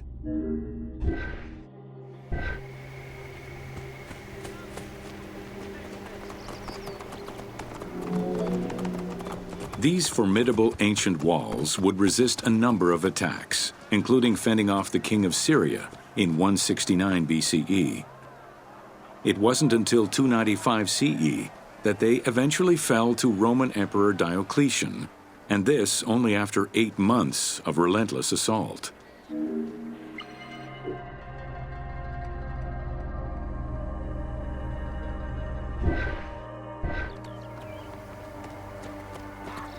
Ogalos, Evge!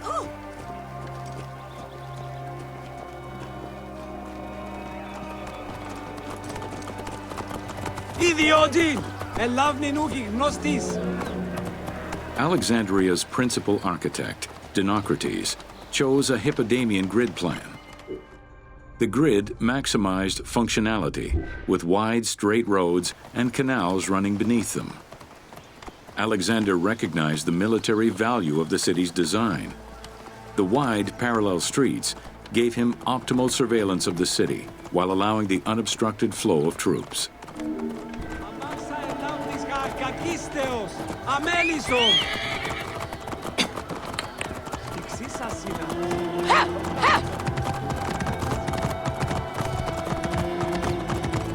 Whoa. A central corridor ran from the Mediterranean's north port down to Lake Mareotis to the south. This thoroughfare acted as an unobstructed link for commercial trade and travel between the two ports. Many of the streets were bordered with grand buildings and parks, including Canopic Street, with its impressive gate bordering the eastern end.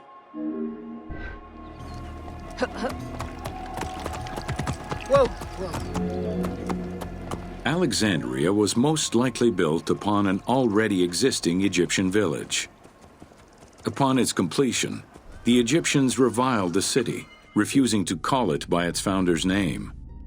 Instead, they called it Raked, the building, as a mark of disdain, which was later Hellenized into Rakotis. Despite this, the name Alexandria would remain.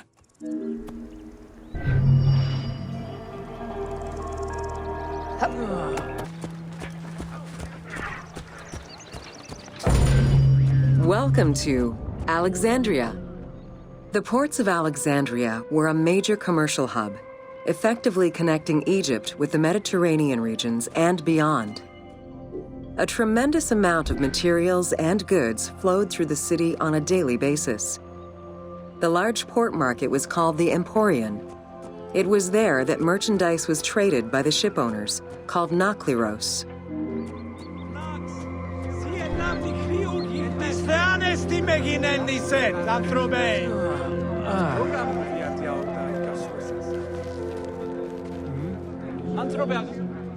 Food and other artisan work streamed out of Egypt. Ceramics, glass, golden rings, and minted coinage.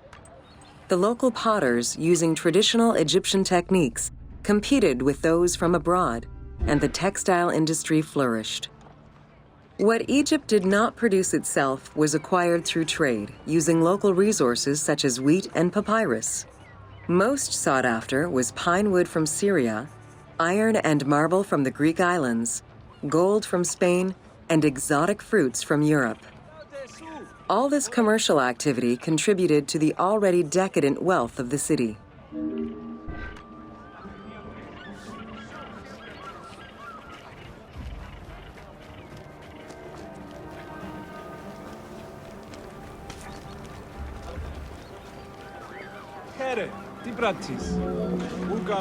The wood imported to Port Mareotis through Alexandria's seaward ports was used in the nearby shipyards, where most of Egypt's ships were built. Employing tens of thousands of shipbuilders, the shipyards contributed to establishing the Egyptian fleet as one of the mightiest of the era. Any wood not used in shipbuilding was further disseminated through Egypt for various purposes.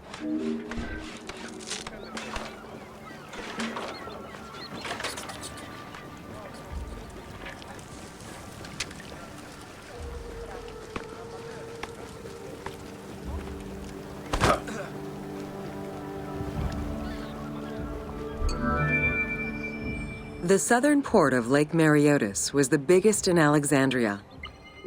Save for a branch angling westward, the lake's size in the Ptolemaic era was roughly 40 to 50 kilometers from north to south. Its waters were maintained by a steady runoff from the Nile. In addition to the lake, a man-made canal was created to assist in the transfer of goods from the city to the port using barges, though it is not represented in the game due to its size.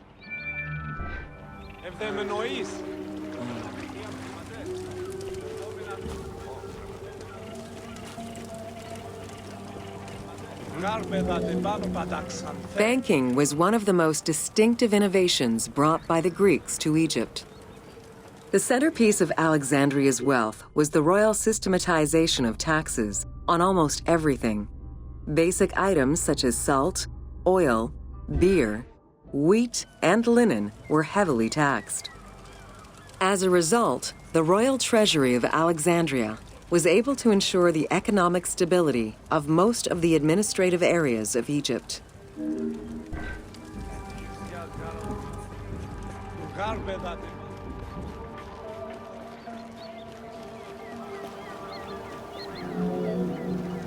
By the late 12th century, the channel feeding the lake from the Nile silted up. Lake Mareotis lost its connection to the Mediterranean, as well as most of its water, as the lake slowly evaporated to a fraction of its former size. In modern times, Lake Mareotis is being kept alive through irrigation. However, only about 17% of its original size remains.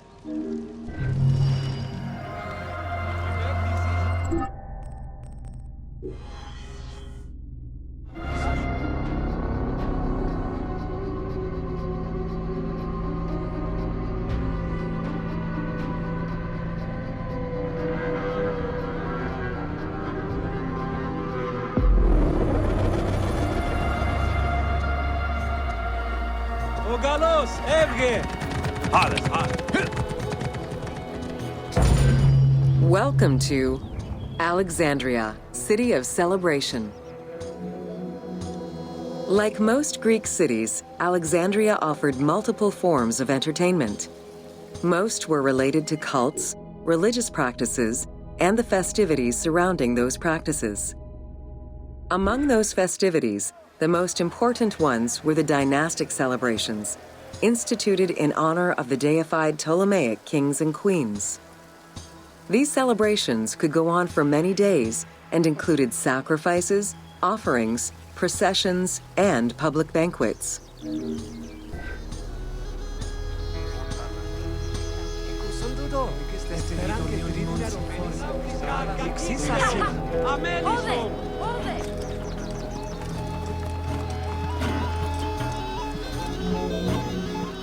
Games and competitions were organized whenever possible in locations such as the stadium, the hippodrome, and the gymnasium. The residents of Alexandria favored such events where athletes, poets, and musicians from Egypt and other cities of the Greek world competed.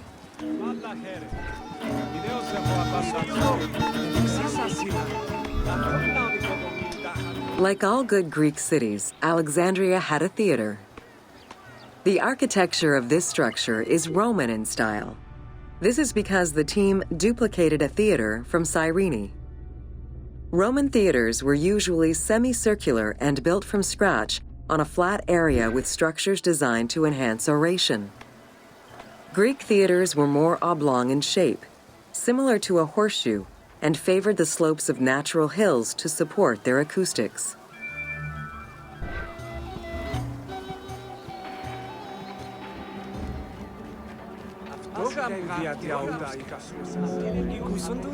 At the theater, one could witness the plays of contemporary comic and tragic authors. The play you are witnessing below is Menander's Dyskalos, more commonly known as The Grouch, a late and popular entry in the Greek comedies.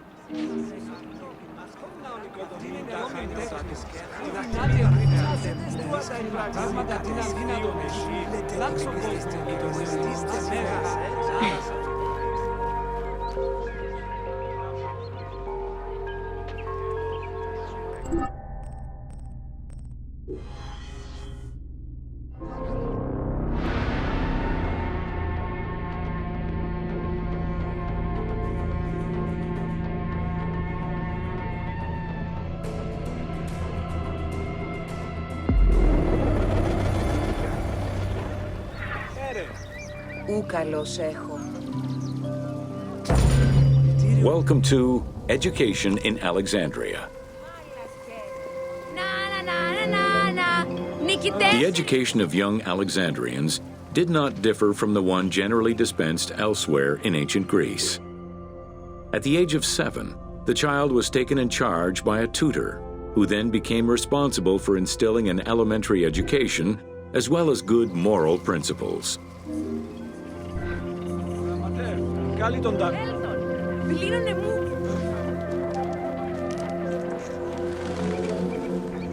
Teaching was generally done outside, in the open air.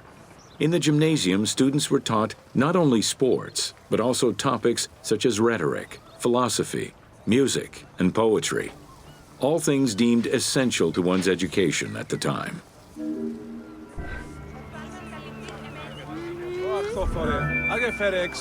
Here, both girls and boys are shown attending a class given by one of the rhetoricians of the era. The team made the choice to show both genders attending class within the context of the game world. Even though it is historically inaccurate, the team felt it was not necessary to prioritize historical sexism over inclusive gameplay.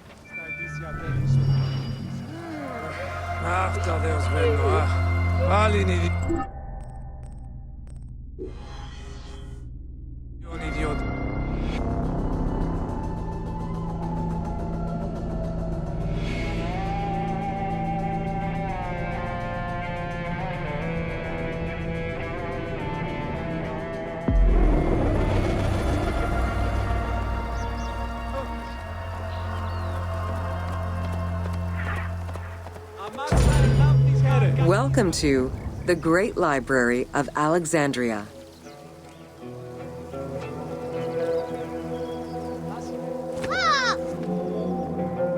Near the district of royal palaces and within the Moseon was the most famous library of all antiquity.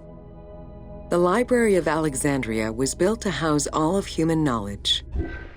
At its pinnacle, the library was believed to contain over 700,000 parchments.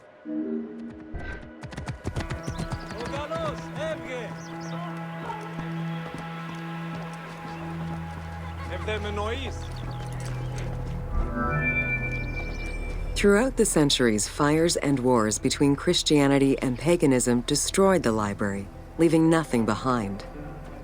The loss of the building, and more importantly, its vast collection, is immeasurable.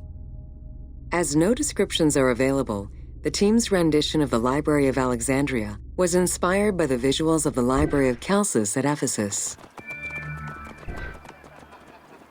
Agalmado bion, alitenden.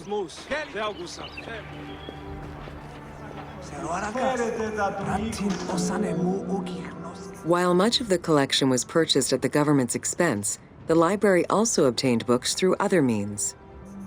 Any books owned by travelers coming through the city were seized to be copied for the library. The copy would then be returned to the owner, and the original entered into the library's collection.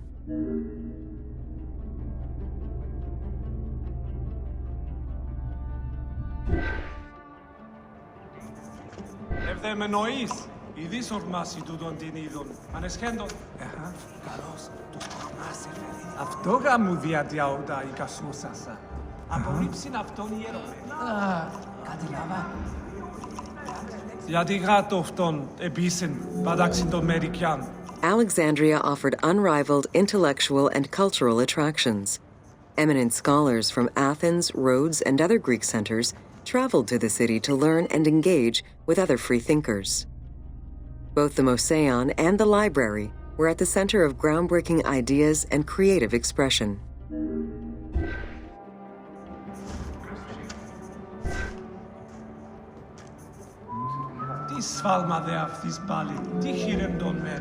The great minds of antiquity were usually well versed in many disciplines, which were often associated to specific schools of thought.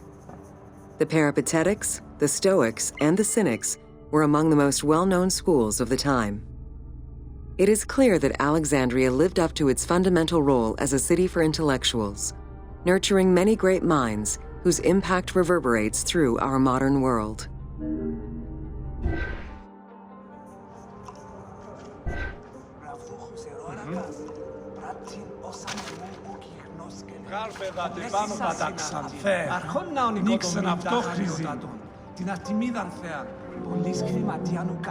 Hypatia of Alexandria was a Greek mathematician, philosopher, astronomer, and inventor. Though born in Greece, she eventually migrated to Alexandria, like many great minds of the time. It is there that she became the head of the Neoplatonist school of Alexandria. From most accounts, she was highly respected by her fellow Alexandrians, both as a teacher and a philosopher.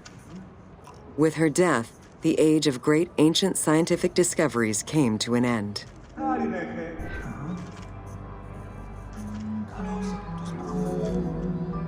Callimachus was born in Cyrene and educated in Athens. After his studies, he moved to Alexandria to work in the Great Library.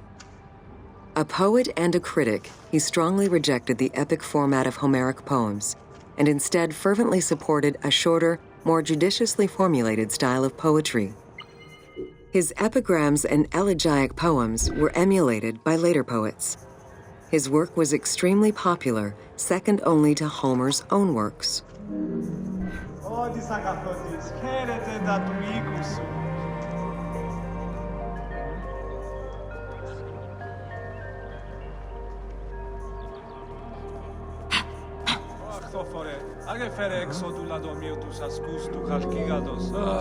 It was in Alexandria that mathematician Euclid, the father of geometry, wrote the Elements, laying out the foundational work of what would become modern algebra and number theory.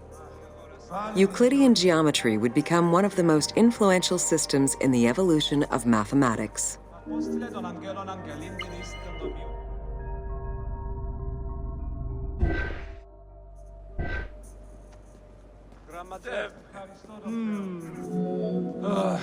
How do you calculate the circumference of the Earth?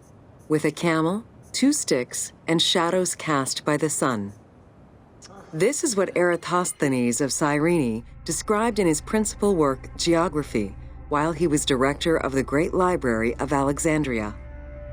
He is credited for the invention of the armillary spear around 250 BCE.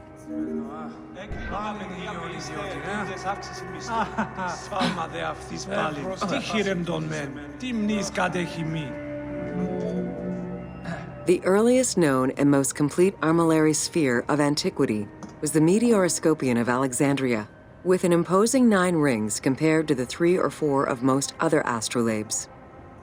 Known as the zodiac krikatoi amongst the Greeks, the meteoroscopion was used to determine the location of celestial bodies around the Earth. Every self-respecting astronomer of antiquity would have sought to use this tool to better understand the celestial movements.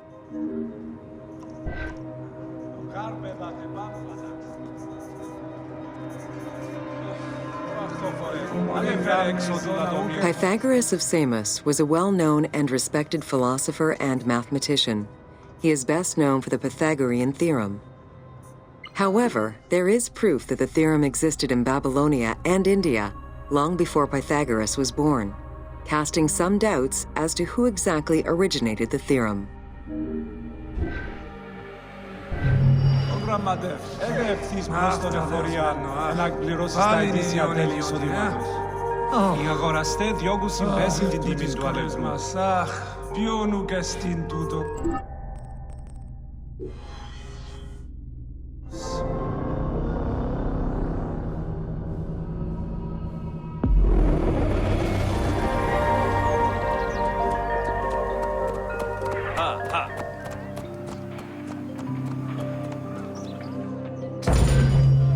Welcome to the Moseon of Alexandria.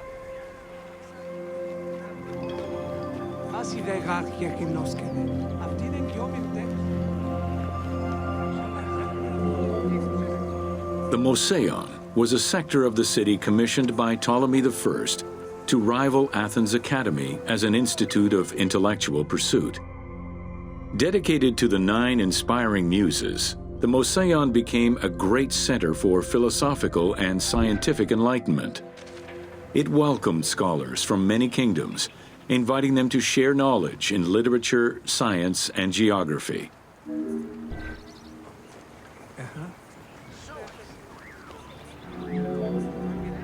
The Moseon was designed so that its buildings and grounds would accommodate free thinking, debate, and presentation.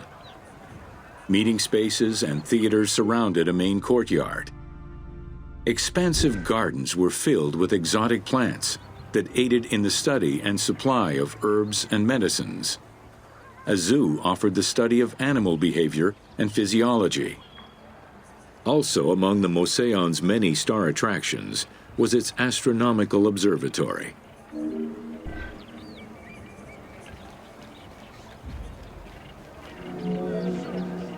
Herophilus was a physician who lived most of his life in Alexandria.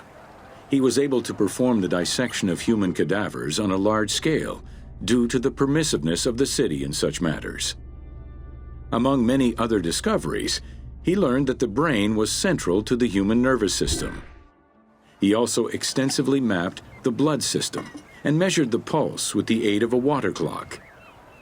It is reported that in his thirst to understand human anatomy, he performed 600 vivisections on live prisoners.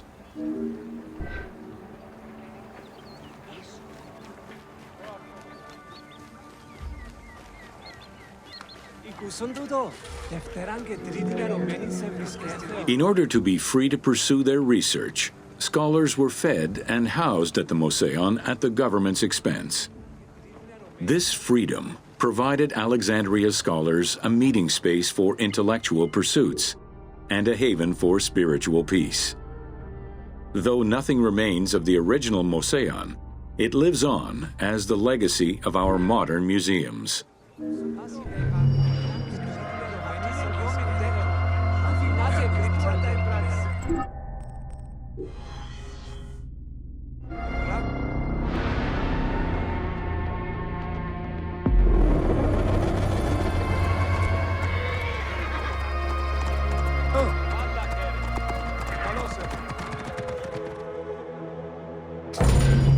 Welcome to the Serapeum of Alexandria.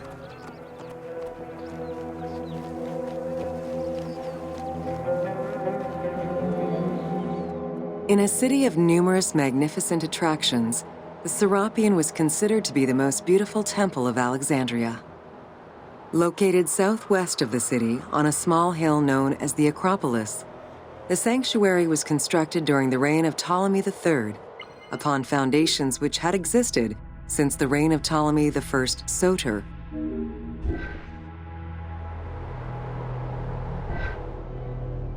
Ευδαιμονοείς, όταν.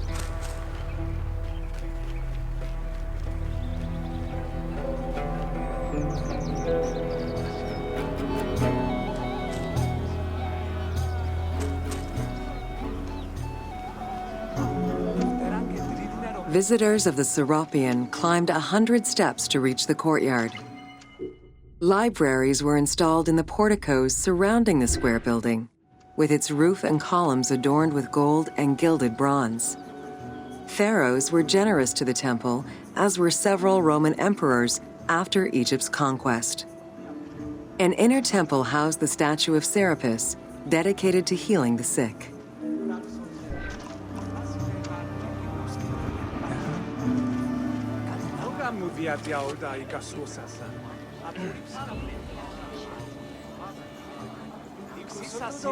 Δευτέραν και τρίτην ερωμένην σε κτίριον ελέω. Νίξτε αυτήν πρόσθετα.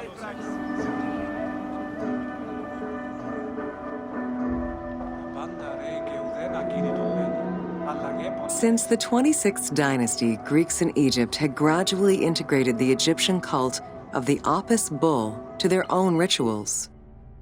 With the establishment of the Ptolemaic dynasty, the cult of Apis was further integrated into Greek religion. During his rule, Ptolemy I chose to merge Egyptian and Hellenic gods into a syncretic divinity named Serapis. This name was the result of the amalgamation of Osiris and Apis. With this new deity, the Ptolemaic dynasty managed to accommodate similar belief sets for two different cultures, bringing about a new dynastic cult.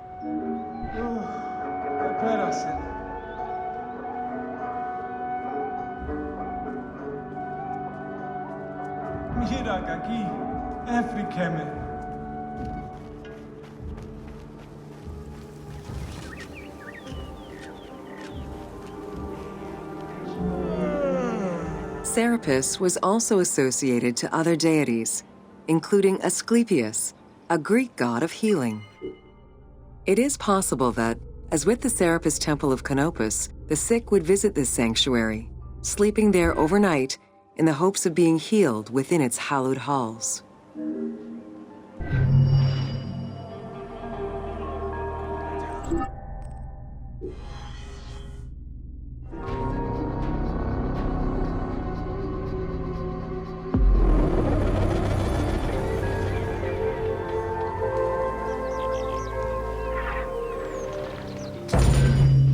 Welcome to the Islands of Pharos. The Heptastadion was a bridge-like causeway connecting the island of Pharos to mainland Alexandria. Its name is based on the Greek terms of measurement, hepta, meaning 7, and stadion, which is a measure of length of roughly 180 meters.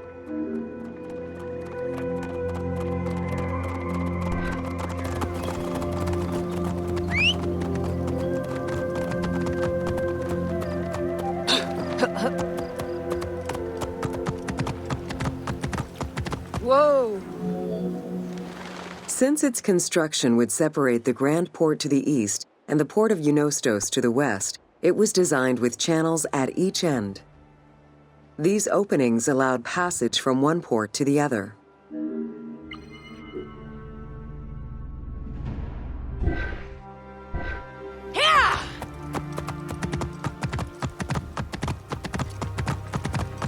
Whoa!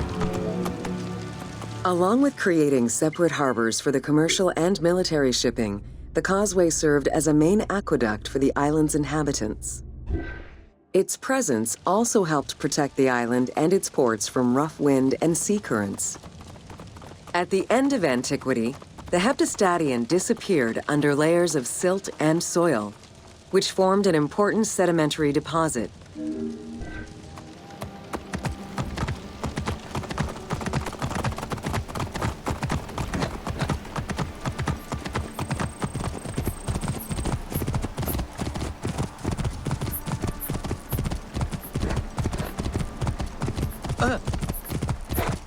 Whoa! Whoa.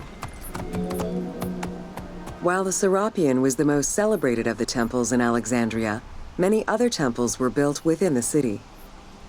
Most of these structures have been completely erased over time, and there is no way to discern how many existed.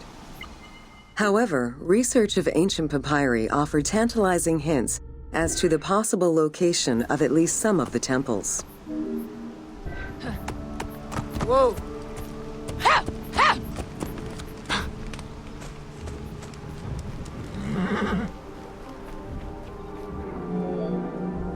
Both papyri and coins reveal evidence of many temples built for the gods. Poseidon, the god of the sea, likely had an edifice in his honor west of this island, as well as on the mainland. This temple next to you is dedicated to Isis Feria, the divine protector of the lighthouse. This location hosted annual celebrations in the month of April, known as the Sacrum Feria, in connection to the lighthouse.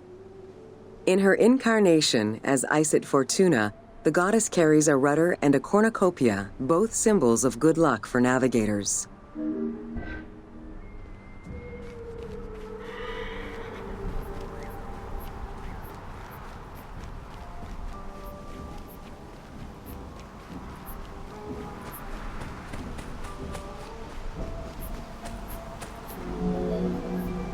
Considered one of the 7 wonders of the ancient world, the Lighthouse of Alexandria was a source of great pride for the inhabitants of the city.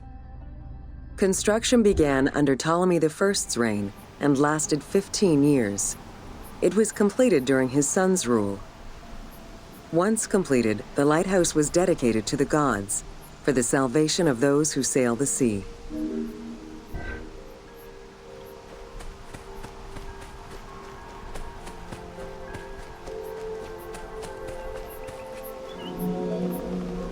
Built on the island of Pharos, the stone structure was 3 tiers set on top of one another in a step formation. The second floor consisted of an octagonal tower, and the top floor was a cylindrical tower topped by a statue. The interior provided space for staff rooms and a ramp which allowed the transport of fuel to the upper floors.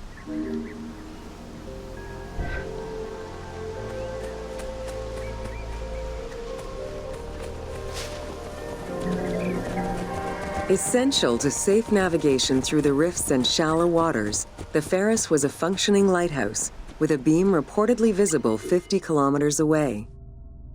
It's unclear what kind of fuel was used or how much. Any other details of how the light worked remain a mystery.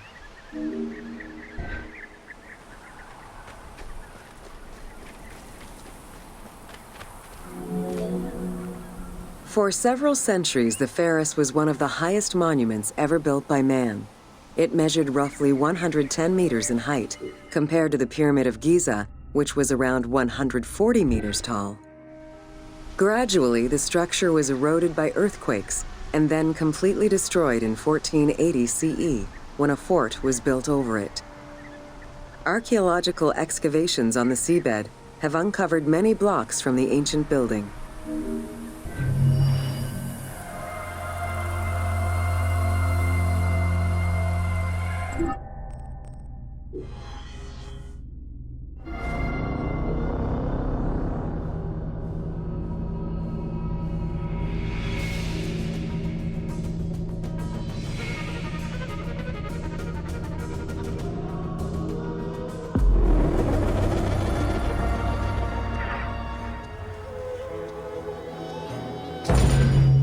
Welcome to the Panean.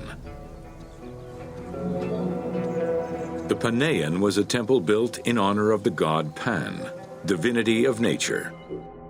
This Greek god, often represented as a half-man, half-goat, with a beard, horns, and goat's hooves, was considered the protector of shepherds and herds.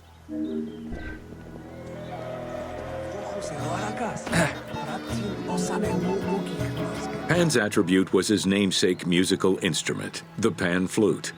His temples were usually located in caves and on high mountains, and were frequented by shepherds.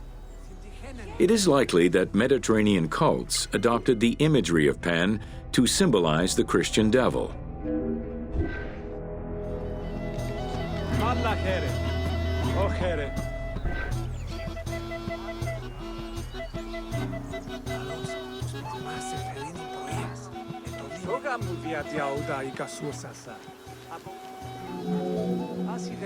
To give proper honor to the god, Alexandrians built an artificial hill upon which they housed his temple to compensate for the flat relief of the city. The artificial mound had the shape of a spinning top or a pine cone, which was accessed by a spiral staircase. The top had a panoramic view of the entire city. Only such heights would be fitting for a mountain god.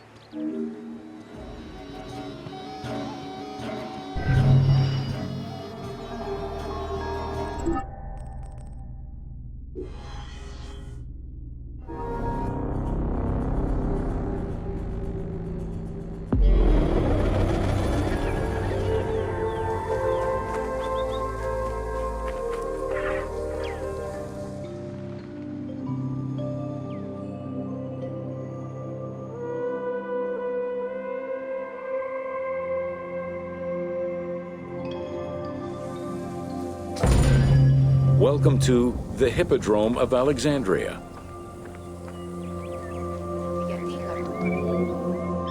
The main hippodrome of the city was called the Legeon, in honor of Lagos, the ancestor of the Ptolemies. Alexandrians were great lovers of horse racing. They were fascinated by the rivalry of these races, the agon, as it was said at that time, that every competition brought. It was a struggle for glory.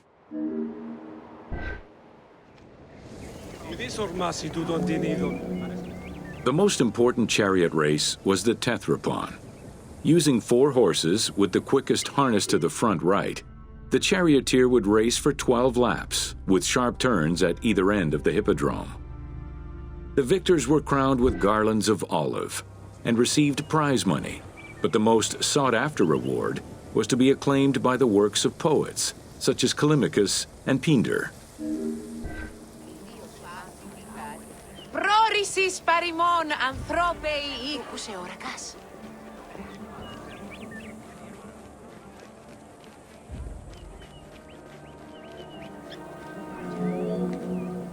Ye hymns that rule the lyre, what god, what hero, aye, and what man shall we loudly praise?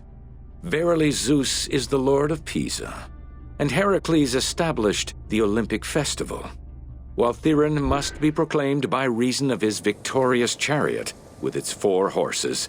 Theron, who is just in his regard for guests, and who is the bulwark of Acragas, the choicest flower of an auspicious line of sires, whose city towers on high, bringing wealth and glory to crown their native merits.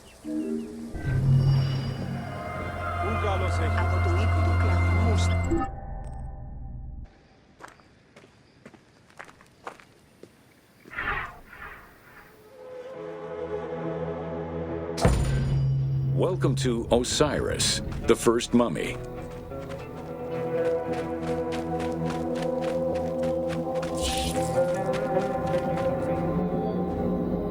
The oldest mummies recovered date from the Old Kingdom, though Egyptologists believe that mummification was in use much earlier than that. At first, the body was mummified through environmental desiccation, by leveraging the dryness of the environment and the heat of the climate. Early experimentations in mummification were conducted with the use of resin made from tree sap. Strips of linen were only used on some superficial parts of the epidermis of the hands or jaw.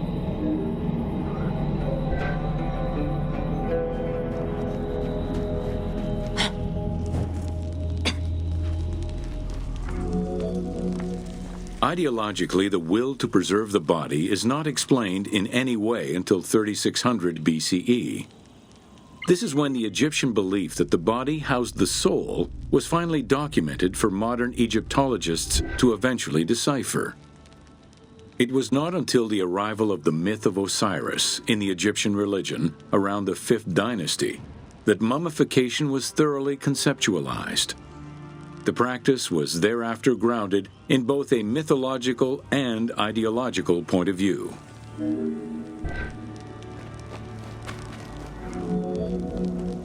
Osiris was mainly known as the god of the dead and the god of resurrection.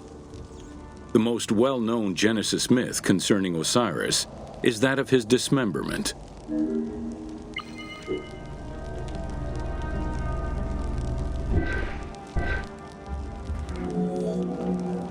It is Plutarch who gives the most simplified and complete summary of the story. Within Egyptian mythology, Osiris represented the first king to rule Egypt.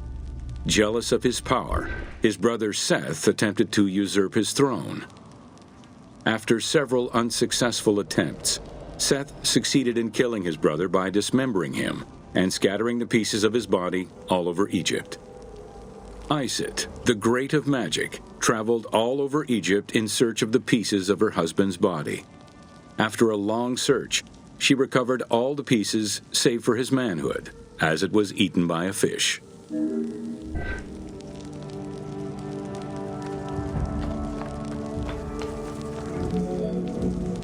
Isis then reassembled the body of her husband by binding it together with strips of linen.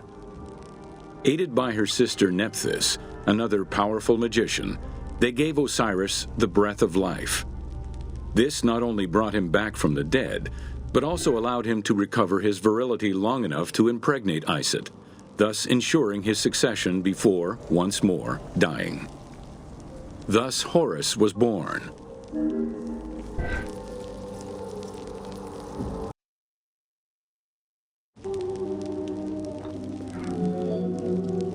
The ritual used to bring Osiris back to life essentially depicts how he became the first mummy.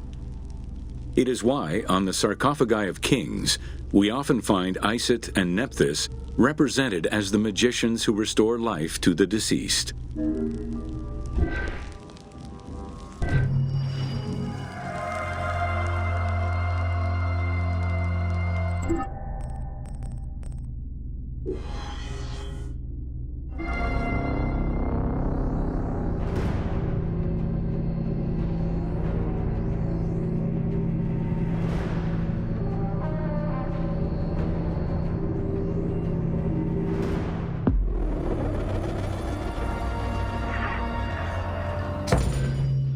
Welcome to Mummies of Ancient Egypt.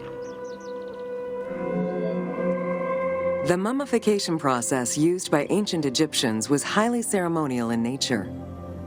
The different types of mummification took into account the social level and richness of the deceased and even included animals. The most expensive was that reserved for the pharaoh and the royal family, as well as some of the wealthiest members of the court.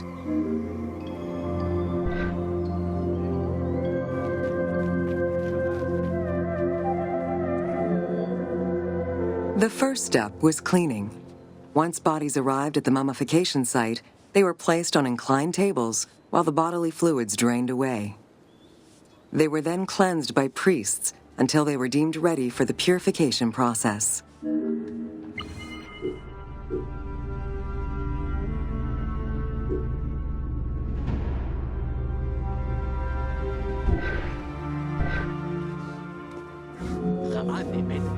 The purification of the body began with a libation from sacred water. The priest then fumigated the body with terebinth resin. After the ritual cleansing, priests used oils, spices, and all kinds of essences to further purify the body of the deceased. Finally, all body hair was meticulously removed.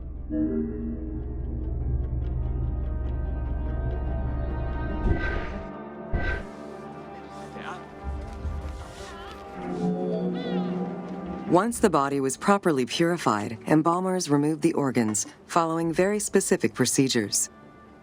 First, the brain was extracted by inserting a spoon through the nostril to break the ethmoid bone. Then, using a spatula, the pieces of the brain were removed as thoroughly as possible. What matter remained was extracted after a process of liquefaction, achieved through the use of a caustic liquid.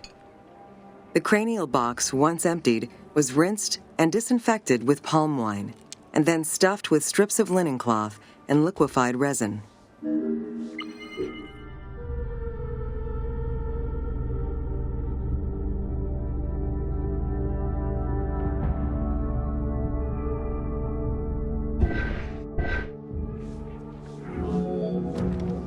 After taking care of the brain, embalmers made an incision on the left flank and carefully set aside the viscera. The inside of the body was also rinsed with palm wine. Then the embalmers filled the belly with pure myrrh, cinnamon, and other perfumes and sewed it shut. The removed viscera were washed in palm wine and packed in crushed herbs before being placed in canopic jars.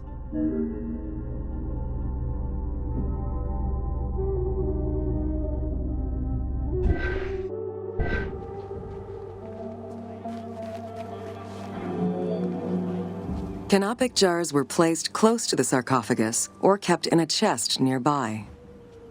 At first, the viscera were wrapped in tissue and placed in the vases. As the ritual requirements became more elaborate, ointments, spices, and even water and natron were added to the process.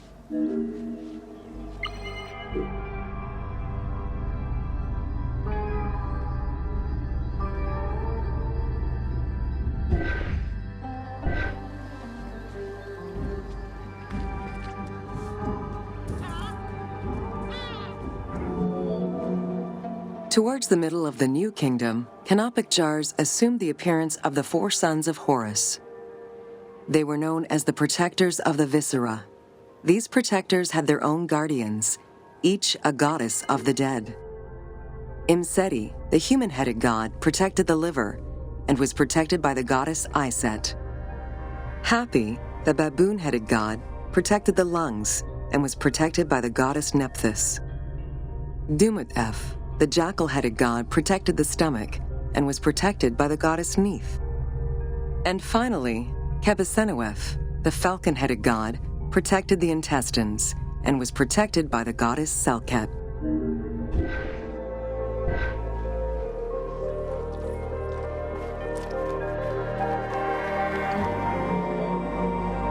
Natron is a naturally occurring mineral found in evaporite. These sedimentary rocks are made up of mineral salts and were generally mined from lake beds in Egypt.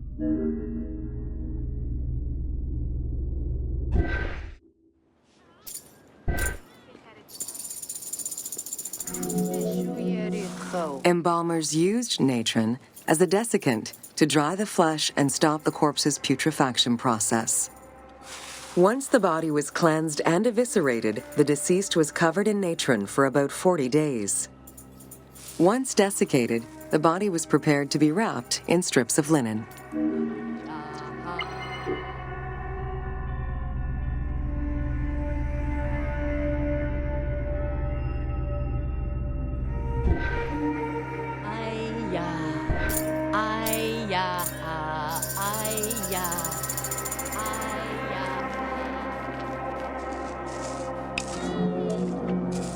Once the body was fully desiccated by the natron treatment, embalmers oiled, painted, and sometimes even added hair extensions or a wig. They often used a henna-based antiseptic preparation to give the body a more colorful and lively appearance while preparing it to resist molds and fungi.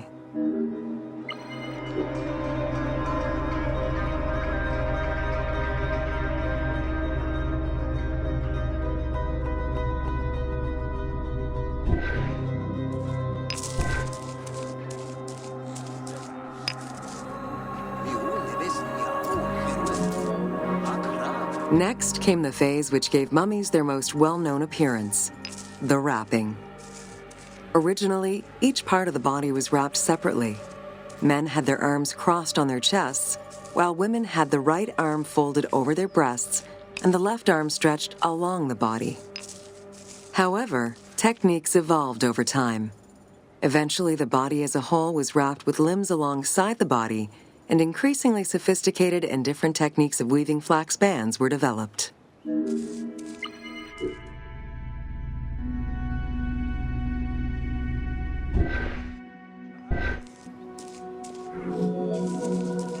In addition to the jewelry and amulets arranged on the skin of the deceased, amulets were also carefully inserted into the weaving of the linen strips. Each amulet was linked to a myth, or to an ideological belief related to rebirth.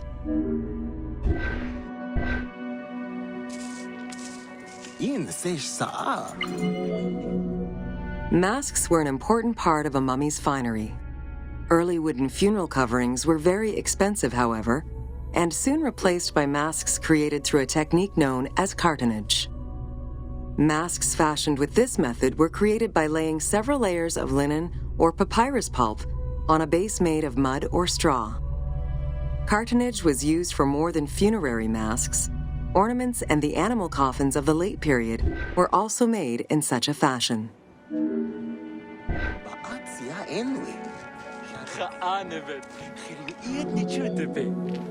Cartonnage evolved to cover the entire body of the mummy during the 22nd dynasty. The mummies were placed on a board inside a rigid envelope of cartonnage, which was laced at the back with a string. Extremely cost-effective and visually pleasing, this technique was very popular through all layers of the society.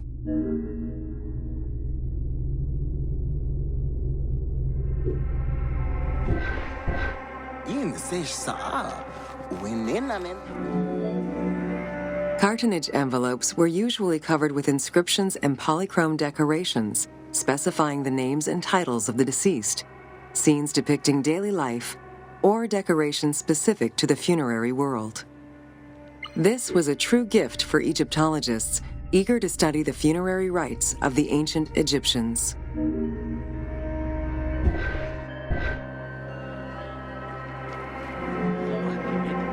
Once the mummy was properly wrapped and adorned, the embalmers proceeded with the ceremony of the opening of the mouth. A vital step of the funerary process, this ceremony was meant to bring back to life the deceased themselves or an object representing the deceased.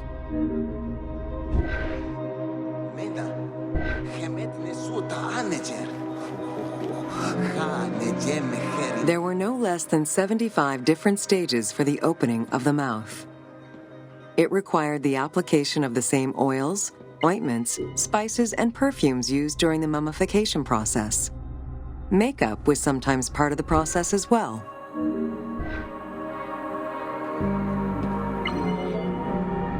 The last stage of this long ritual was the act of touching the mouth with the adze to symbolically allow the breath of life to infuse an inert body.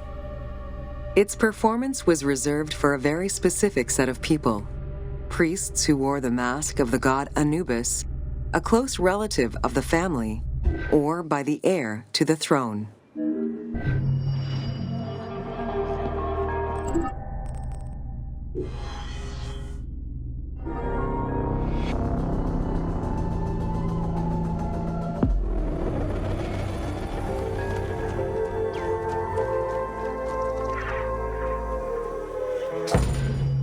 Welcome to The Importance of Mummies.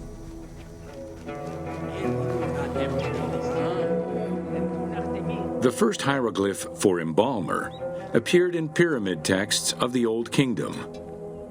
It is likely that embalming was a trade that progressed alongside the evolution of ancient Egyptian funeral practices. While we still know nothing of how embalming came to be a profession, we do know that embalmers had a hierarchy, and that each embalmer specialized in a specific phase of the mummification process.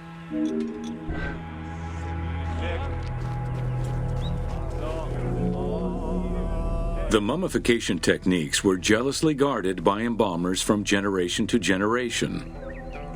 Despite their efforts, Herodotus and Diodorus discovered their methods in late antiquity, but historians were skeptical about the validity of the texts. It remained a mystery until two teams of modern medical legal scientists confirmed the process in 1994 and again in 2011.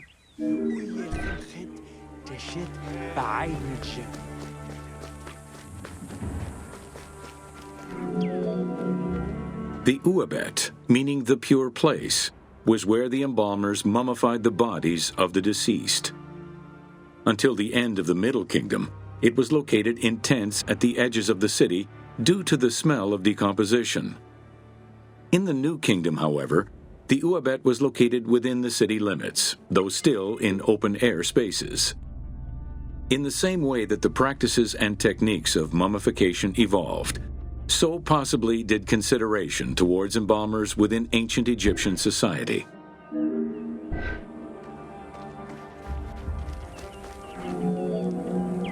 The pharaoh had access to the most elaborate of mummification rituals.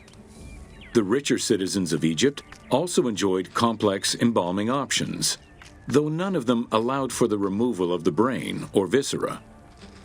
After purifying the body, embalmers injected a liquid through the rectum, sealed it, and allowed the mixture to settle. They then plunged the body into natron for up to 40 days. Once the body was dried, the seal was removed, and the entrails flowed out with the injected liquid, leaving the skin and bones of the deceased to be wrapped in linen and returned to the family for burial.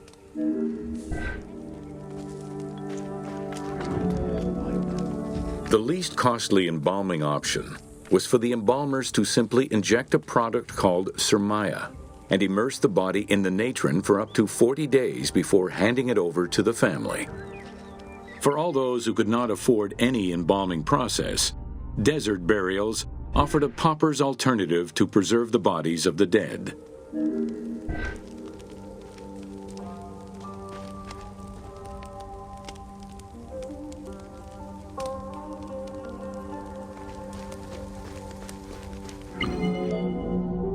Egyptian civilization has always appealed to Westerners, even before the Greek and Roman invasions. As early as the Middle Ages, mummies discovered by travelers were often sent back to Europe. Curio cabinets, dating from the 16th and 17th centuries, usually included pharaonic artifacts in their collections.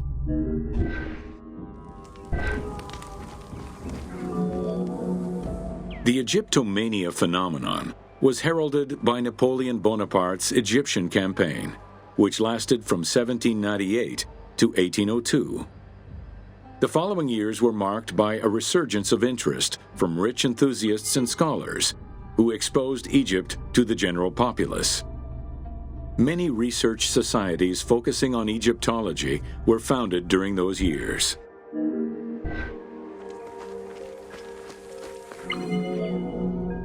By 1868, mass tourism began in Egypt under the aegis of the Cook Agency. The rich would indulge in leisure trips to Egypt and bring back mummies. Upon their return, they would organize evenings that consisted of unpacking mummies and removing strips of linen and amulets layer by layer. These were considered the shining cultural events of the season. The Egyptian collections of many a museum were founded as a consequence of this mass pillaging.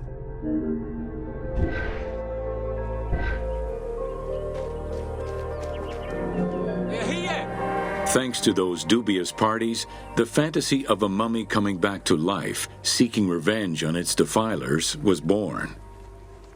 The mummy malediction myth has remained steady in popular culture ever since, particularly in written media and cinema.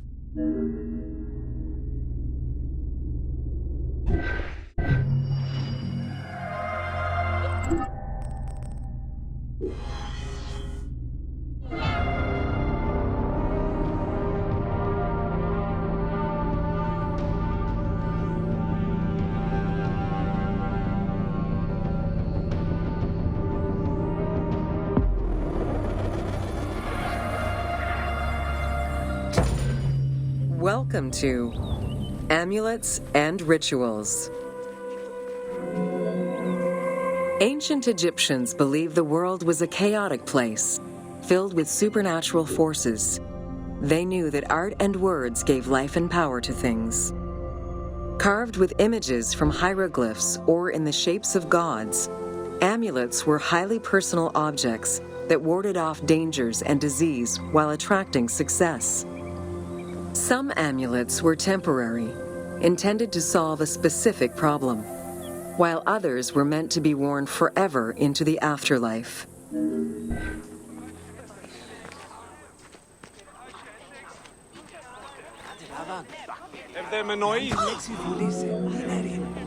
Priests would infuse amulets with magical energy during religious ceremonies, imbuing them with protective magic to safeguard against supernatural powers. The wealthiest of Egyptians could obtain a divinely ordained pendant in which was hidden a magic formula inscribed on a piece of papyrus. It would act as a unique spell tailored to the owner.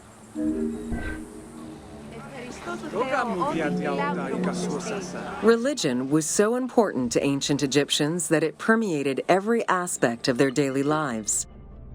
Since water was the source of life and had the symbolism of purifying the body and the soul, all daily routines began with ablutions. Personal prayers to the gods were sometimes written or spoken, with family prayers passed down through generations.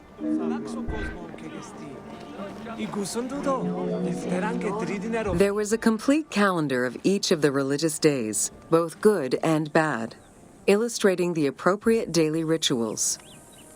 Along with wine, milk, and ointments, offerings to the gods consisted of small amulets to life-size statues and family shrines.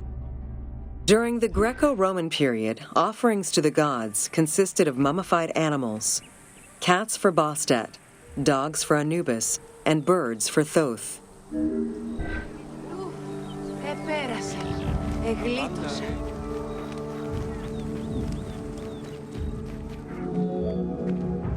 Deemed messengers of the gods, oracles offered guidance and judgment for all Egyptians, regardless of status. Crucial advice was offered on everything from day-to-day farming management to a pharaoh's decision on whether to start a war. Oracles were often used to decide legal issues.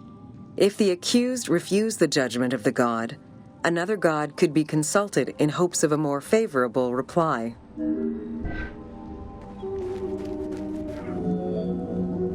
It was oracles that guided the Greek sailor Batos to the coast of Libya, where he founded a colony known as Cyrene. During Alexander the Great's campaign to conquer Persia, he consulted the oracle at the Temple of Amun within the oasis of Siwa, and was subsequently ordained a divine being.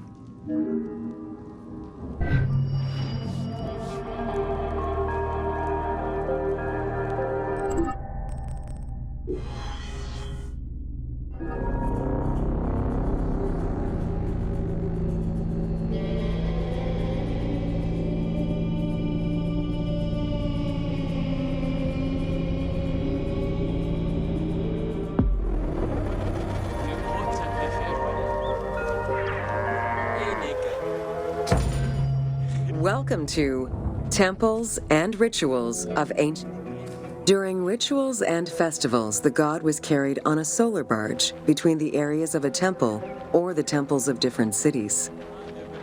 Funerary carvings and paintings covering thousands of years, as well as the Book of the Dead, depict the same ship and oar design. Solar barges have been uncovered near or within several pharaohs' tombs. They were intended to carry the pharaoh into the afterlife.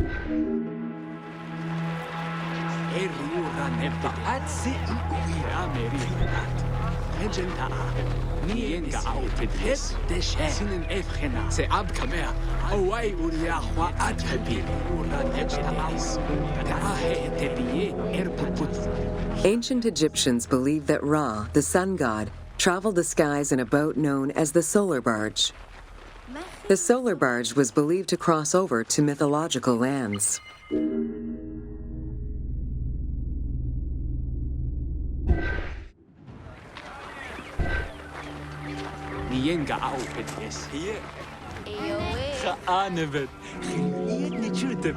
The god Ra believed mankind was conspiring against him. He ordered Sekhmet, the lion-headed war goddess, to kill all humans.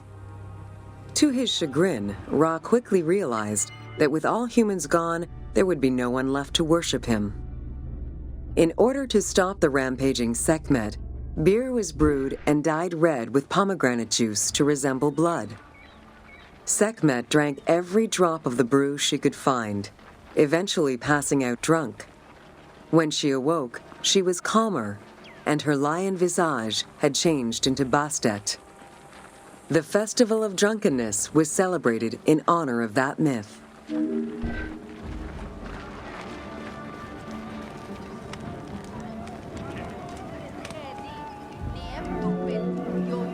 Unlike the daily rituals that took place in the temple and were performed by priests, festivals allowed the entire population of the city to participate. Festivals helped mark the passing of the seasons in the agricultural calendar. In reflecting the cycles of life, festivals offered a sense of consistency and structure for the regular citizens, thus reinforcing the sense of order that pharaohs were to provide for the citizens of Egypt as part of their godly duties.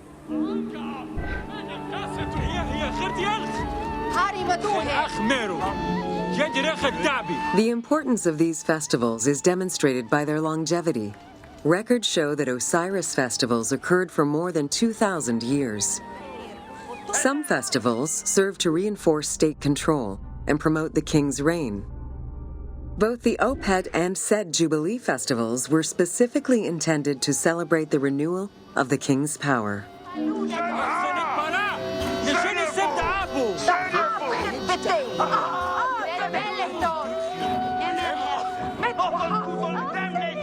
The temple hierarchy consisted of high priests, several types of priests, scribes, and servants. The high priest was known as the prophet. Some divinities had up to 4 prophets, and they were the ones to perform the most advanced and complex rituals.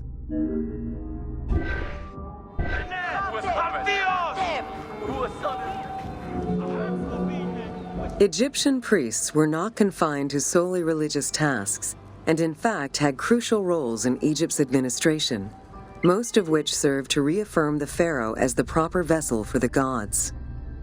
Their focus within the temple was centered on the proper conduct of daily divine rituals, rather than as custodians of dogma or the indoctrination of individuals.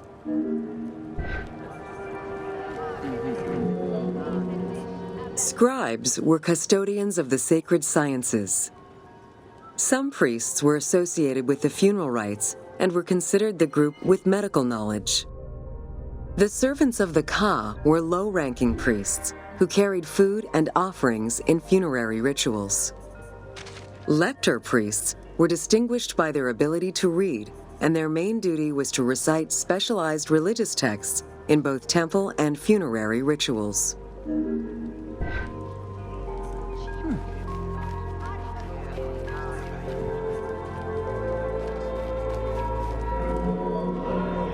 Priests and all the officials who served the temple worked only 3 months a year, with each period separated by a quarter of inactivity, at least within the temple compound.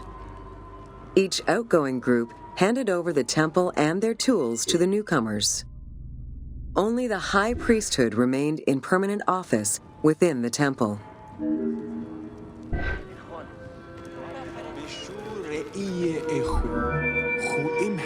The most sacred part of the temple was referred to as Jeser Jeseru, the Holy of Holies. The most sacred inner sanctuary was where the shrine to the temple deity was located. Only priests were allowed within. Offerings were given and rituals unseen by even the pharaoh were performed. While the team chose to allow any character access to this space in some game temples, normally it was reserved for priests alone.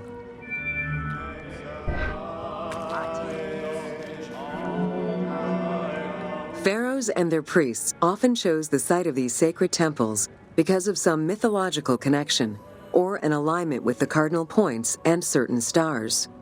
Once selected, a foundation ritual was performed. The pharaoh was required to complete 10 steps in the ritual, which required a mix of offerings as well as specific construction techniques. Once the temple was complete, construction of the chamber containing the shrine, or naos, began.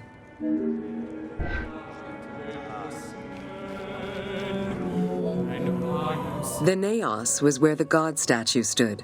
The representation of the deity was usually in stone or wood and decorated with gold, silver, and precious stones.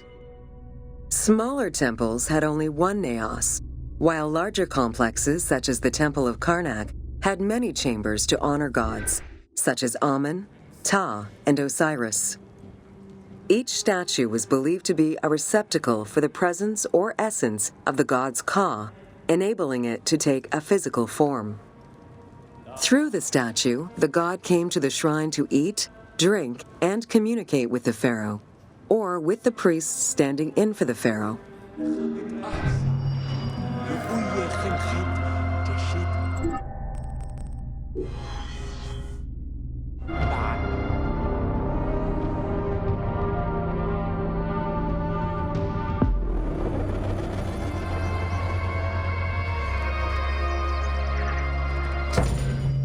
Welcome to Temples and Priests.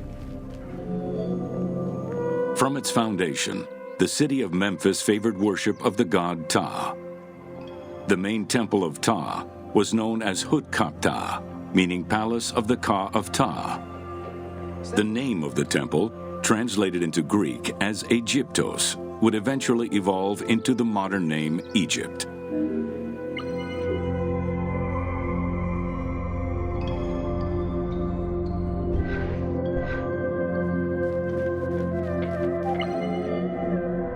Temples were the center of religious, political, and economic life in ancient Egypt. These sacred places were viewed as the literal home of the gods and goddesses. As such, every aspect of them required care and reverence, all of which was accomplished through elaborate ritual.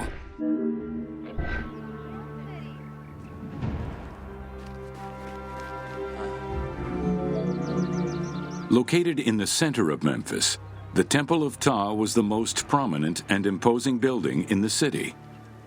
The long walkway leading toward the temple, known as the Dromos, was guarded by rows of sphinxes. The entire sacred area was designed to keep the statue of the god protected, deep within the sacred enclosures that surrounded it.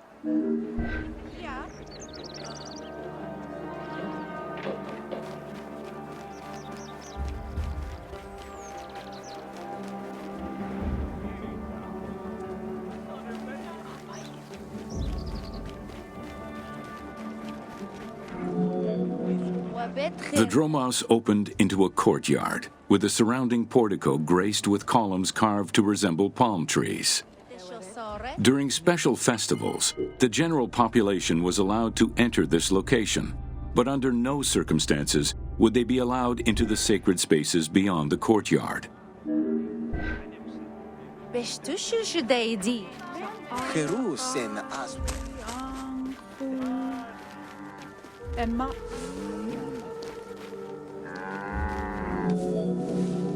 The Memphis Alabaster Sphinx was discovered in 1912, almost completely buried in water and sand. 8 meters in height and weighing in at roughly 90 tons, it is still mounted on its original pedestal. Though it is called the Alabaster Sphinx, it was in fact carved from common calcite rock, which is similar in appearance and texture to alabaster.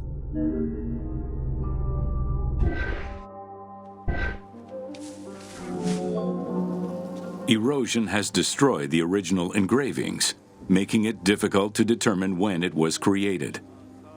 Egyptologists believe that its facial likeness resembles Amenhotep II, and so it could have been sculpted somewhere between 1700 and 1400 BCE.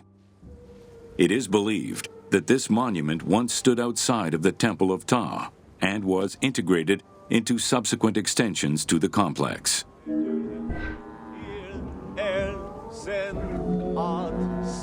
The size of the imposing sculpture reflects the importance it had to the temple during the New Kingdom.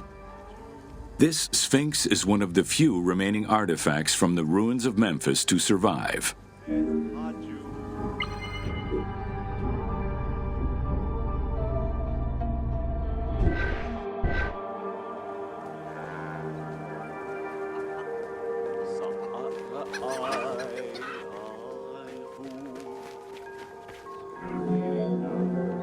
In Egyptian culture, some animals were associated with gods, while others were considered to be living gods. The Apis bull was believed to be a divine entity. The earliest mention of the Apis bull in ancient Egypt goes back as far as the first Egyptian dynasty.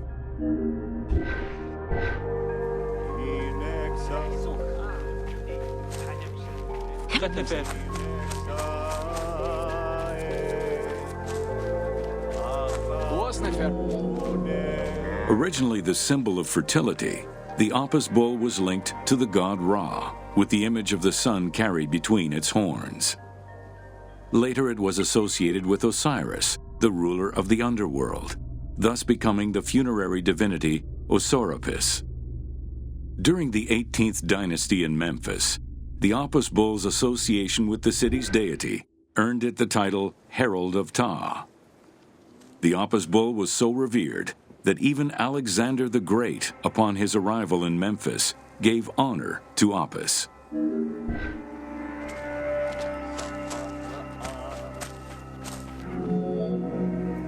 The Apis bull lived with its harem in a sacred barn located in an enclosure in the Temple of Ptah.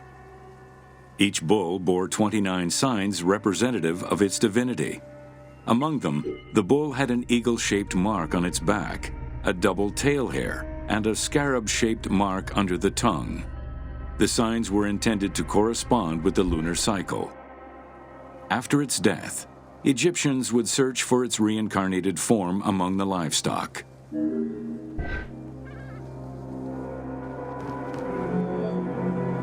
Like other living divinities, the mortal incarnation of the Apis bull was prayed to, and when it died, it was given a luxurious funeral, which included mummification. Until the reign of Ramses II, the Apis bulls were buried in individual graves in Saqqara. During the 26th dynasty, the bodies of the bulls were buried in enormous stone vats in the underground corridors of the Serapeum of Memphis.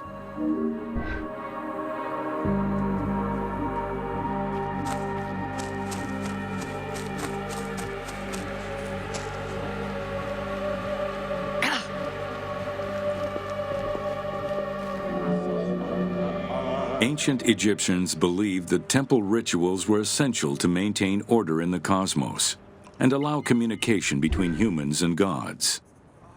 The pharaoh was required to bring offerings as part of a twofold promise made to the gods: to remain a just ruler and to prevent chaos from entering Egypt.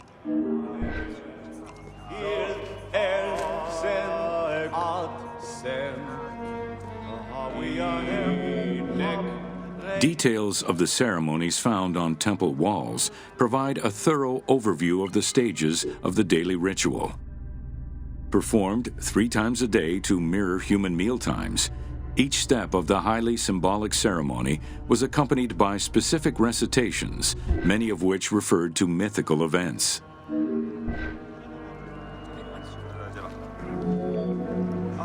The high priest would first awaken the sleeping god with a chant.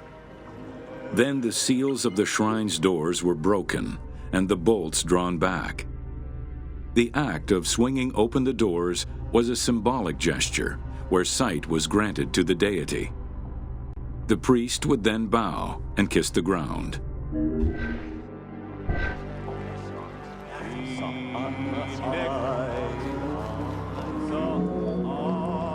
The god was then washed with incense-infused water and its mouth rinsed with mineral salts. The cleansing was followed by adorning the statue with jewels and royal garments. The final ritual required the priest to sweep away any footprints in order to prevent evil from approaching the god.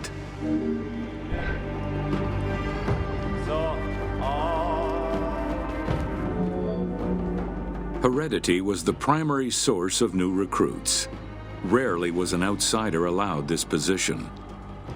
At the top of the temple hierarchy was the high priest. Each temple dedicated to a god had at least one high priest devoted to its care and service. During the Ptolemaic dynasty, one family held the position of high priest in Memphis for almost 300 years.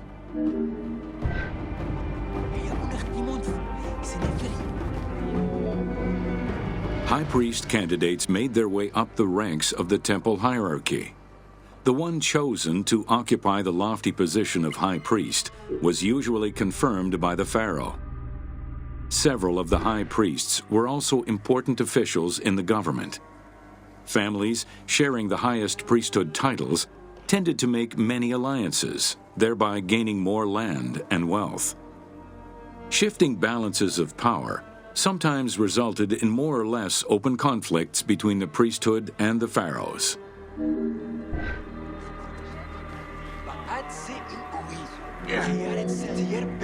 In the 21st dynasty, Thebes became the capital of an almost entirely theocratic government. The city was headed by king priests who spoke and governed in the name of the god Amun, in open opposition to the ruling pharaohs. These king priests caused a massive decentralization of power, known as the Third Intermediate Period.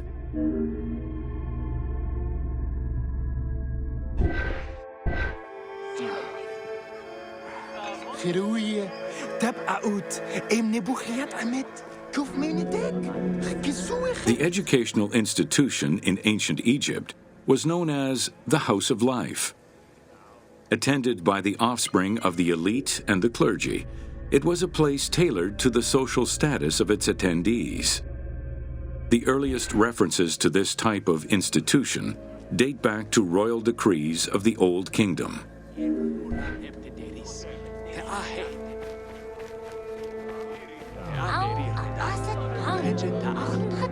Only two known centers have been uncovered, one in the abandoned city of Akhetaten and one at the temple of Ramses II on the west bank of Thebes.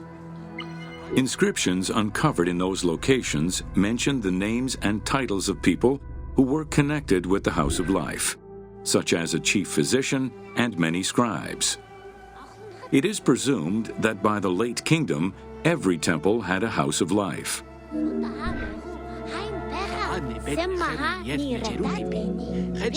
The House of Life offered training for the elite, destined for occupations such as astronomers, doctors, veterinarians, diplomats, architects, translators, or theologians. Some institutions focused on specific disciplines, making them a central hub for the country.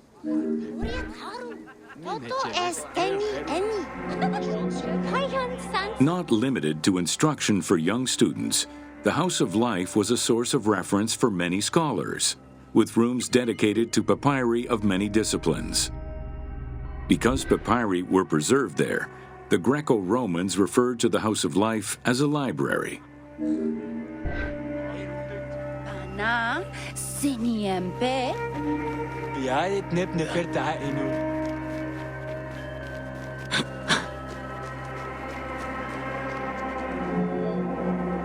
Ancient Egyptian economy was based on an unequal system of redistribution of goods. The state of Egypt collected the crops, and the temples distributed them throughout the provinces. Since the only people capable of counting and ensuring a fair redistribution were the educated scribes, this meant that the temples played a pivotal role in this process.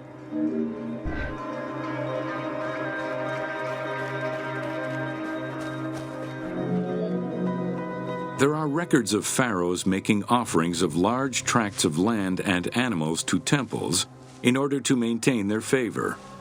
Ramses III offered generous gifts to the temple of Amun in Karnak in such a manner.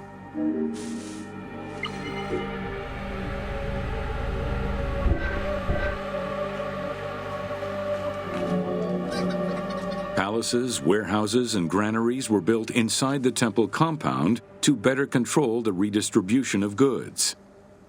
The size of the recorded numbers of goods, combined with every other function filled by temples, only serves to confirm their might as economic, religious, and political centers of power within Egypt.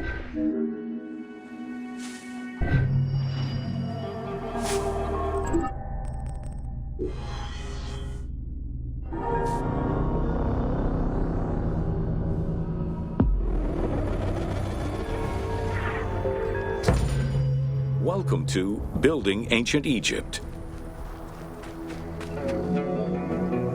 Constructed with bricks made of mud, most ancient Egyptian buildings were not permanent. Only religious temples and funerary monuments were meant to stand the ravages of time. For these very important structures, Egyptians used limestone, sandstone, and harder materials, such as granite, quartzite, and travertine. These heavy stone blocks were so prized that they were often transported from quarries located hundreds of kilometers away.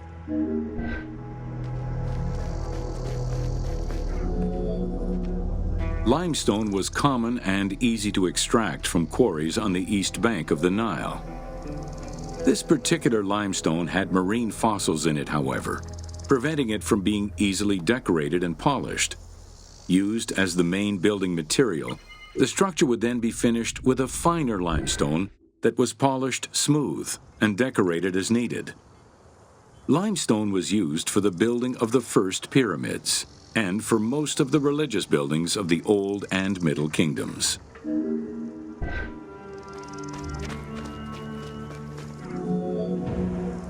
Ancient Egyptians preferred to use sedimentary rock beds or layers like sandstone and limestone because they were often easier to extract.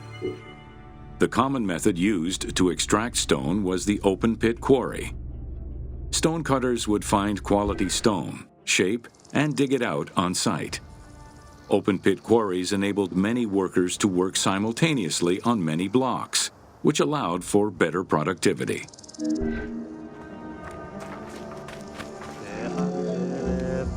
Workers would draw a large grid directly on the stone's surface, taking care to leave a space between the blocks. This allowed them to isolate the different blocks and create a trench that would make the extraction easier. Stoneworkers used iron chisels for hard rock and bronze or copper tools for softer rocks such as limestone. Removing material between each block created a trench line. In some quarries, that trench was wide enough to accommodate a worker, who would then cut the block entirely on site. For harder rocks like granite, workers cut a series of holes and hammered wooden wedges into them. They then soaked the wood until it swelled and caused the rock to split.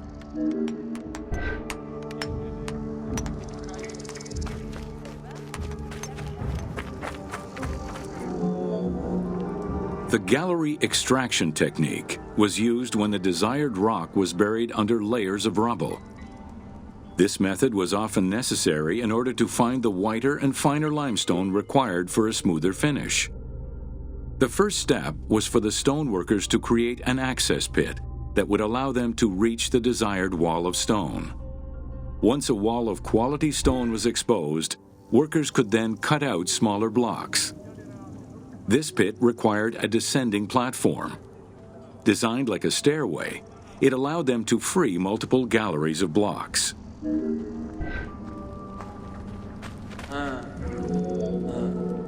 To cut the stone, they created a longitudinal kerf or slit, and then cut the rock at a 90-degree angle.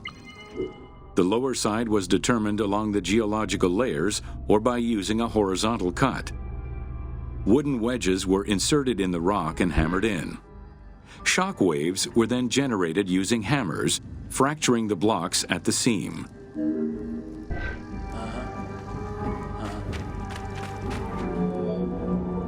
To maintain the stability of these mining pits over the course of quarrying, workers would leave support sections of unexcavated rock.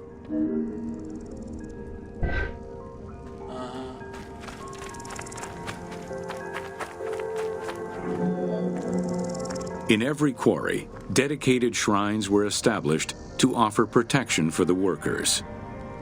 In particular, Serket, the scorpion goddess, was considered a very powerful deity among quarry workers. Every mine and quarry of ancient Egypt included a scorpion charmer who was said to use magical powers to ward off the dangerous insects and keep the workers safe.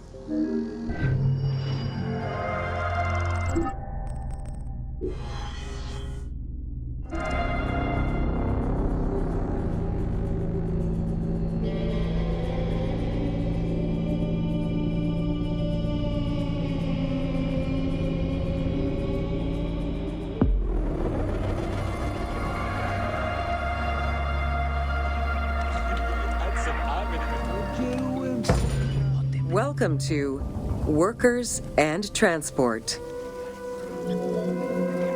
Whether workers were employed for the pyramid construction or at the quarries, the government supplied food and housing. Workers for the pyramids and royal necropolises were housed in more permanent villages, such as the famous Deir el-Medina. Quarry workers had more temporary lodgings. All skill levels were needed and utilized, from basic work hands to prepare the gypsum, to brickmakers and sand carriers, to skilled stonemasons to shape the blocks.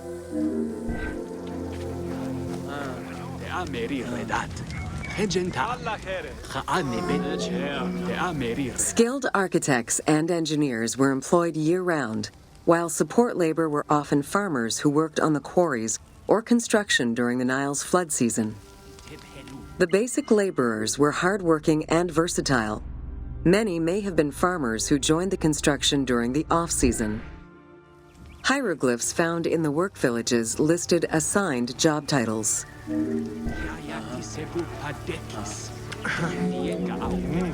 Archaeological research shows that no food was stored or prepared on site, but instead workers received abundant rations of bread, beer, and meat.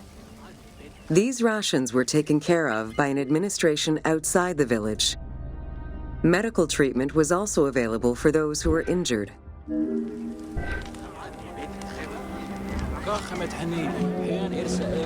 While some quarries were close to the Nile, others were located across the desert and required long expeditions. These expeditions were sanctioned by the state. They involved complex logistics and required many participants. Transporting a block by land meant that workers had to overcome the weight and friction of the load. To solve this, they first dug a track in the ground. This path was sometimes reinforced with rails upon which a sled, used to ferry the blocks, would be pulled.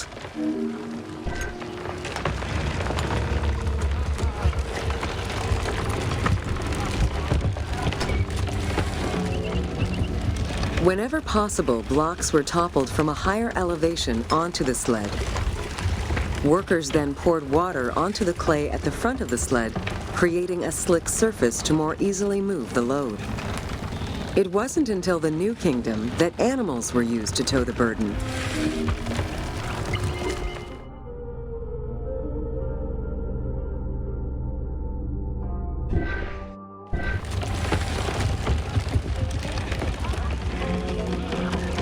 During flood season, the Nile was at its largest and deepest, which allowed the transportation of the heaviest and biggest loads. Quarries close to the river had troughs dug out to deliver the stones to the shoreline. Harbors and wharfs situated at the river's edge allowed the transfer of materials and supplies. Harbor warehouses accommodated additional stocks of stone so that they were available for the winter sailing season.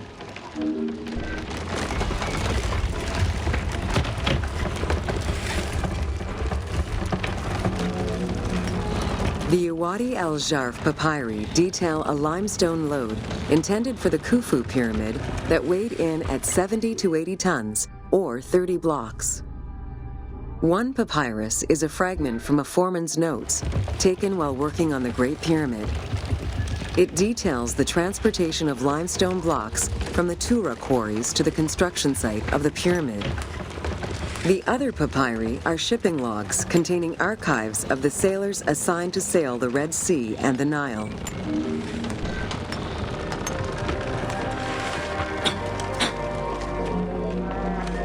Stone cargo generally weighed 15 tons per boat, amounting to roughly 6 or 7 blocks per trip. For heavier loads such as obelisks, monolithic pillars, or gigantic statues, larger boats were used. These transports are the ones typically showcased on temple walls.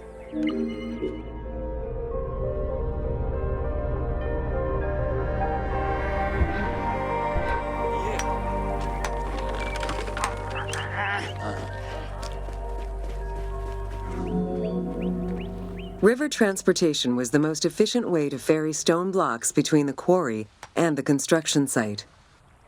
Blocks were transported by flotillas of several types of boats. The most detailed illustration of transport by river is a relief of Queen Hatshepsut's barge with an accompanying flotilla.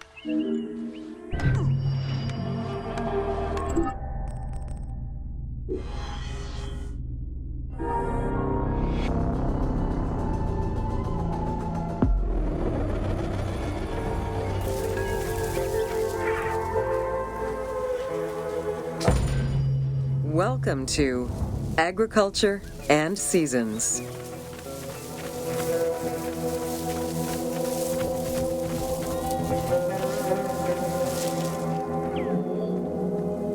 While crops were cultivated in different oases around the desert, most of the arable lands were near the Nile. Two types of cereal grain were cultivated, barley and an ancient wheat known as emmer. These two key ingredients contributed in establishing bread and beer as the staple of the Egyptian diet and the basis of its economy.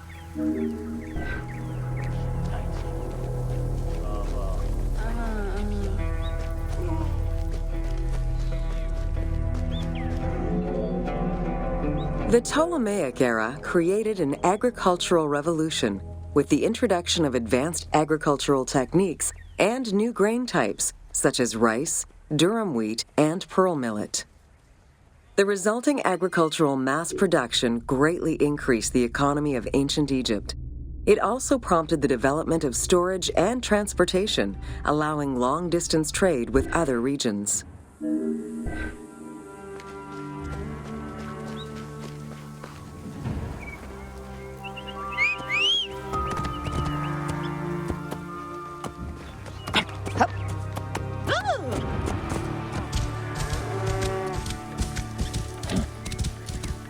Whoa. Both bread and beer rations were part of a system of barter payment. The state used those goods to pay wages for those who worked in the quarries and at the construction sites. Beer was so important to ancient Egyptians, they had a goddess of beer brewing, Tenenet. Tenenet is seen in many paintings and sculptures with beer, and women are depicted as the primary beer makers.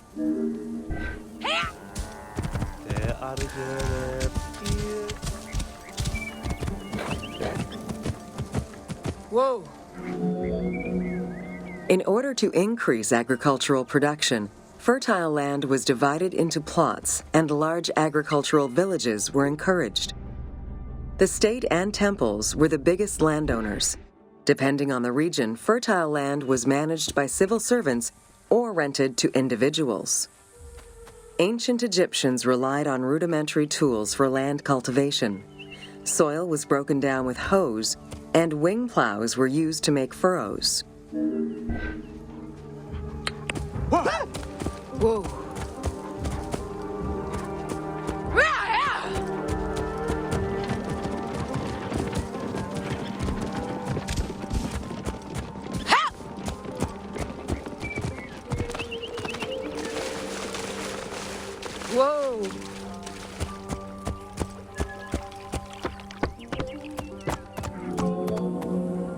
The 3 Seas' natural changes.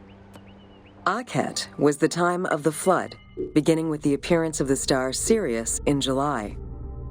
Peret was the time when lands were cultivated, plowed, and sown. This fell between October and November. Shemu ran from May to September and was when harvesting and taxation began.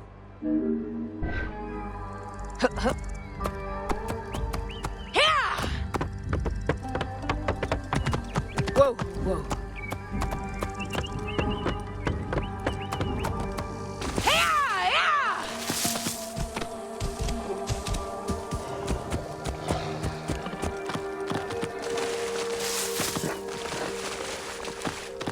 Whoa.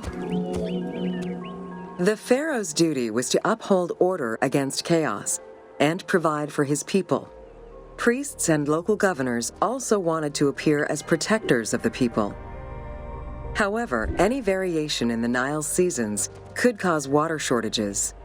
This had devastating consequences on wheat and barley crops. The pharaoh, administrators, and priests knew they needed to demonstrate their ability to prevent such a catastrophe from happening. And so they invented the story, which would be inscribed upon the famine stela.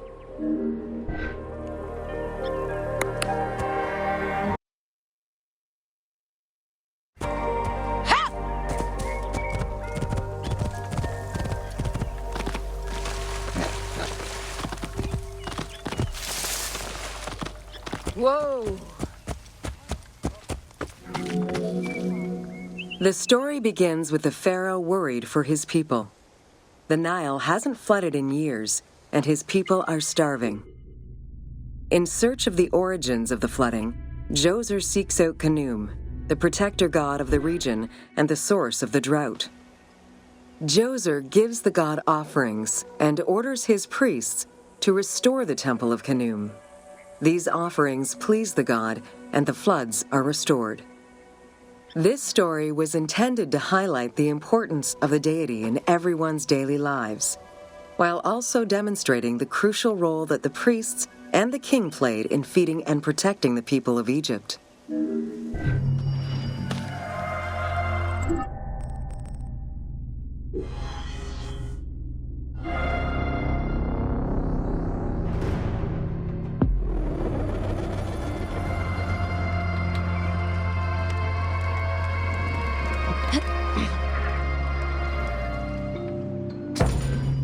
Welcome to Ancient Egyptian Cultivation. The new grain types of the Ptolemaic period required a great deal of water. Farmers needed to ensure they had effective, consistent irrigation. The Nile's rising and receding waters naturally irrigated most of the crops.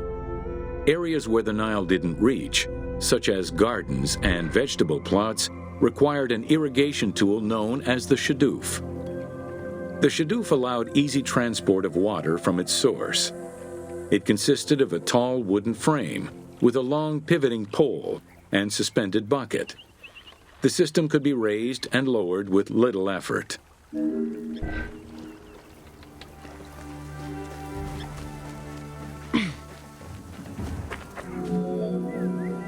Later, a sakya, or water wheel, was invented. The sakya needed animals to turn the wheel, which rotated buckets through the water. It drew the water to an elevation of 3.5 meters and enabled a great deal of control over the irrigation process. This improvement supplied larger areas and thus resulted in larger harvests.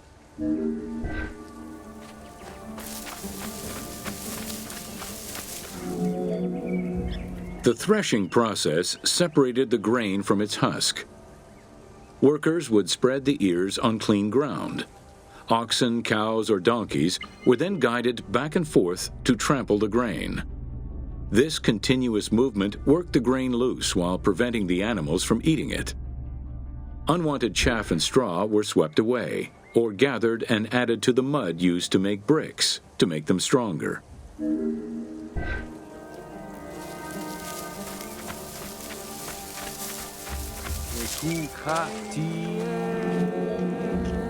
Winnowing was the stage where workers used wooden scoops to throw ears in the air. The wind carried off the chaff, leaving the heavier seeds to fall to the ground. This action was repeated until the undesired materials were sifted out. Grain waste was mixed with manure or other organic substances to produce brick-shaped dung loaves that could be easily burned. A standardized brick size enabled Egyptians to mass-produce this byproduct and use it as a commodity.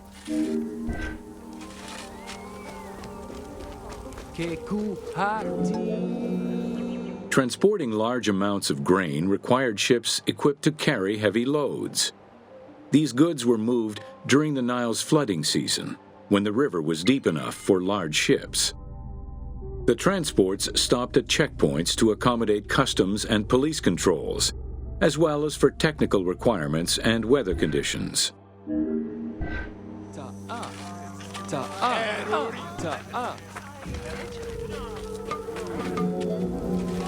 Having reached Alexandria's inner harbor, the wheat was unloaded under the supervision of a civil servant in charge of wheat management. Portions were distributed to Alexandria's city market, and the remaining stockpile was either exported or stored in warehouses.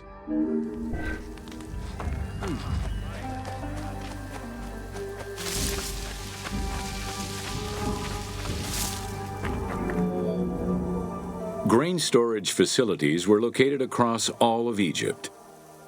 Temples and institutions had large silos, while individual houses had storage sheds.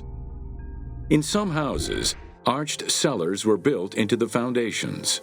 These watertight chambers were accessible from the ground floor through a trapdoor. Royal granaries acted as the storehouse and distribution centers and managed state payments to civil servants, soldiers, and the police. Though plastered on the inside, silos weren't completely sealed and so remained susceptible to mice infestations.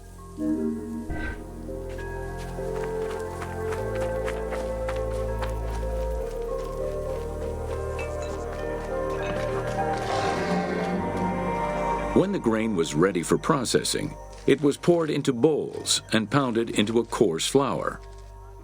That flour was then passed through a sieve to make it of finer quality and further ground between stones. Ancient Egyptians did not stock flour. Instead, fresh grain was portioned out each time to produce flour as it was needed.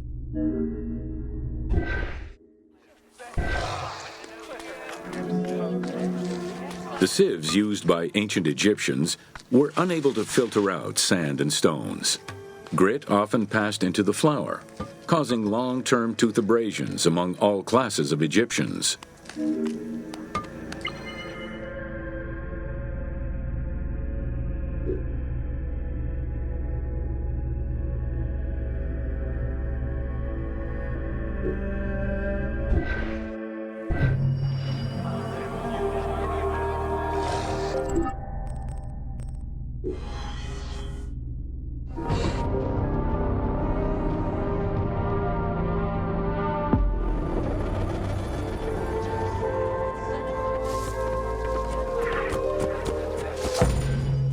Welcome to Domesticated Animals of Ancient Egypt.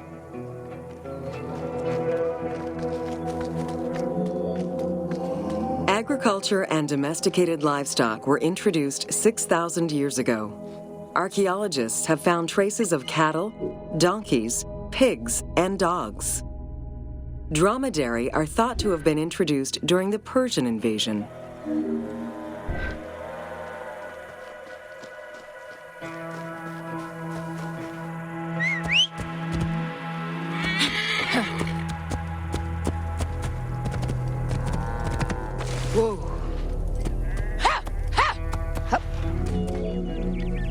Pets were deeply cherished in ancient Egypt. Many illustrations of children often include a pet in the depiction.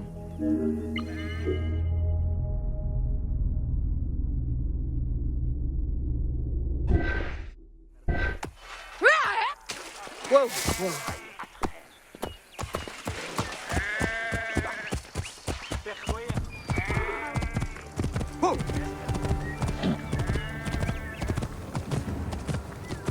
Whoa.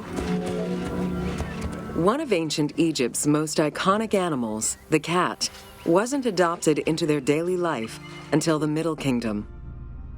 Since they were so highly capable of killing snakes and rodents, cats were present throughout every period. However, they only became pets sometime during the Middle Kingdom.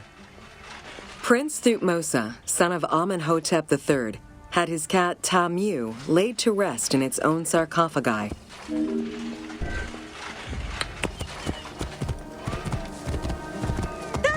Misen?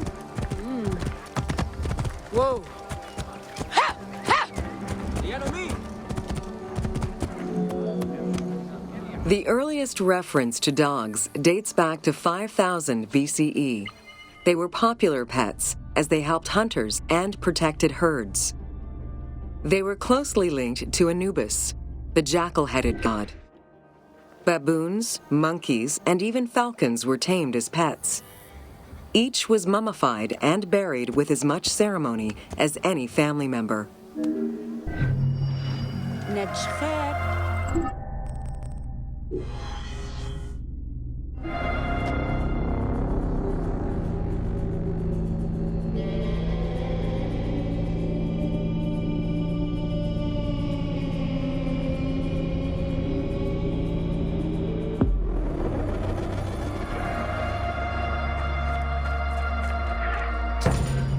Welcome to Ancient Egyptian Medicine. Evidence of advanced medical procedures have been found on mummies, and ancient Egyptians left detailed medical writings from diagnosis to follow-up treatment. One of the oldest known surgical studies is the Edwin Smith Papyrus. It's one of the first documents in history that notes an association between the integrity of the brain and cognitive functions, including cases of ocular complications and paralysis following head trauma. Vinegar-treated marble stone from Memphis was used as an anesthetic.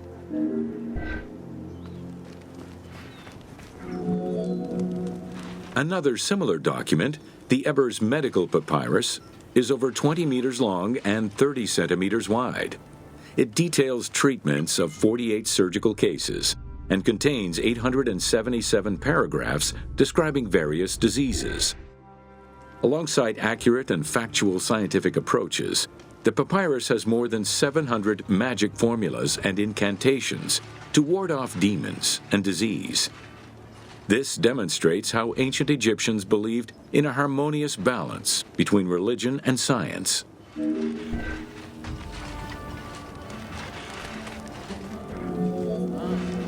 Remedies were considered as medicine and carried by doctors and priests. Village doctors often had another job alongside their medical duties and the preparation of medicines. A cure for blindness was made of fermented honey, ochre, and coal. The science behind it was that honey functioned as an antiseptic and antibacterial, while ochre would reduce the swelling. All of their knowledge did not always suffice. Ramses II died of an infection caused by an abscessed tooth.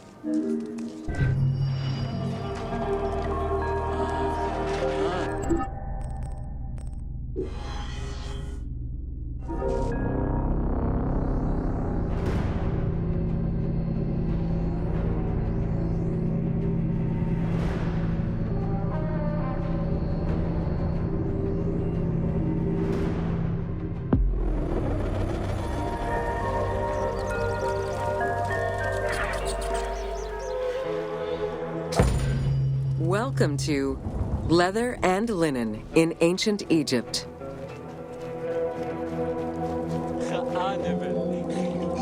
Tanning, a process which dates from prehistoric times, was present although not highly valued in Egypt due to the heat.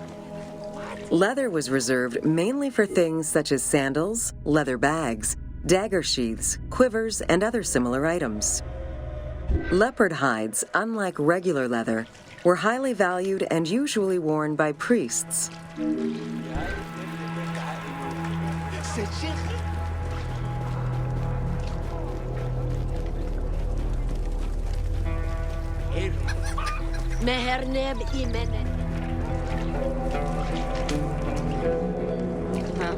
Valued for its coolness and freshness in hot weather, linen was the fiber most commonly used for fabrics and textiles. It was produced from flax, which was plentiful in Egypt. Fibers were usually dyed before weaving. While color was used in the production of textiles, dyes weren't commonly used for clothing, and most Egyptians wore white. The color represented spiritual purity, a goal to reach for every day of one's mortal life.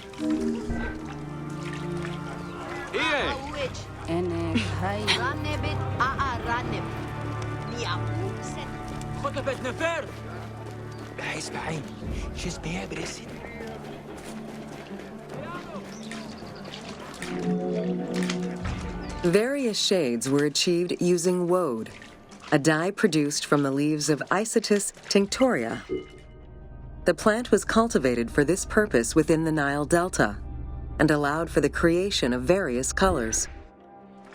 For example, different maceration times of the leaves would result in colors ranging from red to green, while adding in limestone shifted it to blue. During the Greco-Roman period, other ingredients were found, resulting in a wider range of colors.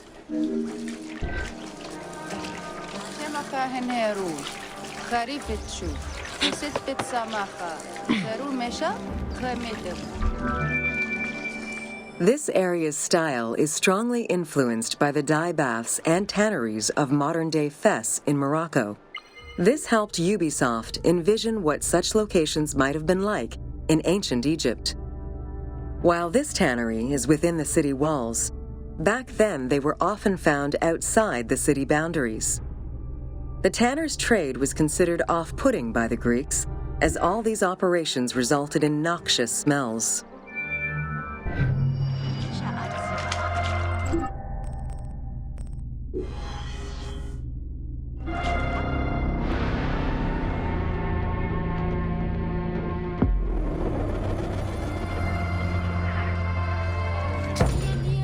Welcome to Ancient Egyptian Fashions.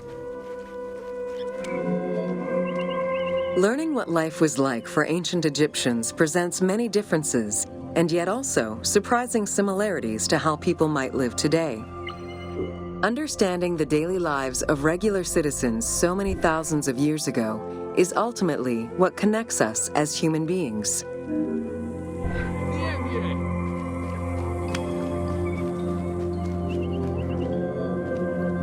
Jewelry was a popular item among ancient Egyptians of all social standing. Both men and women wore earrings, rings, and bracelets. Status determined how much jewelry a person wore and what it was made of. Common folk wore pearl necklaces, simple bracelets, and leather bangles. Brightly colored earthenware and glass paste were a favorite enhancement.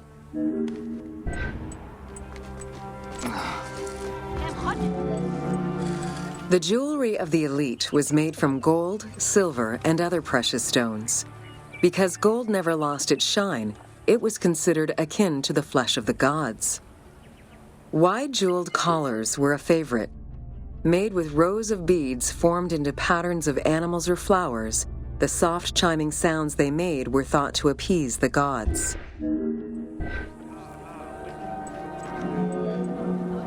Though idealized, tomb paintings are a catalog of the changing fashions of ancient Egypt from the Old to the New Kingdom. Egyptians took appearance and cleanliness very seriously and were diligent about their fashion, hair, and jewelry as well as their grooming habits.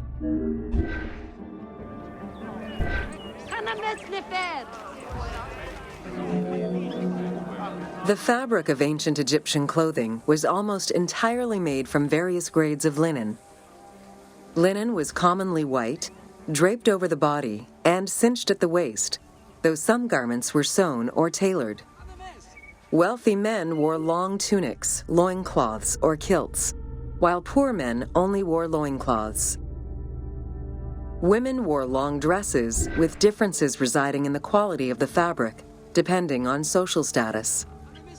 Egyptians commonly went barefoot, but could also wear sandals made from papyrus fiber or leather.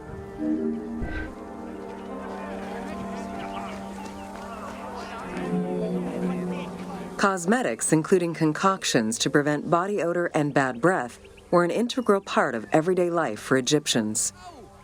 Used by both men and women, cosmetics were used as moisturizing ointments and sun protection as much as for beautification. Red ochre, a natural clay, was the most readily available cosmetic to tint lips and cheeks. Henna was used on nails and lips, and as hair coloring. It was also favored by richer women to decorate their palms and the soles of their feet.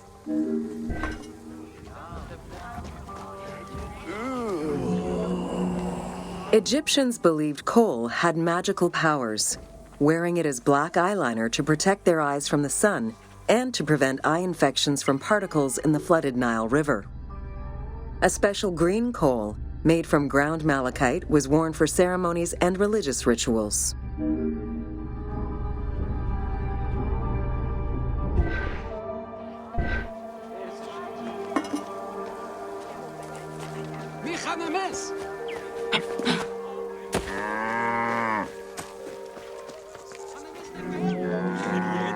Women and teenage girls wore their hair long and often braided. Wealthier women included carved combs or hairpins. The length of men's hair rarely dropped past the shoulders. They were mostly clean-shaven during the dynastic period, a trend began by the elite and soon adopted by the general populace. Queen Hatshepsut donned an artificial beard when she became pharaoh.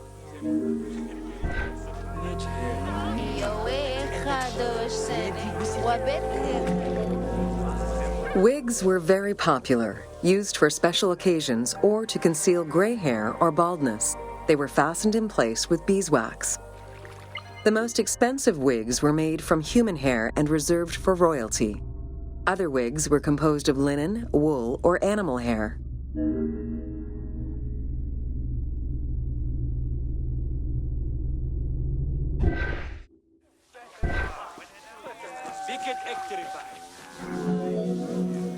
Prepubescent children generally had their heads shaved. Young girls kept some strands intact, while young boys had a braid worn on the side.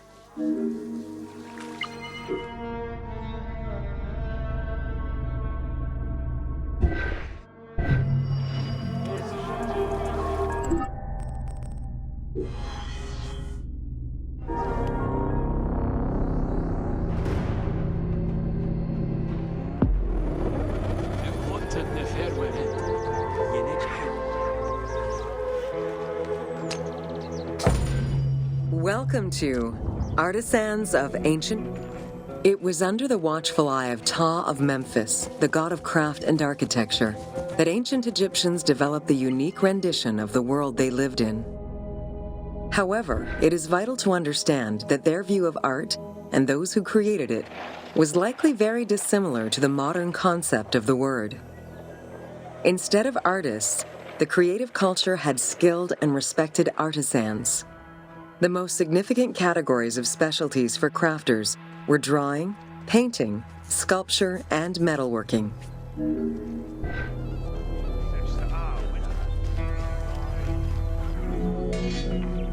Ancient Egyptian craftspeople created both art and a wide variety of mundane, everyday tools. Every item created had a specific purpose and was produced by anonymous artisans who worked alone or with a team. Most crafts, such as pottery and metalworking, were utilized for everyday items. Luxury goods and artwork illustrations served temple rituals and were not meant for public display. Artisans rarely signed their names to the work, though they were clearly aware that they possessed a unique skill and talent for the task.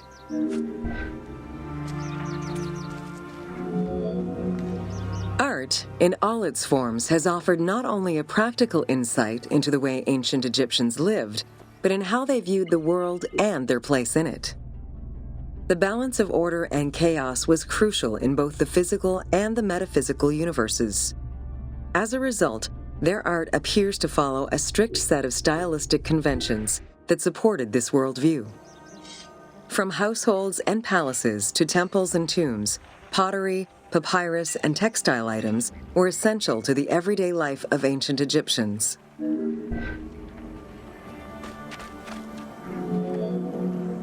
In ancient Egyptian culture, drawing was used as illustration, such as seen in the Book of the Dead. It was also the first step in the creation of a relief, painting, or statue. Two-dimensional representations were concerned with order and form, and were intended to honor gods and promote the transition of the soul to the afterlife.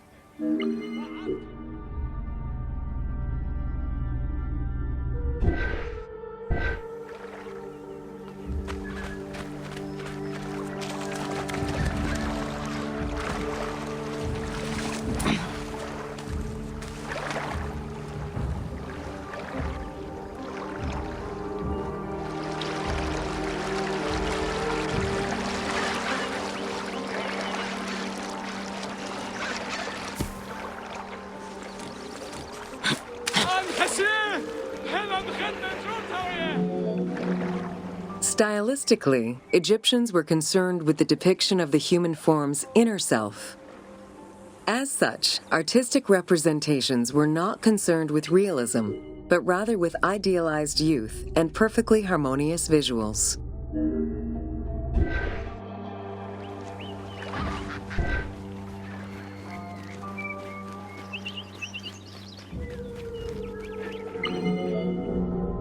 An exception to this were scenes depicting hunting and battle, where the environment and enemies moved in lively, even chaotic ways. Animals and foes were depicted piled up, as if describing chaos, with Egyptians standing in solemn, disciplined poses, bringing order to the scene.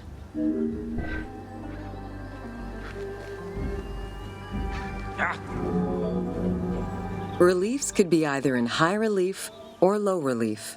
Either method required a surface suited to the desired technique. Preparation of the surfaces differed depending on the quality of the rock.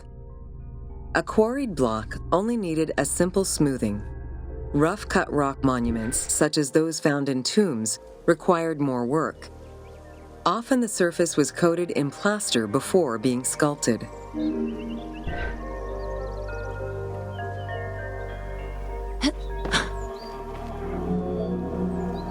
For reliefs, preliminary sketches were drawn in red, then framed with a red grid to position the elements of the scenes.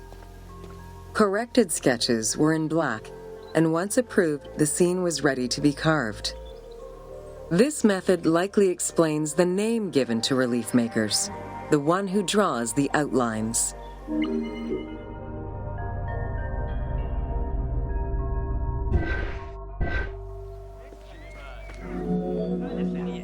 Statues were believed to be vessels for the souls of the deceased, or deities. That is why a sculptor was called the one who makes it live. This divine duty earned them the utmost respect. As with a relief, creation of a sculpture began with a drawing. Most statues were made of quarried blocks of stone, primarily limestone, though sometimes harder stones such as quartzite were also used.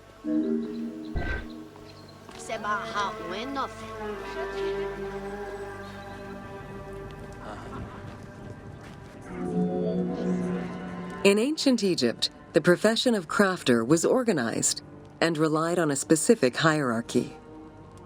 Most artisans depended on an institution to provide them with raw materials. There were 3 working levels for craftsmanship: domestic, large estates, and within palace and temple workshops.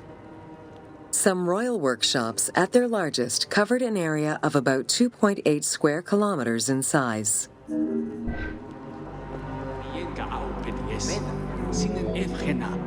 At the domestic level, most Egyptians were craftspeople to a greater or lesser extent. The ability to repair tools was a daily necessity. Crafted everyday items could also be bartered for at the local market. Artisans with skills but lacking in resources worked at large estates, where the elite provided them with space to work and raw materials. The most skilled artisans were employed in royal or temple projects and benefited from a special status. They were provided with good workspaces and considered to be highly skilled.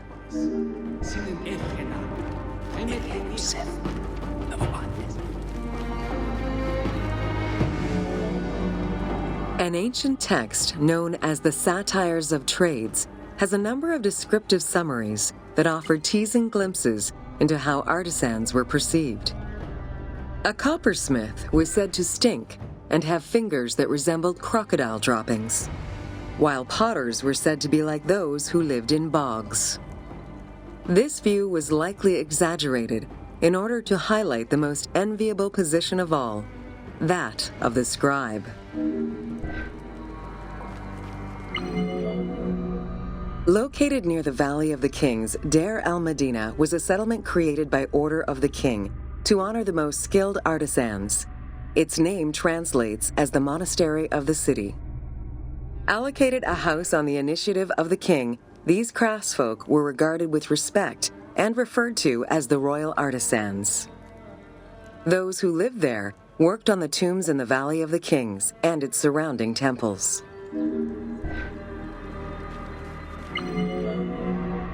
Archaeologists believe the site was home to skilled and respected artisans for over 400 years.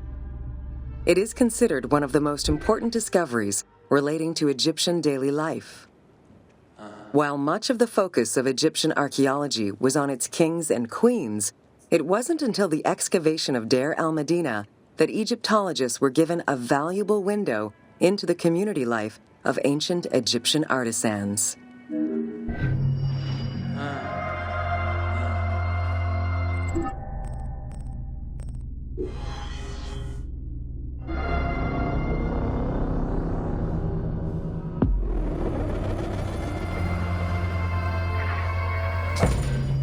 Welcome to Evolution of Pottery in Ancient Egypt.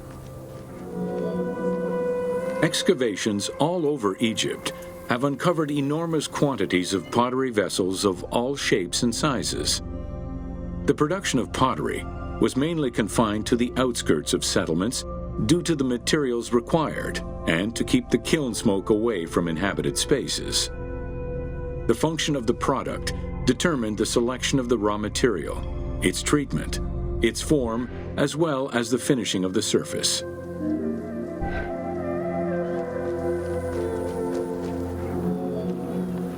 Pottery was essential to ancient Egyptians' daily lives. It was used in all aspects of life, from the storage of grains and liquids to containers within the tombs of necropolises. The most common pottery was made from Nile silt that resulted in a reddish-brown clay. Limestone clay, which made for more attractive pottery, was only found in Upper Egypt. Early pots were made from pinched or coiled clay. Chopped straw, ashes, and other minerals were added, and the mixture was then smoothed and decorated before being put in the oven. Pots were fired in bonfires or enclosed within a brick kiln.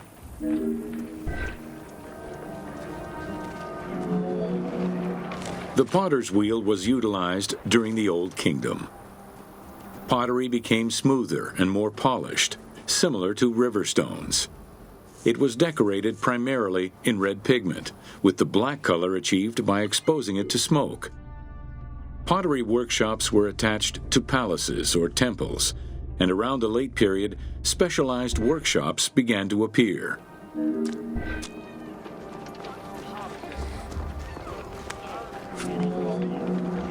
Quartzite particles, which created the rich blue or green glazing, became common during the New Kingdom. Mediterranean motifs and tin-based glazing came with the Greco-Roman era.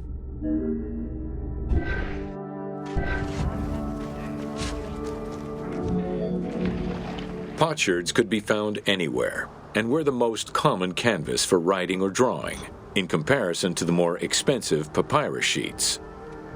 Named after their Greek description, ostraca contained daily life records, letters, or could be drawn upon.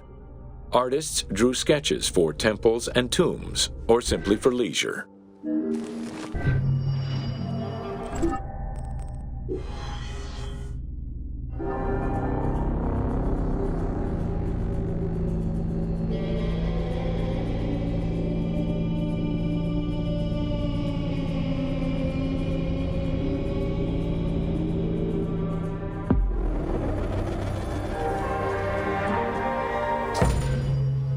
Welcome to the Egyptian household. In pre-Greco-Roman culture, women were considered equal to men in many matters. They owned property, testified in court, could divorce, and inherit.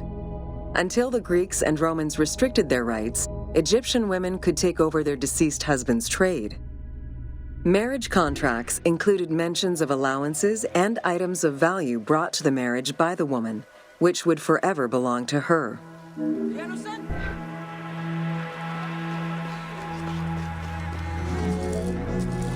Certain professions were open only to women, such as weaving or professional mourning, while others were available to both genders, including working as servants for the rich households. Social status did have an impact, though. The higher in status, the easier it was to obtain education and access different professions.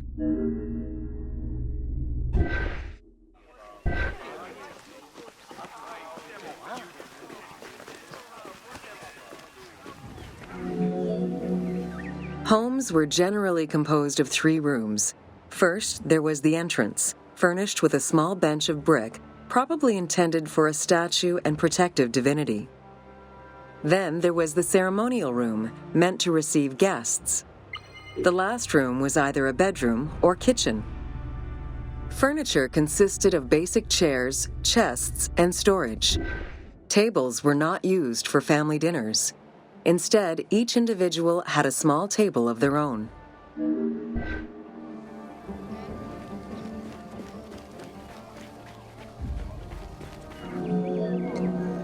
Marriages were a social contract rather than a religious construct. Family was vitally important to ancient Egyptians, and children were considered a blessing from the gods. The father, mother, and their children were the nucleus of the family, and cohabitation sometimes extended to mothers-in-law, sisters, aunts, and sisters-in-law.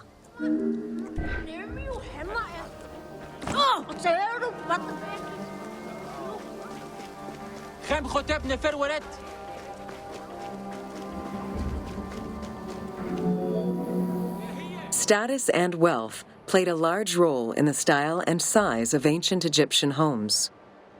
Commoners' houses were built with sun-baked mud bricks. Wealthier homes were often painted in white and decorated with various motifs.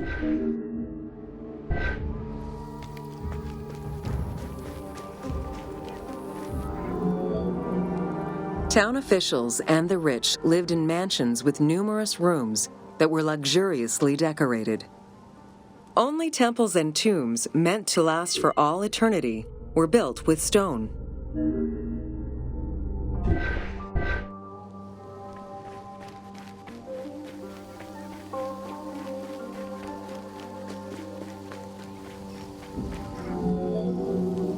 Funeral stone inscriptions focused on the main member of a household. Encircling this person would then be a spouse, parents, and children, possibly even siblings. These stones were so structured because there were no surnames in ancient Egyptian culture.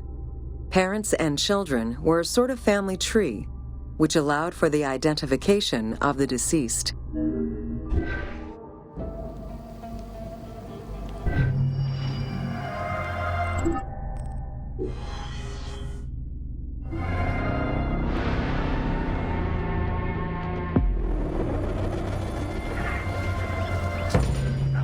Welcome to Bread and Beer.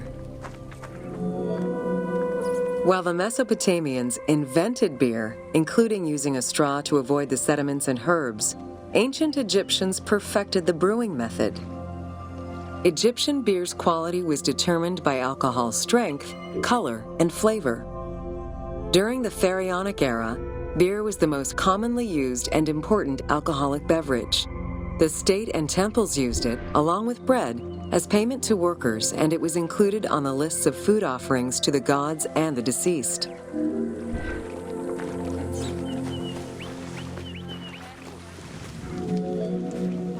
Beer was the popular drink of ceremonies and festivals. The Festival of Drunkenness was even dedicated to it. Considered to be quite nutritional, beer was also significant in the day-to-day lives of ancient Egyptians. Egyptian adults and children consumed beer with all of their meals, and medical texts include hundreds of remedies that contain beer. It remained the most popular alcoholic beverage until the Roman era.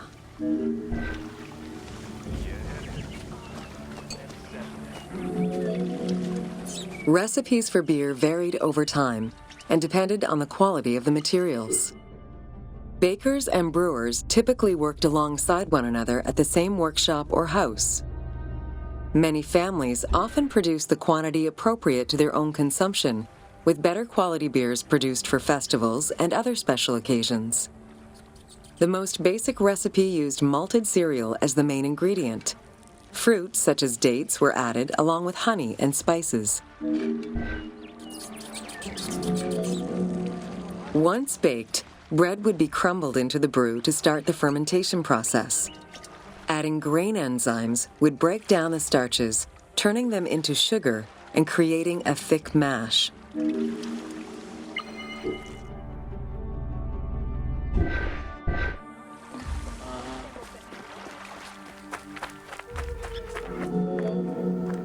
Once ready, the bread and grain mixture was compressed and then strained through a sieve with water into the mix of malt beer. Once fermented, the beer mash was transferred to large containers and again compressed by foot or with pestles.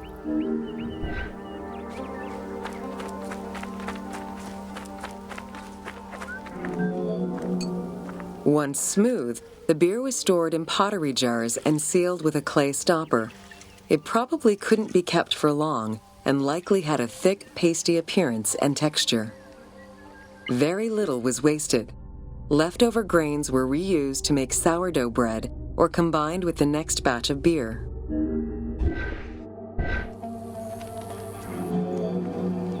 While there are many ancient accounts for making bread, most of the knowledge known about ancient Egyptian brewing comes from an account by the alchemist Zosimus over 300 years after Cleopatra's reign.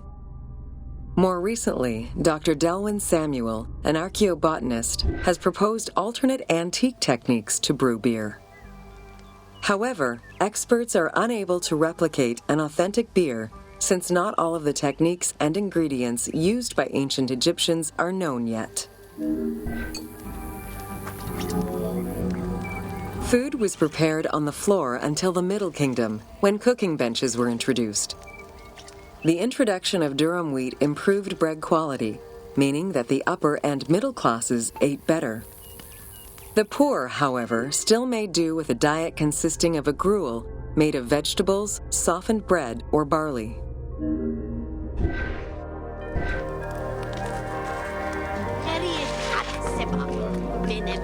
Dough was kneaded by hand or foot, and when sufficiently blended, additional items were added, such as fruits, nuts, honey, and spices. To leaven the bread, they added sourdough or leaven from beer brewing. Ovens were circular or beehive-shaped and made with clay or brick. If there was no oven at all, a bread maker used the hot sand to bake flatbread, a technique still in use by some Berbers today. Ancient Egyptians always had to fight off the omnipresent sand particles that were blown towards them. Despite their best efforts, sand regularly made its way into their food. Additionally, particles from the grain-grinding stone tools and ovens they used also contributed to attrition and prematurely worn teeth. The team tried to portray this through toothache animations and commoners sweeping sand off.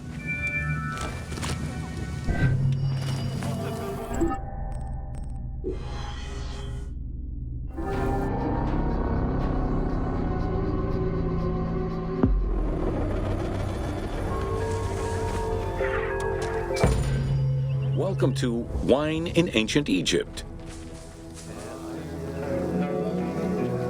When the god Horus lost his eye in a war with Seth, the ancient Egyptians believed the eye turned into a vine, and the vine's tears became wine. Early texts, dating back to 3150 BCE, contain the hieroglyph for vine. Regarded as extremely valuable, wine was highly sought after by the elite. It was also an essential part of many religious ceremonies.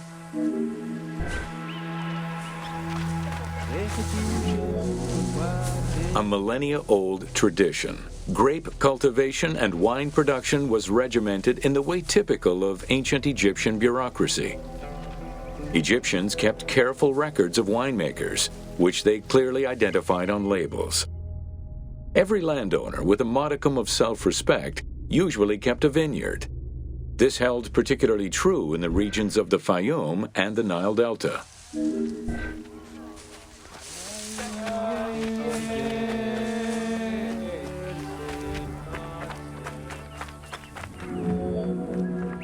Documentation shows that only certain craftsfolk were allowed to provide the containers required to store and transport wine. That and rigorous quality control checks established for every step of wine production shows that ancient Egyptians knew that the quality and longevity of wine could easily be affected by any number of variables, which they paid careful attention to.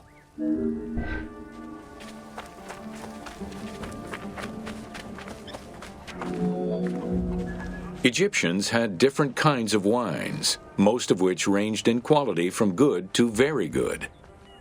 The sweet shadé, to which honey had been added. The soft negem, obtained by drying the grapes in the sun. The ma, reserved for religious ceremonies. And finally there was the peor, the mediocre-rated wine, resulting from the second pressing of grapes and reserved for a less discerning palate.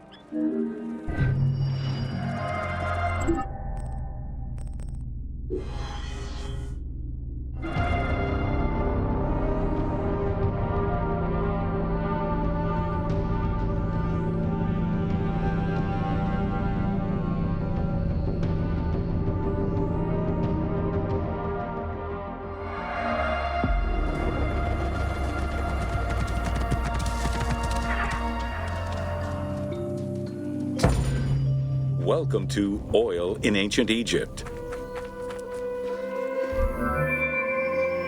Castor, sesame, and moringa were the source of the most common oils in ancient Egypt. Oil was used for various purposes: cosmetics, medical treatments, nutrition, perfume, athletics, and rituals, to name a few. The team decided to use oil as an explosive to add more gameplay opportunities for the player.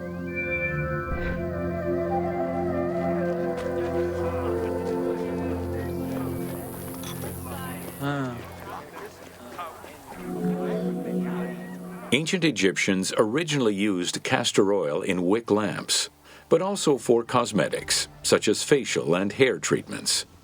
There is mention in some papyrus of castor oil being prescribed to treat constipation and help pregnant women. Castor beans were found in ancient Egyptian tombs as early as 4000 BCE. Castor oil was made by pressing the beans from the plant of the same name.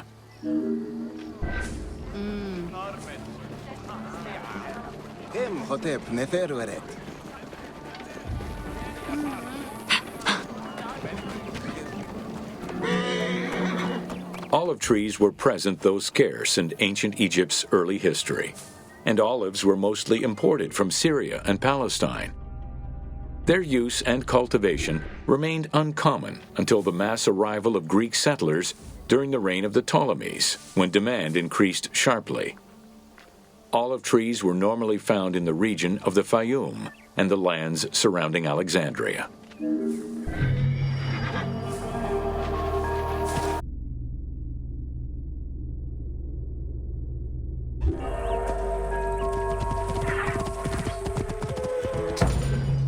Welcome to Roman military equipment.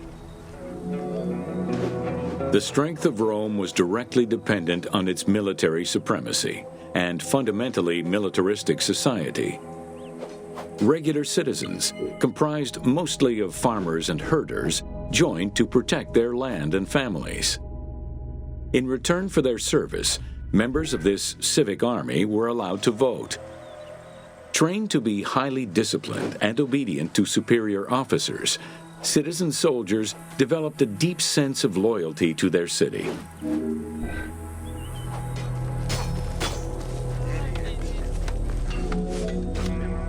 The quality of the armor of a Roman foot soldier was intrinsically linked to his social status and wealth. Chainmail was the most commonly used type of armor. Scale armor, made famous in today's media, came into use after Caesar's time. Foot soldiers carried large and oblong shields, while the cavalry used smaller ones of Greek origin. Soldiers were expected to carry their own kit, including the tools required for the construction of forts and tents.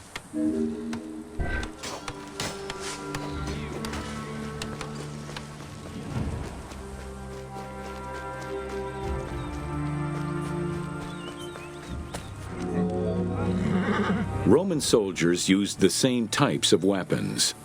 The stomach and face were the most targeted parts of the body. As such, a legionary was equipped with two close combat weapons, a dagger and a short sword, known as a gladius. One of the most ingenious Roman weapons was the javelin. Its pyramid-shaped tip pierced the body, while its iron shank was designed to break upon impact, stopping the enemy from throwing it back.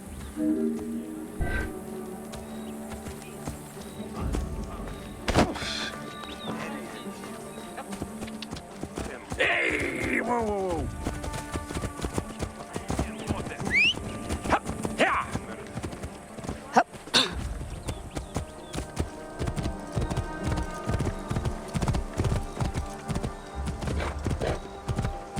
Whoa, whoa. During their conquests, the Romans regularly transformed enemy technologies to add to their own formidable arsenal. After capturing a Carthaginian vessel, the Romans adopted its better features and constructed a superior fleet of ships. Adapting heavy artillery designs from Greek models aided the Romans in building catapults and ballistae. The latter became an iconic symbol of Roman warfare.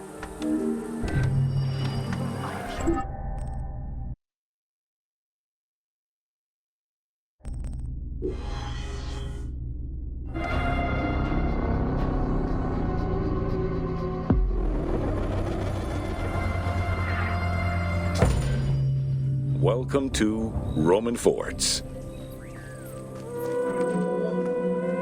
The size of a Roman military camp, known as a castrum, varied significantly depending on how many soldiers it needed to accommodate.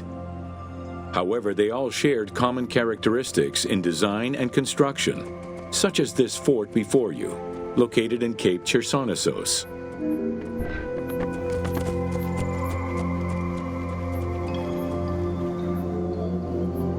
Rectangular in shape, the forts were heavily fortified by ramparts and a ditch system.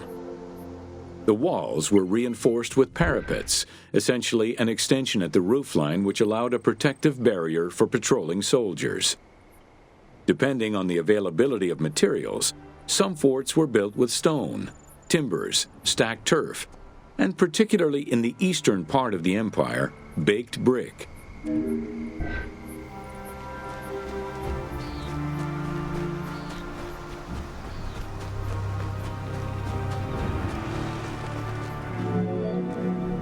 Access doors on all four sides were each flanked by guard towers.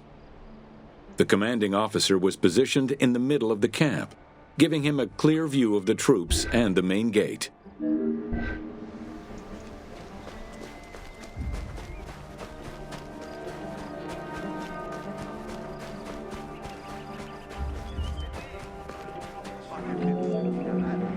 Along with sleeping barracks for the soldiers, the fort also had a granary that was expected to hold rations for a year or longer. To ensure the health of the soldiers, every camp was equipped with medical staff and a hospital. A clean water supply with conduits for a bathhouse and latrines was included in the construction of every fort.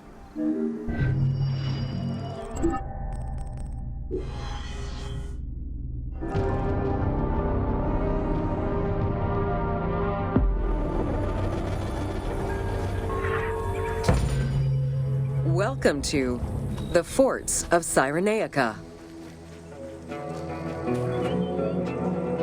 Cyrenaica was a Libyan region under Roman control, gifted to Rome by one of Cleopatra's ancestors. The remains and foundations of ancient fortifications were discovered in the 19th century in the southwest of Cyrenaica, as well as a Roman garrison dating back to the 1st century CE. Evidence shows that these forts were of Libyan origin, rebuilt and modified by Roman engineers when Cyrenaica was part of the empire.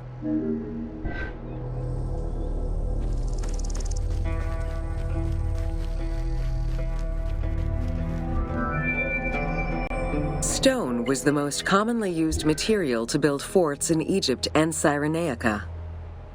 Though no real proof of a fortress similar to the one before you has been uncovered in that region, the team chose to add it as a worthy and awe-inspiring end-of-game challenge for the player.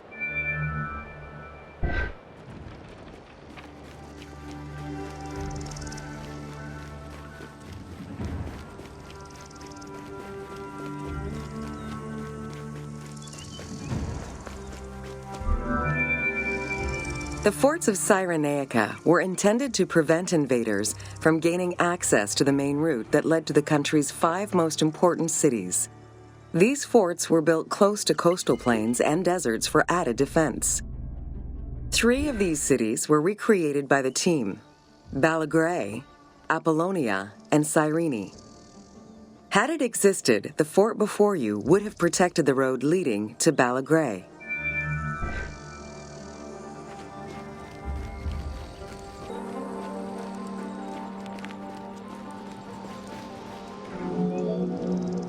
Other than reference to an attack around 404 CE and a military reorganization by Emperor Justinian during the 6th century CE, we still know little of the Roman military presence in Cyrenaica.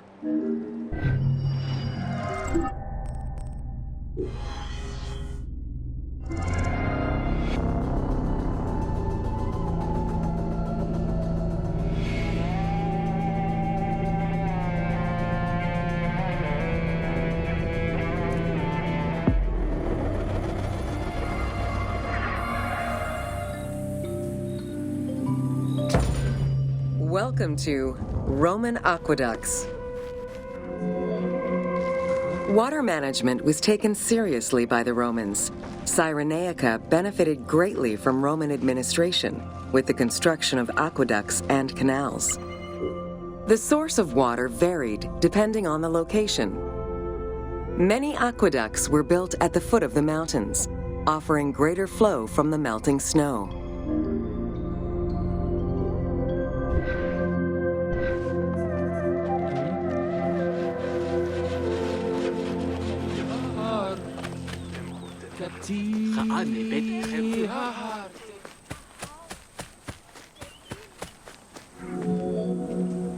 The ability to transport water over a greater distance increased agricultural production.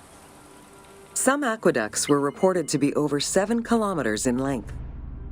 Where the Greeks of Libya originally focused mainly on olive trees and figs, which required less water, the advent of Roman aqueducts allowed for a far greater crop diversity. Every farm's water use was carefully scheduled.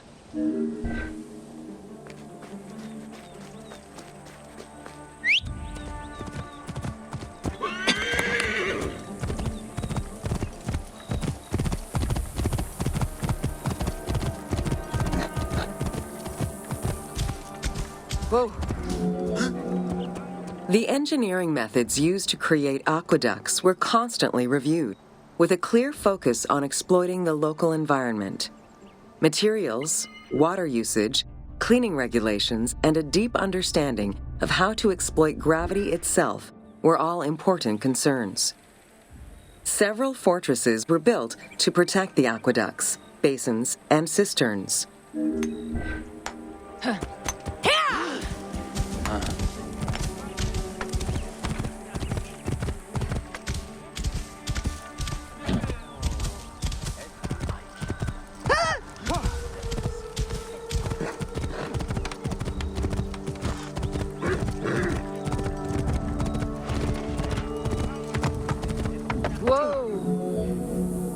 Additional water was collected with wells and cisterns, but aqueducts were the main supply of fresh water.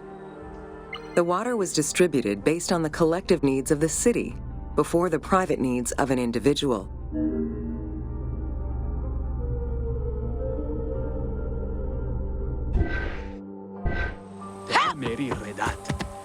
Whoa. Almost all aqueducts ended in a fountain where the water circulated to clean the streets and supply bathhouses and latrines, thus improving the cleanliness of Cyrenaica's cities.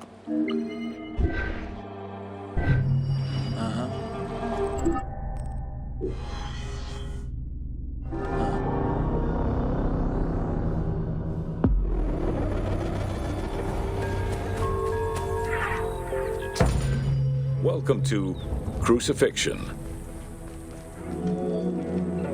In terms of the severity of Roman justice, crucifixion was at the top of the list of corporal punishment, followed by death by fire and decapitation. The upper class considered crucifixion unworthy of their position. Those lucky enough to have Roman citizenship were also exempt from such treatment.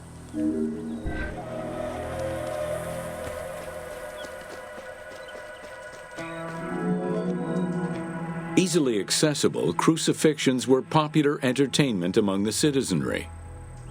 Unlike throwing victims to wild animals, which required an arena, crucifixions did not require any particular setting.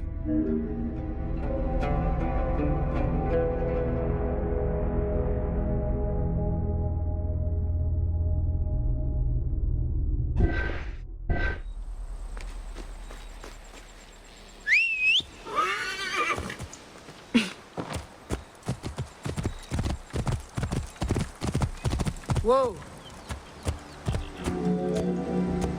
Those subjected to crucifixion were almost always slaves, traitors, and lower-class citizens. Roman deserters were crucified because the betrayal of the soldiers was perceived as endangering the lives of Roman citizens.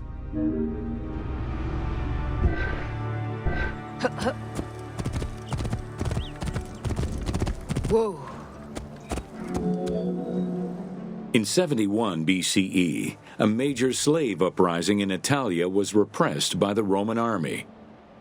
This resulted in the crucifixion of 6,000 men, including their leader, a slave and former gladiator known as Spartacus.